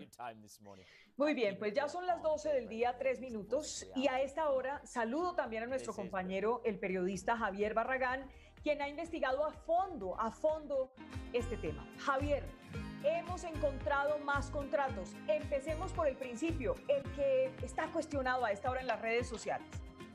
Hola Vicky, muy buenas tardes. Sí, hemos conocido, como ya inclusive lo hemos publicado oportunamente aquí en Vicky en Semana, ese contrato de 15 páginas que firmó la Presidencia de la República con la empresa Dubrans a través del Fondo Paz por más de 3.350 millones de pesos para el posicionamiento de la imagen del presidente de la República, Iván Duque, y también de la propia presidencia, algo que ha generado un revuelo impresionante a través de las redes sociales. Es importante decir lo siguiente, y es que la gente lo que más critica a Barragán Y lo que no entiende es por qué en tiempos de pandemia hay un contrato para posicionar al presidente en las redes sociales. ¿Por qué? ¿Cuál es la explicación que dan en Palacio? ¿Por qué la palabra posicionar la imagen del presidente? Pues Vicky, lo que nos han comentado desde la Casa de Nariño, especialmente de la oficina de la Consejería de Comunicaciones, que es el supervisor de este contrato como tal, es que pues, se suscribió como tal y ya se tenía ejecutados esos presupuestos desde 2019. Y a la fecha, ya en abril de este año, pues se suscribió como tal este contrato. Pero aclaran que no tiene nada que ver con los dineros ya destinados por parte del gobierno para atender la emergencia del coronavirus, pero también hemos averiguado y en el marco de este estado de emergencia se habían sacado varios decretos en donde se podía redireccionar estos mismos contratos, precisamente por esta situación extraordinaria con la que está viviendo Colombia. Entonces vamos por partes con este primer contrato porque usted encontró más y más contratos. 12 del día, 5 minutos. Pues quiero escuchar primero la opinión de Roy Barreras, a ver si ya lo escuchamos mejor. Senador Roy, ¿qué opina usted de este contrato en tiempos de pandemia? Gracias, Vicky. ¿Me escuchan mejor ahora? Un poco mejor, sí, señor. Gracias. Quería saludarla desde el Congreso de la República. Le contaba que acabamos de terminar la primera sesión semipresencial de la Comisión de Paz. Estoy en el Salón Boyacá y me alegra cambiar de escenario, porque siempre estamos ya confinados a las bibliotecas caseras. Le doy mi opinión. Me parece que es incomprensible para cualquier ciudadano colombiano semejantes montos, para empezar, 3.300 millones de pesos en momentos de pandemia, cuando la gente tiene hambre en los barrios, cuando además hay necesidades en la implementación de los ETCR, las zonas más abandonadas de Colombia, que se utilicen recursos para las redes, para posicionar imagen en semejante crisis. Pero peor todavía, cuando estos recursos vienen de Fondo Paz, que por supuesto los fondos de la paz, para contarle a los oyentes y televidentes de Semana con Vicky, hay unos fondos de implementación que los maneja el consejero Emilio Archila y hay otros fondos de Fondo Paz para tareas estrictamente relacionadas con la paz. Por supuesto, pagar publicidad para mejorar la imagen de un gobernante no tiene nada que ver con la paz. Es un abuso. Y termino con esto. Lo que empeora además y hace ofensiva esta decisión de gastar 3.300 millones de pesos en redes, porque ni siquiera es en publicidad convencional, sino en redes, es que ese recurso lo está ejecutando una compañía que fue enemiga del proceso de paz, que estuvo trabajando por el no y que por supuesto es conceptualmente contraria a la paz y ahora usa los recursos de la paz que atacó en su momento. Yo diría, Vicky, que así como se devolvieron los recursos de Finagro en ese escándalo de la semana pasada, de hace 2 semanas, que se parecía bastante al de Agro Ingreso Seguro, y los beneficiarios devolvieron la plata, bien debería devolver esta compañía de publicidad los recursos a Fondo Paz para que se inviertan en proyectos productivos agrícolas en los ETCR. Gracias. Mientras tanto, también saludo a esta hora a Fernando Araujo, él es del Centro Democrático, congresista de Colombia. Fernando, ¿usted qué opina sobre este contrato? ¿Esto tiene defensa o no tiene defensa?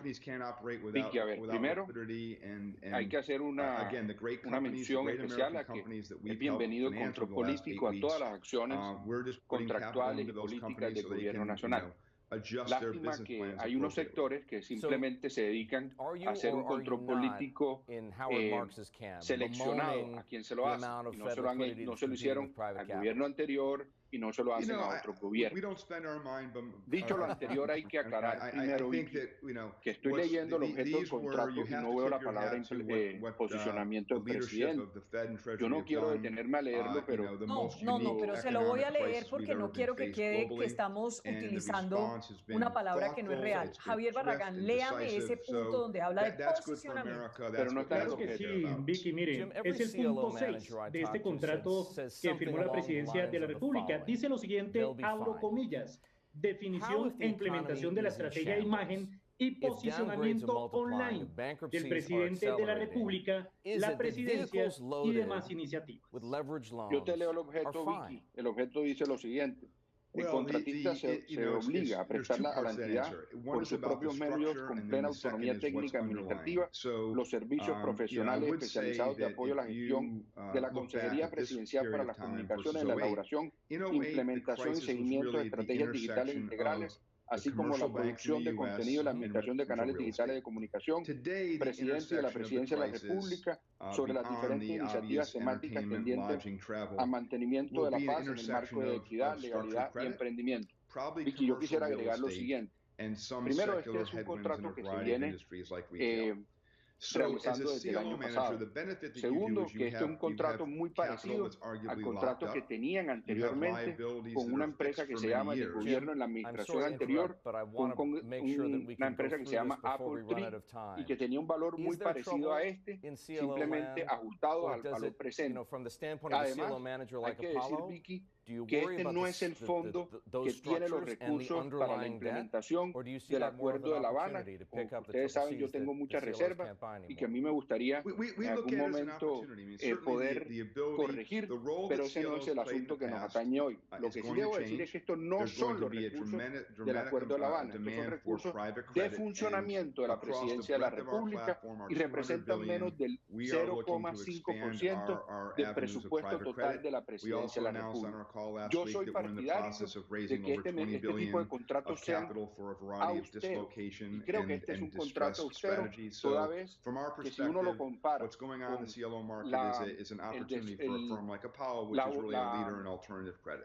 yo diría, el derroche que hubo en otras administraciones y que hay en el presente en algunas entidades territoriales, este es un contrato que se ciñe a ese principio de austeridad. Y creo que hoy, más que nunca, es el momento en que Colombia tiene que interactuar con la ciudadanía por medios digitales. Por ejemplo, nosotros estamos llevando a cabo, el senador Barrera está en el Congreso, tú estás en una oficina, los periodistas veo que están en otra parte, yo estoy desde Cartagena y todos estamos utilizando medios digitales para podernos comunicar. Yo creo que en este momento es cuando más se necesita ese mismo de mecanismo. Yo creo que el fortalecimiento de la democracia hoy pasa por el fortalecimiento de la comunicación virtual y la comunicación digital, sobre todo en esta nueva realidad de aislamiento social. Por lo tanto, yo creo que este es un contrato que absolutamente no es mermelada y que no es ningún tipo de corrupción, que por el contrario es un contrato que permite la interacción con la ciudadanía y que eso es un mecanismo para defender nuestra democracia. Por supuesto, siempre bajo los principios constitucionales, y yo resalto el principio de austeridad. Senador Roy Barrera, le quiero preguntar, ¿usted está de acuerdo con lo que está diciendo Fernando Araujo? Y para entender un poco más este tema, ¿nos quisiera explicar qué es ese fondo de paz? ¿De qué se trata? Gracias, Jairo.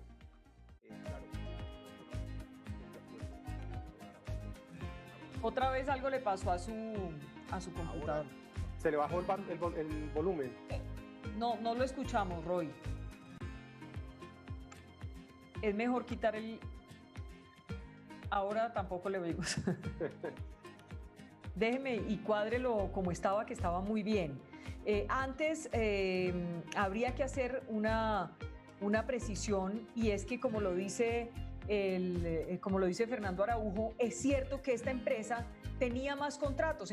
Estamos hablando del contrato de 3.350 millones de pesos, sí. Pero ¿qué otros contratos Barragán encontró usted y por qué monto? Bueno, Vicky, hemos hecho la tarea aquí y hemos encontrado 3 contratos por parte de la presidencia y de esta empresa, esta agencia Dubrands SAS, cuyo representante legal es Pedro Javier Sarmiento Charri. El primero de ellos es en 2018, también a través de la figura de Fondo Paz, por 999 millones de pesos. Un trato que va del 30 de agosto de 2018 al 20 de diciembre del mismo año, ya unos días posterior a la posesión como tal del presidente de la República, Iván Duque.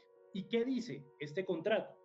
Que pues tiene que ver también con la verificación de la lista de influenciadores digitales con el propósito de interactuar con ellos. Inclusive también se habla, y hay un aspecto que nos llamó mucho la atención, y es sobre el desplazamiento a eventos nacionales e internacionales, bajo una figura que advierte el contrato que es proyectos especiales. también el gobierno y la presidencia pues destinaba un recurso especial para este tipo de viajes, para que acompañaran al presidente en toda esta estrategia digital. Estamos hablando 2018. 2019, también a través de Fondo Paz, un contrato, este sí, superó la cifra 2.698 millones de pesos, que va del 30 de abril del 2019 al 15 de diciembre del mismo año, con 37 millones inclusive especificados para estos proyectos especiales. Y el 2020, Vicky, antes de que se conociera este contrato polémico que ha estallado las redes sociales, también a través de Fondo Paz, 780 millones de pesos, que este sí, pues es más corto este término de tiempo del contrato, 17 de enero al 29 de febrero de 2020. Muy bien, Roy, a ver si ya lo escuchamos mejor. No, yo creo que le va a tocar desconectar. Voy a cambiarme de Sí, mejor. Mientras tanto, vamos hablando aquí con Fernando Araujo. ¿Qué es Fondo Paz, Fernando Araujo? ¿Qué es? El Fondo Paz es un fondo totalmente diferente a Fondo Colombia en Paz. El Fondo Colombia en Paz es un fondo que fue creado hace poquito, en el gobierno anterior, precisamente para utilizar, o mejor, para administrar los recursos de la implementación del Acuerdo de La Habana. Ustedes saben que yo he tenido muchas diferencias con ese acuerdo, pero hay cosas que uno sí debe resaltar. Por ejemplo, llevar inversiones a las zonas más apartadas del país, eso no debe depender de ningún acuerdo. Ese es un tema que debe estar en la agenda de todos los colombianos. Y más allá de cuál sea el instrumento para realizar esas inversiones, lo importante es que se hagan. Y yo sí quiero resaltar, ninguna de esas inversiones está en riesgo, ninguno de esos recursos se están tocando. Este fondo es un fondo creado en 1997 y que es un fondo que se utiliza también para, digamos, aspectos misionales de la presidencia de la República, claro, pero es que son tres ejes. Este Fondo Paz, uno se imagina que es para temas de paz y no para otros temas. Y aquí, pues, el objeto del contrato es de toda la presidencia, de todo lo que haga la presidencia en torno al presidente de la República. Lo que pasa, Vicky, es que la palabra paz es una palabra que se ha utilizado muchísimo. Y la palabra paz no significa Acuerdo de La Habana.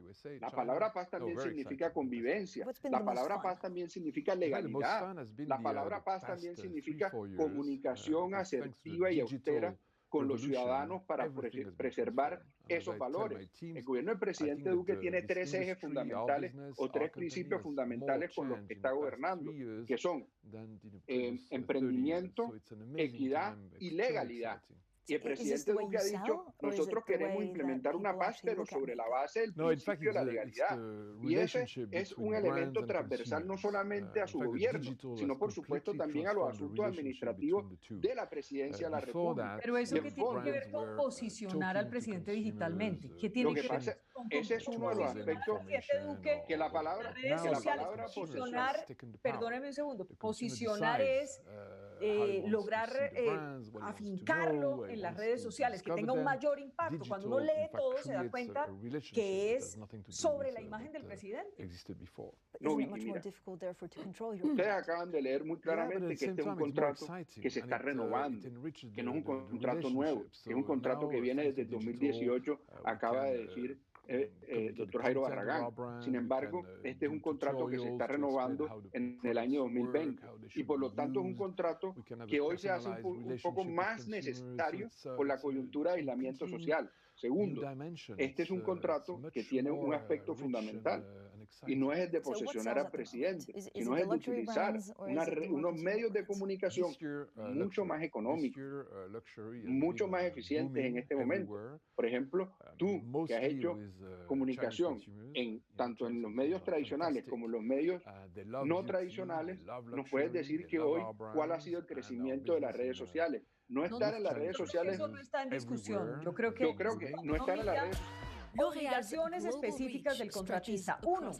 Elaboración, implementación y seguimiento de estrategias digitales integrales. 2. Administración de los canales digitales del presidente y de la presidencia. 3. Conceptualización creativa e implementación de campañas en redes sociales, repositorios de contenidos, portales y ministerios seleccionados. 4. Generación de contenidos en formato de texto, video, audio, animación, imagen, infográficos, demás piezas para publicar en portales y redes sociales, Facebook, Twitter, Instagram, YouTube y WhatsApp. WhatsApp, entre otros. 5.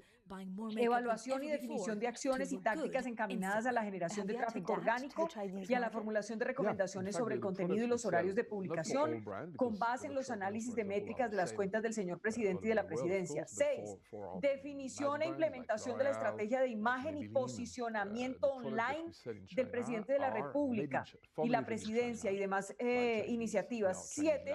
Desarrollo de informes mensuales. Bueno, ahí ya viene otro tema, pero es claro que es alrededor de la imagen del presidente. Es clarísimo. No, Vicky, pero la imagen institucional del presidente, no la figura pública de Iván Duque, sino la imagen institucional del presidente. Cuando el presidente está en diálogo con la ciudadanía, pues necesita estar posicionado. Y tú lo has dicho muy bien, es totalmente integral que eso se haga. Por esos recursos a mí me parece que es un complemento austero. Yo he visto lo que se gastaba en otros gobiernos y lo que se ha gastado gobiernos y entidades territoriales en publicidad a través de otros mecanismos. La verdad es que esto deja muy bien parado al presidente Duque. Una cosa, señor, a ver si ahora sí. ¿Se escucha mejor? Qué drama con el internet hoy de Roy Barreras. Ahora me escucha. Ahí, a ver si lo logramos. A ver si logramos. Un comentario rápido sobre sus preguntas y lo que ha dicho el senador Araújo. Nadie que esté viendo este programa comprende que en plena pandemia, cuando la gente tiene hambre, cuando hay necesidades, se gasten 3.300 millones y otros miles de millones en publicidad. Ni siquiera es comparable con lo que pudo gastar el propio gobierno Duque el año pasado o el año 2018, porque es que ahora estamos en pandemia, estamos en crisis, todo el mundo está en enormes dificultades. Los negocios se están cerrando, los meseros no tienen con qué comer, los vendedores ambulantes tienen hambre.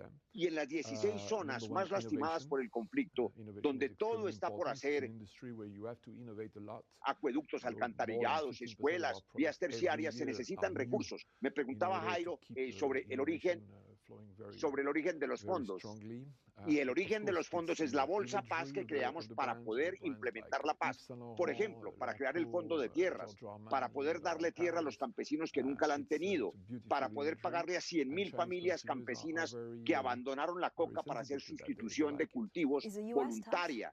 Todo eso necesita muchos recursos, siguen siendo insuficientes. Gastar 3.300 millones de pesos en publicidad en plena pandemia es inexcusable. Yo creo que les iría mejor pidiendo excusas y devolviendo esa plata para que se la den a la gente que tiene hambre y que la necesita, y no defendiendo lo indefendible. Dice que Fondo Paz no es lo mismo que el Fondo de la Paz. Fondo Colombia Paz.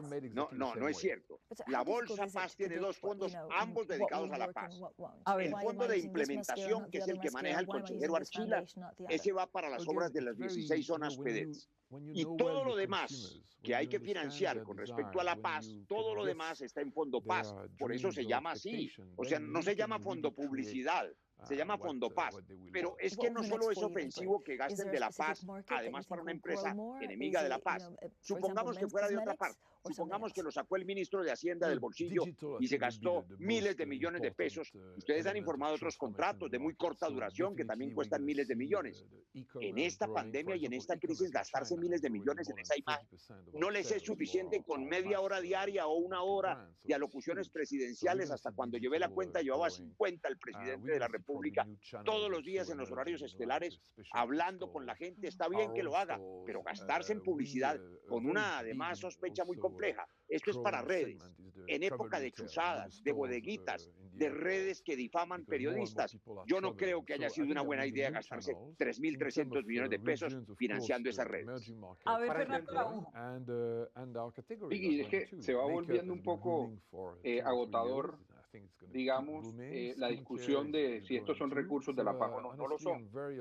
No lo son. Este es un fondo que está escrito. ¿Por qué Roy dice que sí son? Yo no sé si es que Roy el internet se le dañó y no ha podido entender un poco mejor la realidad. Lo que pasa es que este es un fondo que financia la presidencia de la República y que utiliza el DAPRE, el Departamento Administrativo de la Presidencia de la República, para ejecutar recursos de funcionamiento. No es el único instrumento que tiene el DAPRE para ejecutar recursos de funcionamiento. Se llama Fondo Paz, Fernando, Fondo Paz. Sí, claro, lo crearon en 1997. Y con ese fondo fue que el gobierno anterior contrató a Sístole, por ejemplo. pero no fue un contrato de 3.300 millones, fue 8.000 millones. Y así ¿En plena pandemia? ¿En plena pandemia? No, pero también habían con la crisis económica y social, en todos los sectores, crisis económica y social, 3.300 millones. No deberían defender lo indefendible. ¿Por qué no reversan eso? Yo no interrumpo a Roy. Si Roy me va a interrumpir, dígame que yo no sigo. Dígame que yo no sigo, sensible, pero no te interrumpo para que no te pongas tan sensible. No, pero digamos, es que de pronto a ti no te está llegando bien la señal. Me llega muy bien el informe, me llega muy bien, 3.300 millones gastados en publicidad. Me llegó muy bien y a los televidentes también. Claro, y antes en el pasado, cuando se gastaban 8.000 millones de pesos en una compañía, no para que hiciera información, sino para que hiciera eventos. Y no era el único contrato, a esa compañía le dieron 25.000 millones de pesos, Vicky. 25.000, pero aquí ese no es el mensaje. El mensaje es, uno, que este no es un contrato de mermelada. Segundo, que es un contrato perfectamente legal. Tercero, que es una función absolutamente necesaria en la democracia de hoy, y es poder tener interacción con los ciudadanos. ¿Acaso para atender dónde están los problemas más grandes de los colombianos cuando están aislados, Vicky, no es necesario poderlos escuchar? ¿Y cómo los escuchamos hoy? 20.000 interacciones genera cada vez que hay un Facebook Live del presidente, y esas 20.000 interacciones se recogen y se trasladan, y así lo dice el contrato que tú acabas de leer.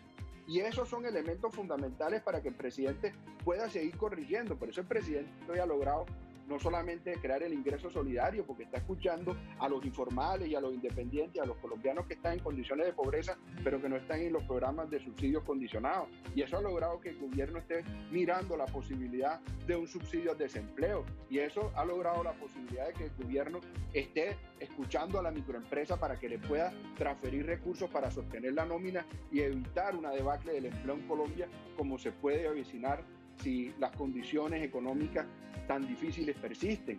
Esos son temas bien importantes y requieren un diálogo ciudadano. ¿Acaso el diálogo ciudadano hoy no es a través de las redes sociales? ¿Acaso hoy no hay una interacción con las redes sociales? ¿Acaso no se necesita cada día más una utilización virtual mucho mejor?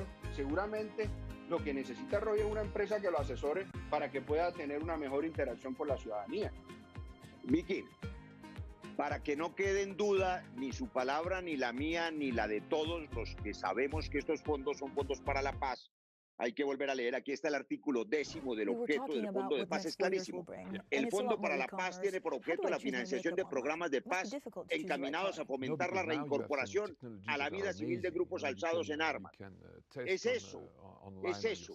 Ese Fondo para la Paz tiene ese objeto preciso, no es hacer publicidad. Con los Facebook, con los Face Live del presidente no come la gente que tiene hambre. Nadie va a defender ahora, salvo el senador Araujo y algunas personas heroicas, que se inviertan esos miles de millones en plena pandemia en esta comunicación de la imagen del presidente.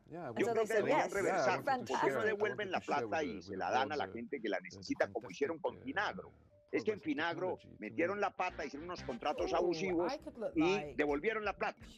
Aquí deberían hacer lo mismo. Todo el mundo tiene hoy grandes angustias, los empresarios pequeños, medianos, los informales, los vendedores ambulantes, todos los trabajadores. La gente necesita recursos. Y además hay otro decreto, Vicky, si quiere usted darle, digamos, algún sentido coherente a esta destinación. Acaba de salir un decreto que autoriza al Alto Comisionado para la Paz para incentivar la desmovilización individual. Ese es otro debate, porque lo autoriza a desmovilizar individualmente a grupos como el Clan del Golfo, que no se desmovilizan, sino que se someten a la justicia. Pero independientemente de eso, para eso es Fondo Paz, para permitir que no haya más guerra. Si quieren, inviértanlo en eso, o en la protección de los líderes sociales que los siguen asesinando, o de los reincorporados.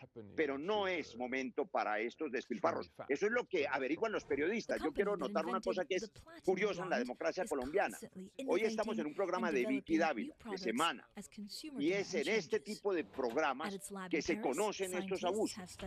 Hace unos días fue la revista Semana la que dio a conocer el escándalo de las chuzadas y el espionaje a periodistas nacionales, internacionales y dirigentes. Es decir, lo que le queda de respiro a la democracia hoy son los medios de comunicación y vaya uno a saber cuántos más contratos. Usted dice que no son mermeladas, senador Araujo.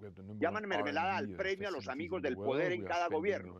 Pero esta agencia de publicidad fue o no la agencia del presidente Iván Duque cuando era candidato. Y esta agencia de publicidad es o no es de un señor que es muy cercano al senador Álvaro Uribe, como todo el mundo sabe. Pues claro que es un contrato para los amigos, en premio porque estuvieron en la campaña. Esa es otra discusión, pero no lo niegue. O sea, no es que hicieron una licitación y escogieron al mejor publicista que se presentó y a publicistas alternativos. No, escogieron al amigo y le regalaron 3.300 millones de pesos en plena pandemia. Y los contratos que los medios de comunicación van a investigar, porque hace falta que los órganos de control se agudicen más para que no le dejen toda la carga de la verdad en la democracia colombiana a los periodistas colombianos, que lo están haciendo además con mucho valor y mucho coraje. A ver qué dice Fernando sobre lo que está diciendo en este momento Roy Barreras. Varios puntos. Primero, este no es un contrato de publicidad, es un acompañamiento en el manejo de las redes sociales, y eso es lo segundo. Aquí nadie le va a entregar las redes sociales al enemigo. Eso es imposible. Aquí tiene que tener un componente de confidencialidad, de confianza, de capacidad técnica, y por eso este es un contrato que tiene que tener unos elementos de confiabilidad muy importantes. Y por último, claro que está suscrito al tema de paz, pero al tema de paz no en el contexto de Roy Barreras, no en el contexto de Juan Manuel Santos, no en el contexto de Timochenko, sino en el contexto de paz amplio de la palabra paz, en el contexto de la convivencia, en el contexto de la legalidad, en el contexto de que la paz es parte esencial de la vida y es visto como un principio de la Constitución, de la protección de la vida. Y por supuesto es un elemento transversal, no solamente del gobierno del presidente Duque, sino por supuesto de la administración de los recursos de la presidencia de la República. Pero eso no es lo que dice la ley. La ley no dice invierta en todo lo que de la manera más amplia y transversal sea la paz. Acabo de leerle el artículo 10. El fondo tiene una destinación específica para lograr la reincorporación de grupos armados. Esto no tiene nada que ver con gastarlo en las redes sociales para mejorar la imagen de cualquier gobernante, y en este caso del presidente Duque, que además no lo necesita, porque le quiero dar una buena noticia a usted, que también es para los colombianos de muchas maneras, yo debo reconocerlo. En plena pandemia, en las crisis, en las catástrofes, como dicen muchos autores desde hace varios años, David Runciman, el profesor de Cambridge, entre otros, la gente se aferra a sus gobernantes. A nadie le parecerá una sorpresa que todos los gobernantes, todos, incluyendo Iván Duque, pero también Claudia López, los alcaldes de Cali, de Medellín, todos tienen unas cifras de aceptación inverosímiles, del 70%, del 60%, del 80%, del 90%, porque cuando la gente tiene miedo, cuando el barco está zozobrando en la tormenta, a nadie se le ocurre tirar al capitán por la borda. Es decir, la gente respalda a sus gobiernos para que los gobiernos les salven la vida, y en eso estamos, de manera que no necesita gastarse 3.300 millones para lo que de todas maneras ocurre, y es que el pueblo colombiano se aferra a su gobierno y a su presidente para que logre sacarlo al otro lado. Lo que tienen que hacer es invertir en los hospitales y en la bioseguridad de los médicos y de las enfermeras. En eso es que tienen que invertir, y en más test, porque todavía estamos apenas en el inicio de la curva de esta pandemia. Yo quisiera darle la palabra a Javier Barragán, que la estaba levantando. Javier, ¿qué me iba a decir sobre datos del contrato? Sí, Vicky, aparte de los datos del contrato, también hemos averiguado sobre el monto como tal y el presupuesto de Fondo Paz. Hemos averiguado en el Alta Consejería para la Paz, inclusive el Alto Comisionado para la Paz, y también la Consejería de Estabilización y Consolidación, que son los dos organismos de presidencia que están en medio de todo lo que tiene que ver con temas de paz. Y nos dicen que esos recursos los debe dar a conocer sobre el presupuesto de Fondo Paz la Consejería Presidencial de Comunicaciones. Y lo que nos han dicho de presidencia, también en el tema de la Consejería Presidencial de Consolidación, que es la que maneja Emilio Archila, es lo que quiere decir Fondo Paz para la presidencia. Y es lo siguiente, miren, nos dicen lo siguiente desde la propia presidencia. Se han asumido todos los gastos operativos y logísticos requeridos para iniciar acercamientos, diálogos y negociaciones con los grupos alzados en armas. Se ha buscado garantizar el funcionamiento de las diferentes áreas de la Oficina del Alto Comisionado para la Paz, el funcionamiento del Consejo Nacional de Paz y el Fondo de Programas Especiales para la Paz. Eso es lo que... Pero le quiero decir, ahí sí hay dos noticias. Dos noticias. La primera, yo hablé con el comisionado de paz hace una hora, aquí desde el Congreso. Lo llamé a invitarlo a una sesión de la Comisión de Paz. Él estaba con 25 alcaldes en ese momento y no pudo conectarse. Pero lo que sí me dijo es que ese contrato de publicidad y de redes nada tenía que ver con él, que eso era un asunto que maneja o el doctor Diego Molano o el jefe de prensa Hassan Nazar, y que a ellos deberíamos acudir a preguntar. De manera que eso que le están diciendo a ustedes de que esa plata era para el comisionado de paz Ceballos no es cierto. Él mismo lo ha contradicho hace apenas unos minutos. Pero mire la otra cosa, que si a usted se lo ha dicho una fuente oficial, pues es una gran noticia. Es más importante que todo lo que hemos dicho. Dice que se ha invertido esos 3.300 millones en facilitar las negociaciones con los grupos ilegales. Es decir, tenemos negociaciones de paz entonces, ¿con quién? ¿Con el ELN o con el Clan del Golfo? ¿Con quién están negociando? Con el Clan del Golfo no pueden negociar porque no tienen, como ha dicho el propio comisionado Ceballos, carácter político.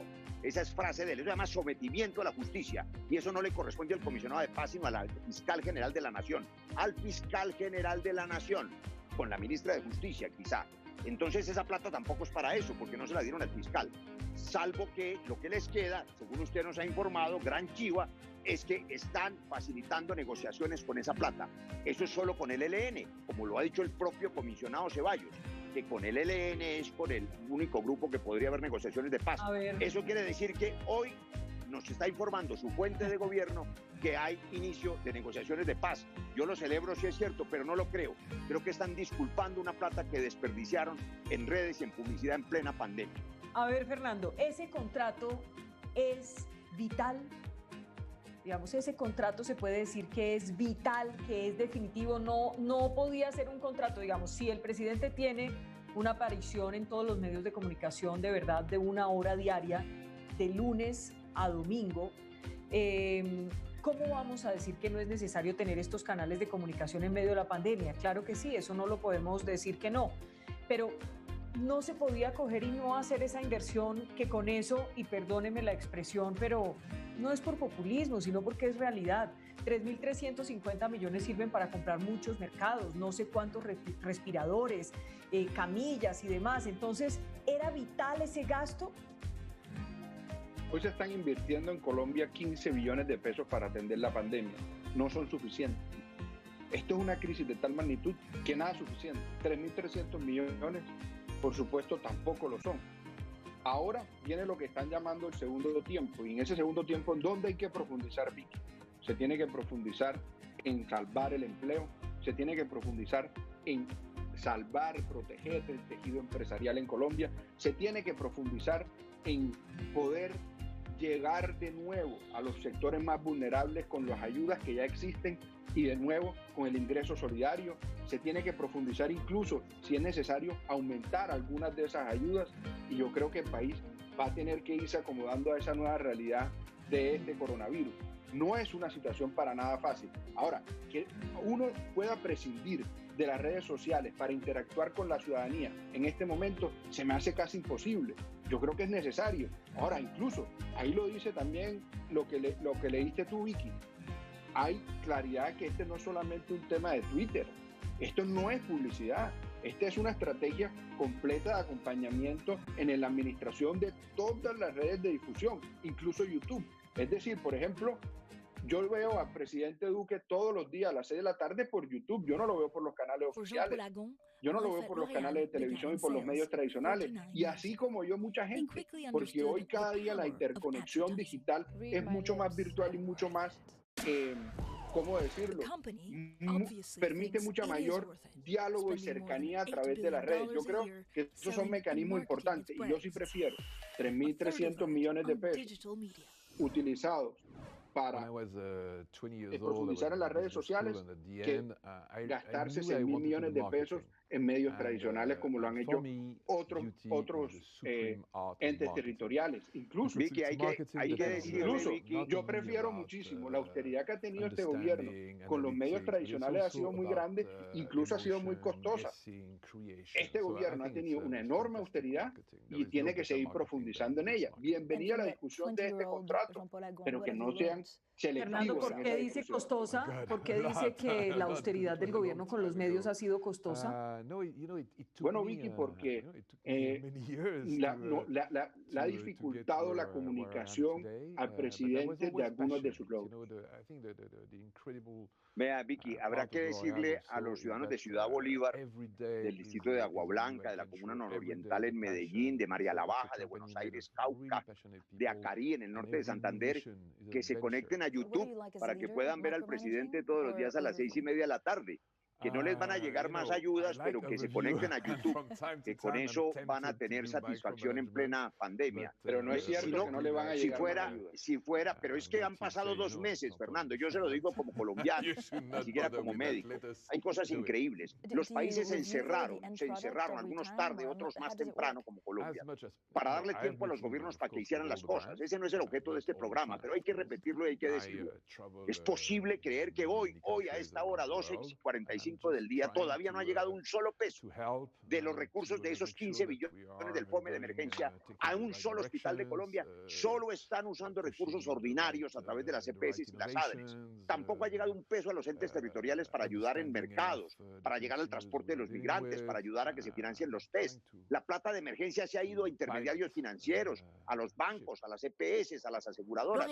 Esa es la verdad. Y hemos perdido estos 2 meses que son claves. Y como no se puede poner encerrado el país eternamente, pues esa segunda fase que usted llama, que se hace cuando los hospitales están listos, vamos a abrirla sin los hospitales listos, sin adecuación hospitalaria y en condiciones de muchísimo riesgo. Por eso el mensaje tiene que seguir siendo que la gente se quede en la casa, que solo salga el que resulte indispensable, pero no estamos preparados. Mire, hicieron contratos en febrero, hicieron contratos en marzo, de este tipo de contratos.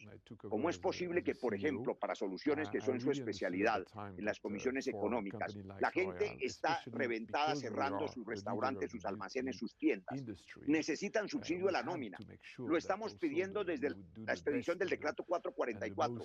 Han pasado 7 semanas y nada que deciden el subsidio a la nómina, que lo están haciendo todos los países del mundo. Hoy apenas lo anunciaron. El senador Uribe dijo que quizá lo iban a hacer, que se estaban poniendo de acuerdo. Mes y medio tarde, como el decreto de hacinamiento carcelario. 2 meses pidiendo que salgan. No han salido ni siquiera 500 presos de 140.000 y la crisis del COVID ya llegó a las cárceles. Entonces se están demorando mucho. En cambio, estos contratos de los amigos de la campaña, de los amigos del senador Uribe, de la publicidad, salen muy rápidamente. De manera que sí hay un sesgo equivocado. Ahora, si lo reversan y devuelven la plata, concentrémonos todos en que eso llegue donde se necesita, a las zonas más lastimadas por el abandono, la pobreza y la miseria en esta pandemia, y a los hospitales, por Dios, a los hospitales donde todavía no llegan los recursos.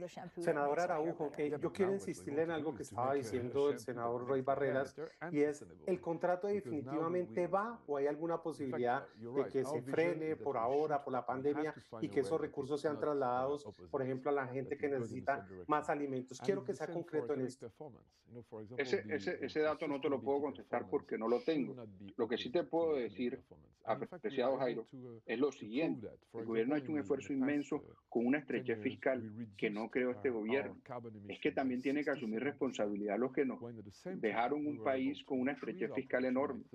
En el año 2013, antes de que firmara el Acuerdo de La Habana, el nivel de endeudamiento en Colombia era del 35%. En el año 2018 era del 50%. Este año vamos a cerrar con un endeudamiento superior al 60%, absolutamente necesario para poder enfrentar todas las demandas sociales que se requieren para que podamos superar esta crisis sin hambre. Y ya se ha venido avanzando, por supuesto no ha sido suficiente.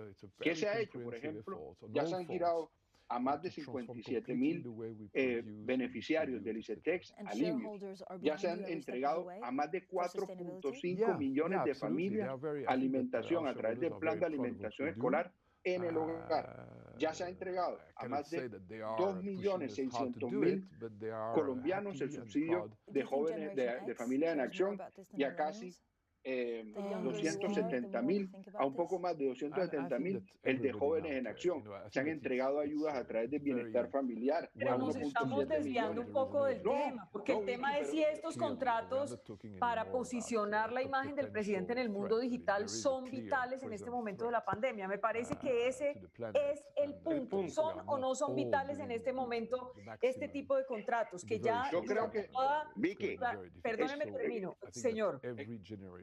Es que, por supuesto, cuando tú dices que es para posicionar la imagen del presidente, uno tiene que decir que ese no es el interés hoy. Sí, pero no es la imagen del presidente Iván Duque, es la imagen institucional y no de posicionamiento. No, ahí habla de eso, es que ahí habla de eso, Fernando. Yo no me lo estoy inventando, le leo otra vez. Nadie está diciendo que lo que dice definición e implementación de la estrategia de imagen y posicionamiento online del presidente de la República, la presidencia y demás iniciativas. Digamos, lo que es indispensable hoy, Vicky, es la posibilidad de tener interacción con los ciudadanos. Y como no se puede hacer de manera presencial, hay que hacerla de manera virtual. ¿Que eso es un tema fácil? No es un tema fácil. ¿Que es costoso? Claro que tiene que cuesta algo, pero que cueste 3.300 millones de pesos es menos del 0,5% del presupuesto de la presidencia de la República. Y te voy a decir cuánto es de todo lo que se está invirtiendo en ayudas sociales. Es muchísimo menos del 0,01%. Le voy a dar dos noticias, Vicky, y una pregunta para Jairo, porque eso sí es para expertos y para periodistas. Pero las dos noticias son estas. Claro que se puede y se está haciendo, senador Araujo, que el Estado haga presencia en el territorio. ¿Qué tal que no? Le quiero contar que hay 500.000 hombres y mujeres de la fuerza pública que están garantizando en todo el territorio la presencia del Estado. Y hay miles de médicos, de enfermeras, de trabajadores hoy trabajando, y transportistas, y distribuidores de mercados, y cajeras de supermercado, y obreros de la construcción.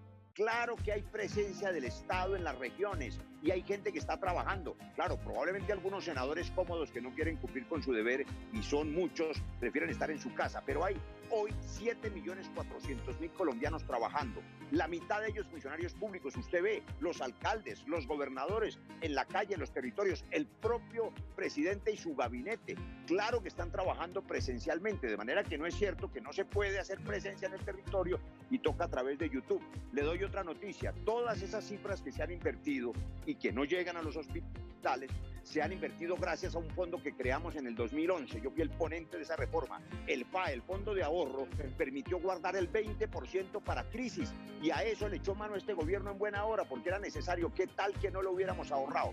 Y la pregunta que yo le hacía a Jairo a raíz de un comentario que hacía, y la pregunta de Vicky, si esto es vital. A lo mejor es vital para que los jefes de prensa tengan éxito, pero yo no sé si el éxito de un jefe de prensa se mide por la cantidad de miles de millones que inviertan en las redes, en la publicidad, o más bien en las estrategias de comunicación asertiva, porque si se trata de una competencia para que le vaya bien a los jefes de prensa y a los comunicadores y a los equipos de prensa, gastando miles de millones de los contribuyentes en plena pandemia, pues no vale la pena calificar a los jefes de prensa de esa manera. Jefes de prensa que además han dicho en Twitter en el gobierno anterior que qué pena que se desperdiciaran recursos en estas mismas cosas, pero hoy ellos mismos los están desperdiciando.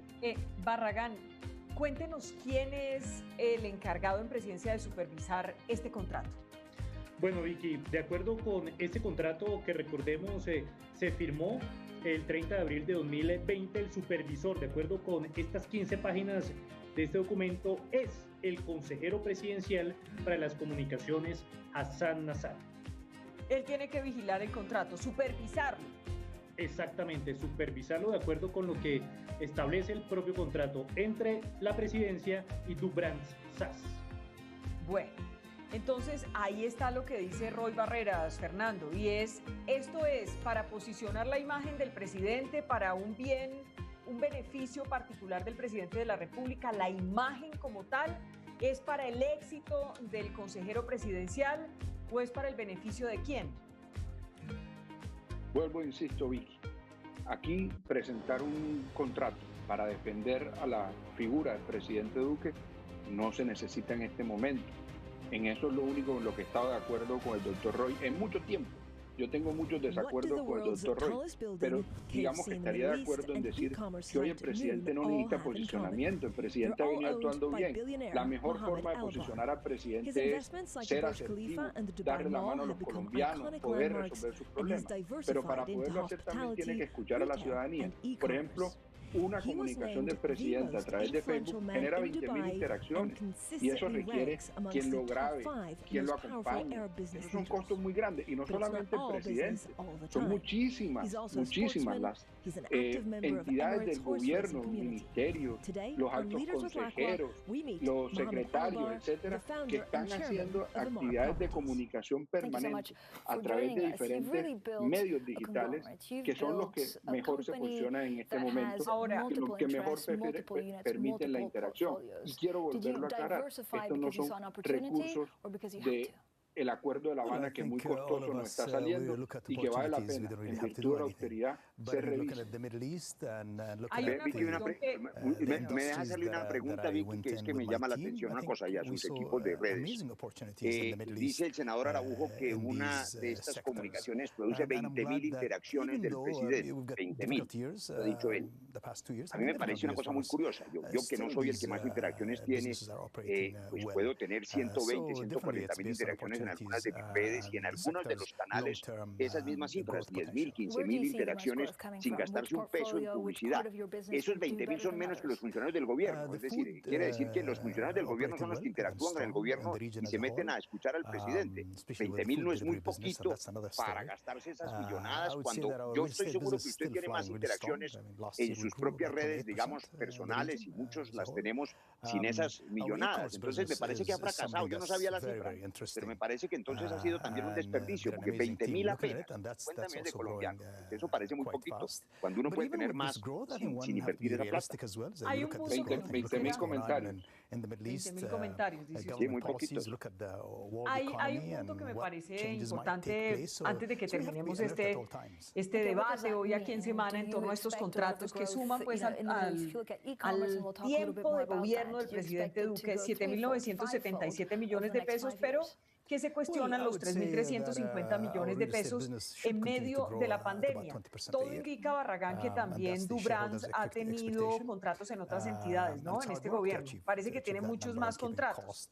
Sí, señora. Tenemos más contratos de esta empresa, Dubrans SAS, que hemos encontrado a través de esta investigación que hemos desarrollado. Y no solamente pues tiene contratos con la Presidencia de la República, sino también inclusive hemos encontrado uno muy particular de la Unidad para la reparación de las víctimas, en cuyo objeto dice lo siguiente: prestar apoyo financiero y logístico, costos de desplazamiento, hospedaje, alimentación y servicios funerarios a los familiares de las víctimas de desaparición forzada.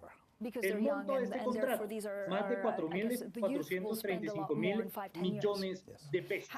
También ¿Cuánto?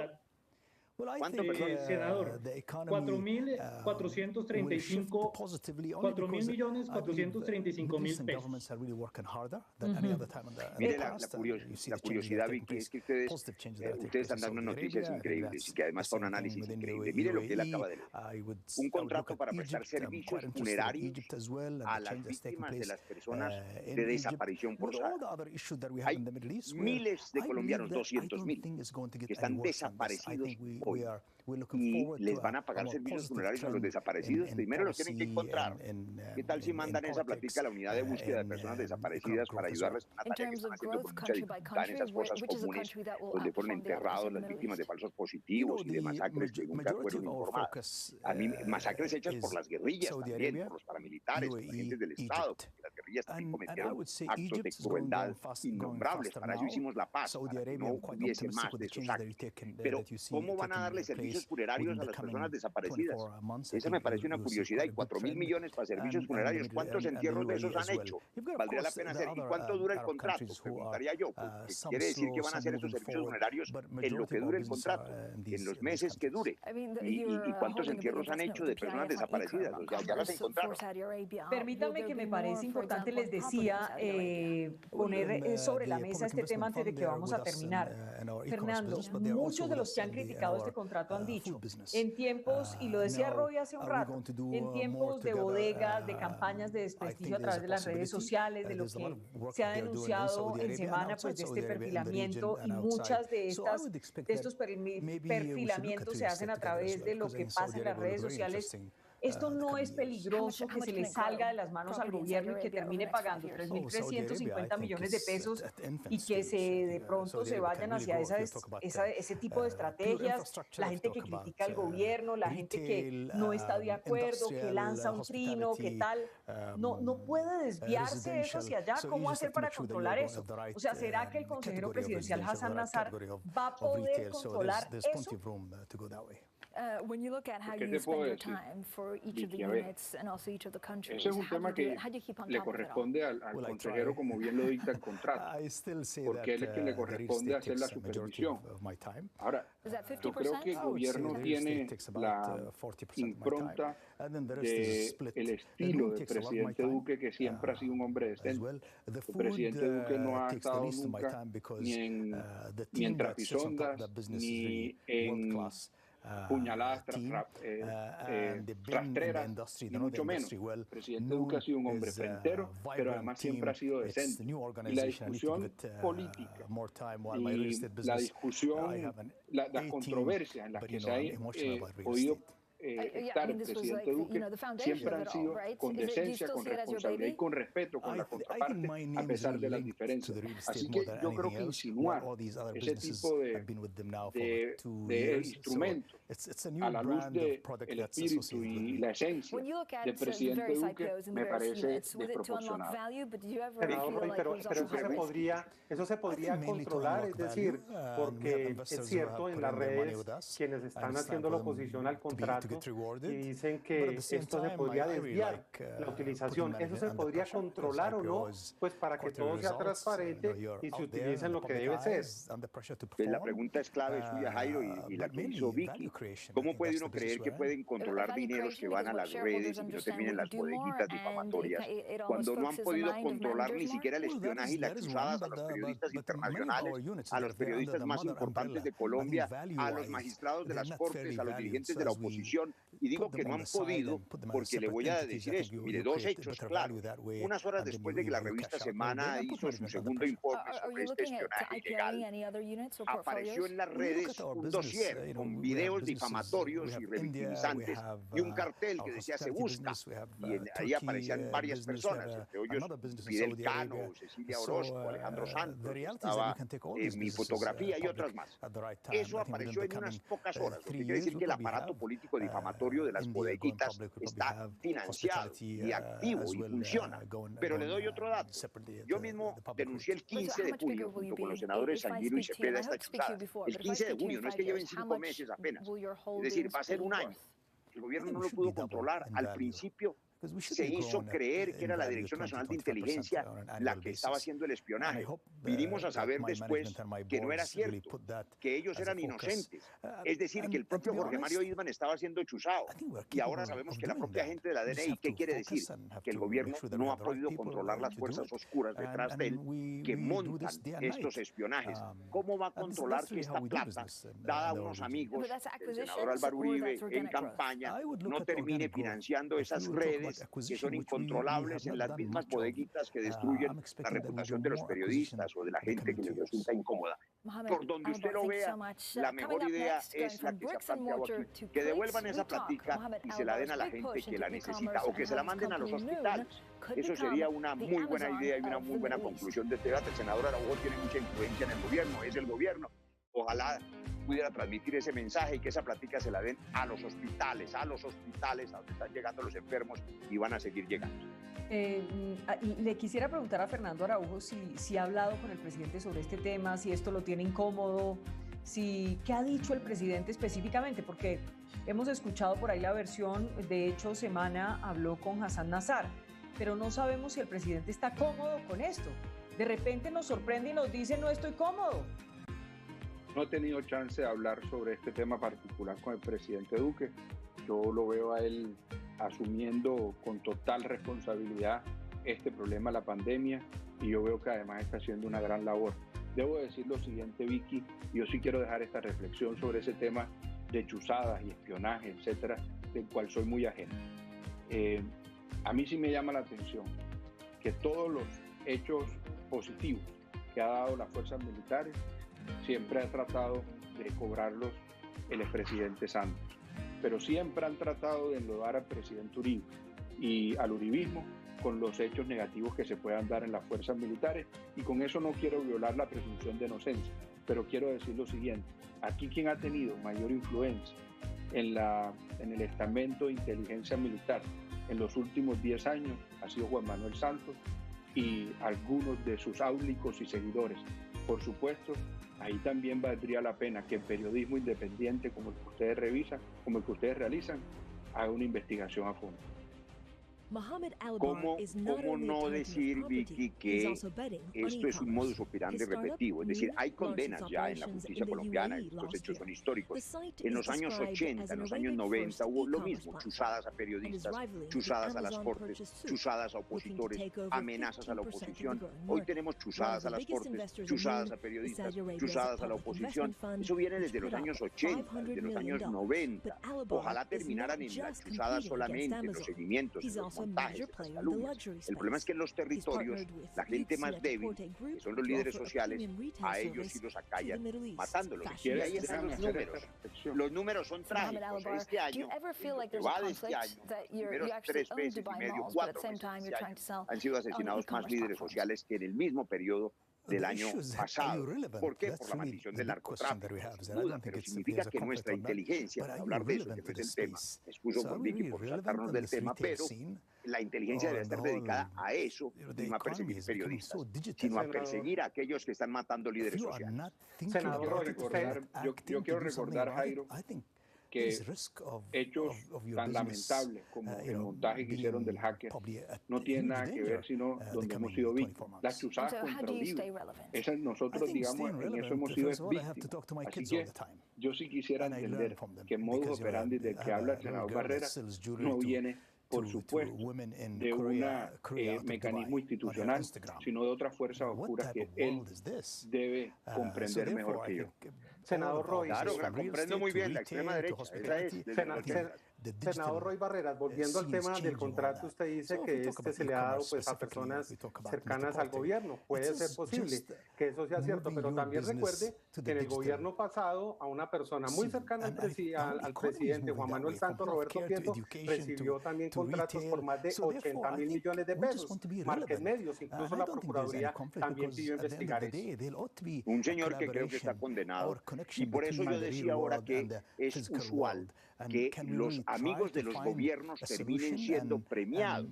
Lo que no puede es esconderse eso, porque mi comentario se refería a una frase del senador Araújo que decía que esto no era mermelada. Es como si hubieran hecho una licitación pública para, repito, una agencia de comunicación independiente se la hubiera ganado. No, este es un señor amigo del gobierno que hizo la campaña al presidente Duque, recomendado por el senador Álvaro Uribe, amigo de él, y le dieron como premio este contrato en plena pandemia. Y eso, pues, no está bien. Eso no está bien. Ahora, hay un debate que ustedes harán en algún momento. Mire, hoy los medios regionales, y hago un SOS por ellos, están casi todos quebrados. Y si no hay periodismo independiente, no hay democracia. El papel de los gobiernos en la financiación, en el subsidio del periodismo colombiano no se ha revisado suficientemente. Y a mí sí me parece que el Estado legítimamente tiene que acudir a financiar muchos medios de comunicación, porque es la democracia. ¿Cómo ponerle límites a eso? Protocolos para que no implique la compra, como se ha dicho, de periodistas, sino la financiación limpia y transparente del ejercicio democrático de la libre opinión, porque los medios de comunicación están en crisis todos. Los impresos lo venían desde hace rato, ahora peor. ¿Cómo será conseguir publicidad ahora en medio de esta crisis? Y si solo dependen de eso, no habrá voces independientes, que a mí me angustia, porque vuelvo a poner para terminar el ejemplo de semana. Si este programa no estuvieran ustedes, el equipo periodístico, contándonos los montos de los contratos de 4.000 millones para los servicios funerarios de los desaparecidos en víctimas y 3.000 millones para esto, no se sabría. Si Semana no hubiera hecho las denuncias, no tendríamos conocimiento sobre lo que está pasando. Entonces, los medios de comunicación no pueden desaparecer en este momento. Y es indispensable que estén en la primera línea de la necesidad de atención de los gobiernos y del gobierno como necesidad de la democracia, la financiación de los medios de comunicación nacionales y también regionales. Pues tenemos ya la 1 de la tarde, 3 minutos. Nos vamos, doctor Fernando Araujo.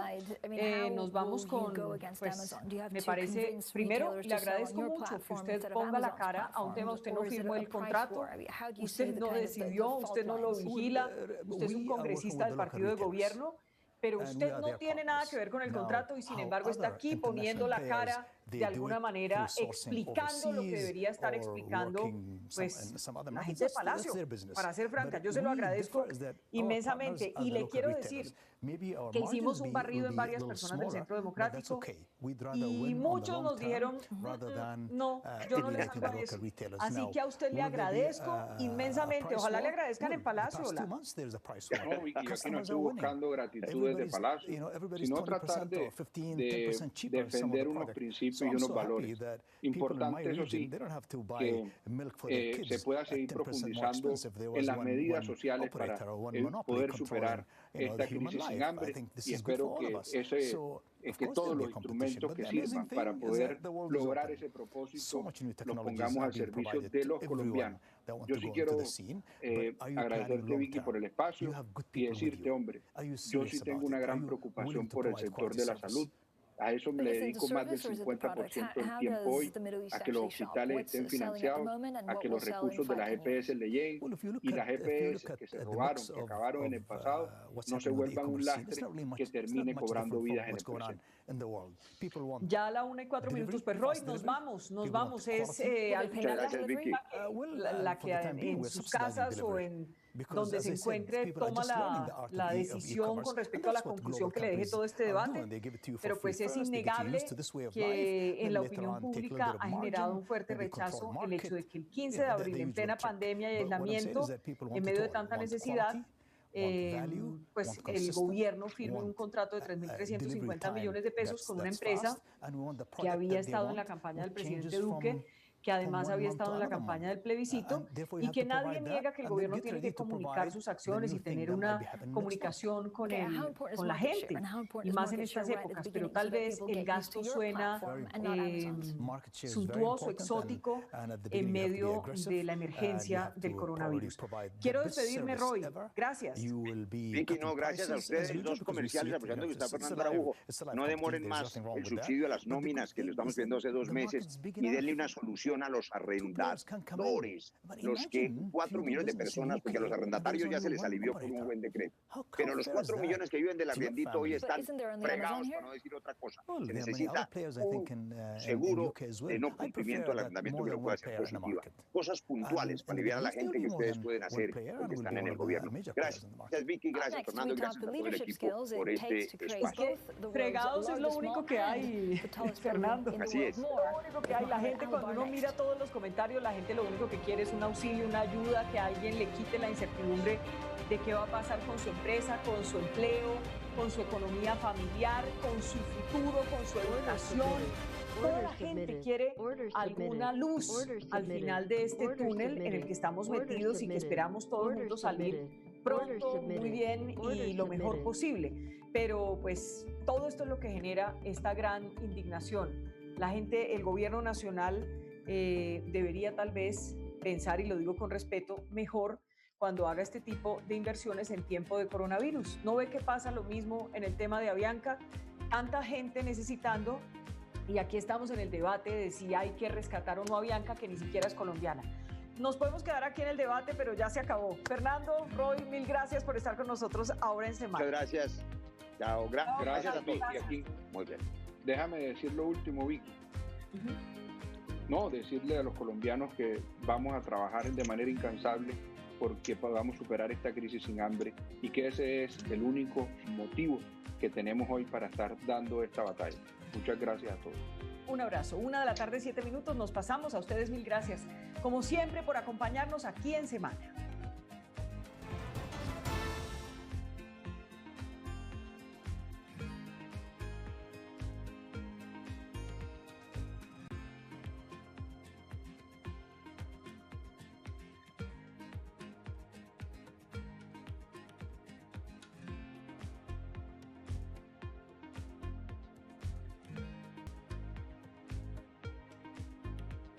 Order filled. Order submitted. Order submitted. Order filled. Order filled. Order filled. Order submitted. Order submitted. Order submitted. Order submitted. Order submitted. Order submitted.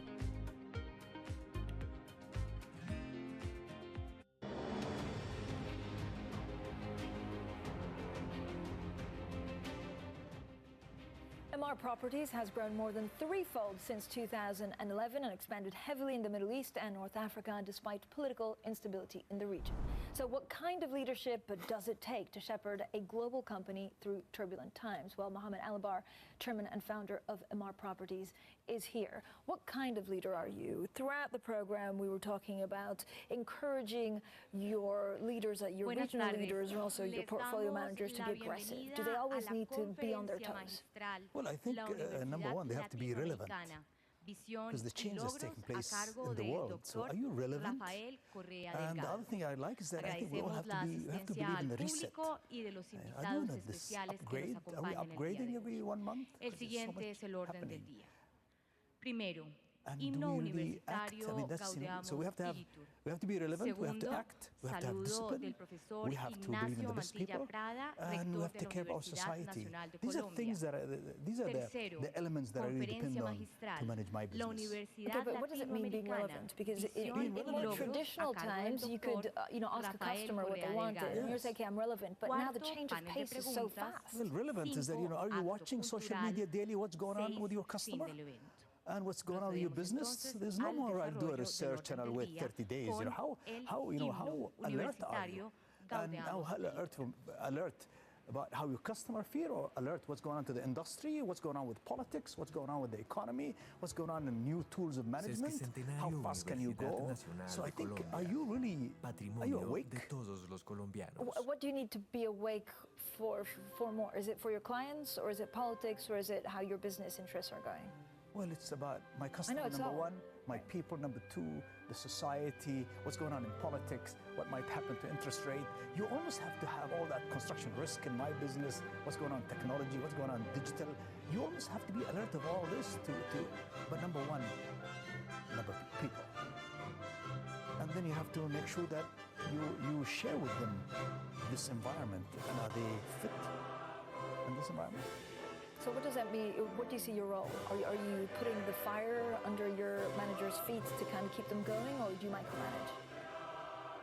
I don't think I micromanage, but there's a situation where I do have to go and micromanage, and I think that's we should be able to go down in case we want to. And remember, I came from my mom's kitchen. I used to work in my mom's kitchen when we were all 13 kids living in one room, So I know how to do that. So I can pull back and be the chairman of the organization. But if there's need to move in, I can comfortably move in. But I have reasonably good qualified people with me. But I really think that I'm the target creator. I'm the guy who does the monthly performance reviews. I'm the guy who push the limits. I want people to work hard, because I think we as human beings, our productivity is still low. I mean, you spend a lot of time in property because that's where you came from. That was the first company. But what excites you the most in all the others that you're doing? So hospitality, retail, e-commerce. So e-commerce excites me a lot, because when I look at how the digital world is changing our lives, I come back to my real estate business and I say, maybe this office is not involved. Maybe this is all not required anymore. But also, if you look at the digital guys and you see how fast they work, or the process they use, or the age of people in these offices. Therefore, I really believe that the younger generation are running the world, and they run it extremely well. So much learning in the digital side of the e-commerce.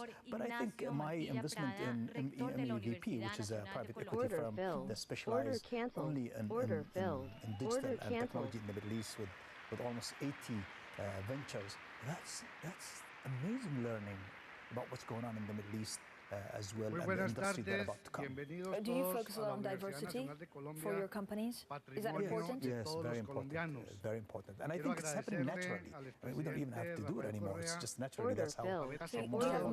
invitación Order we have canceled. metrics, we Order have canceled. KPIs for that.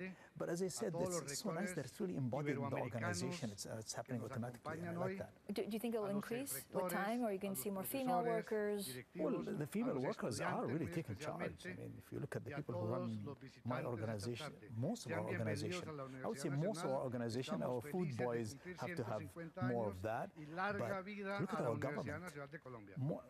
Highest percentage of senior people in government anywhere in the world. Mohammed Alabar, thank you so much for joining us. He is, of course, the chairman and founder of MR Properties. Thank you so much. Thank you. Thanks. Invito al señor rector de la Universidad Nacional para que le dé al doctor Rafael Correa.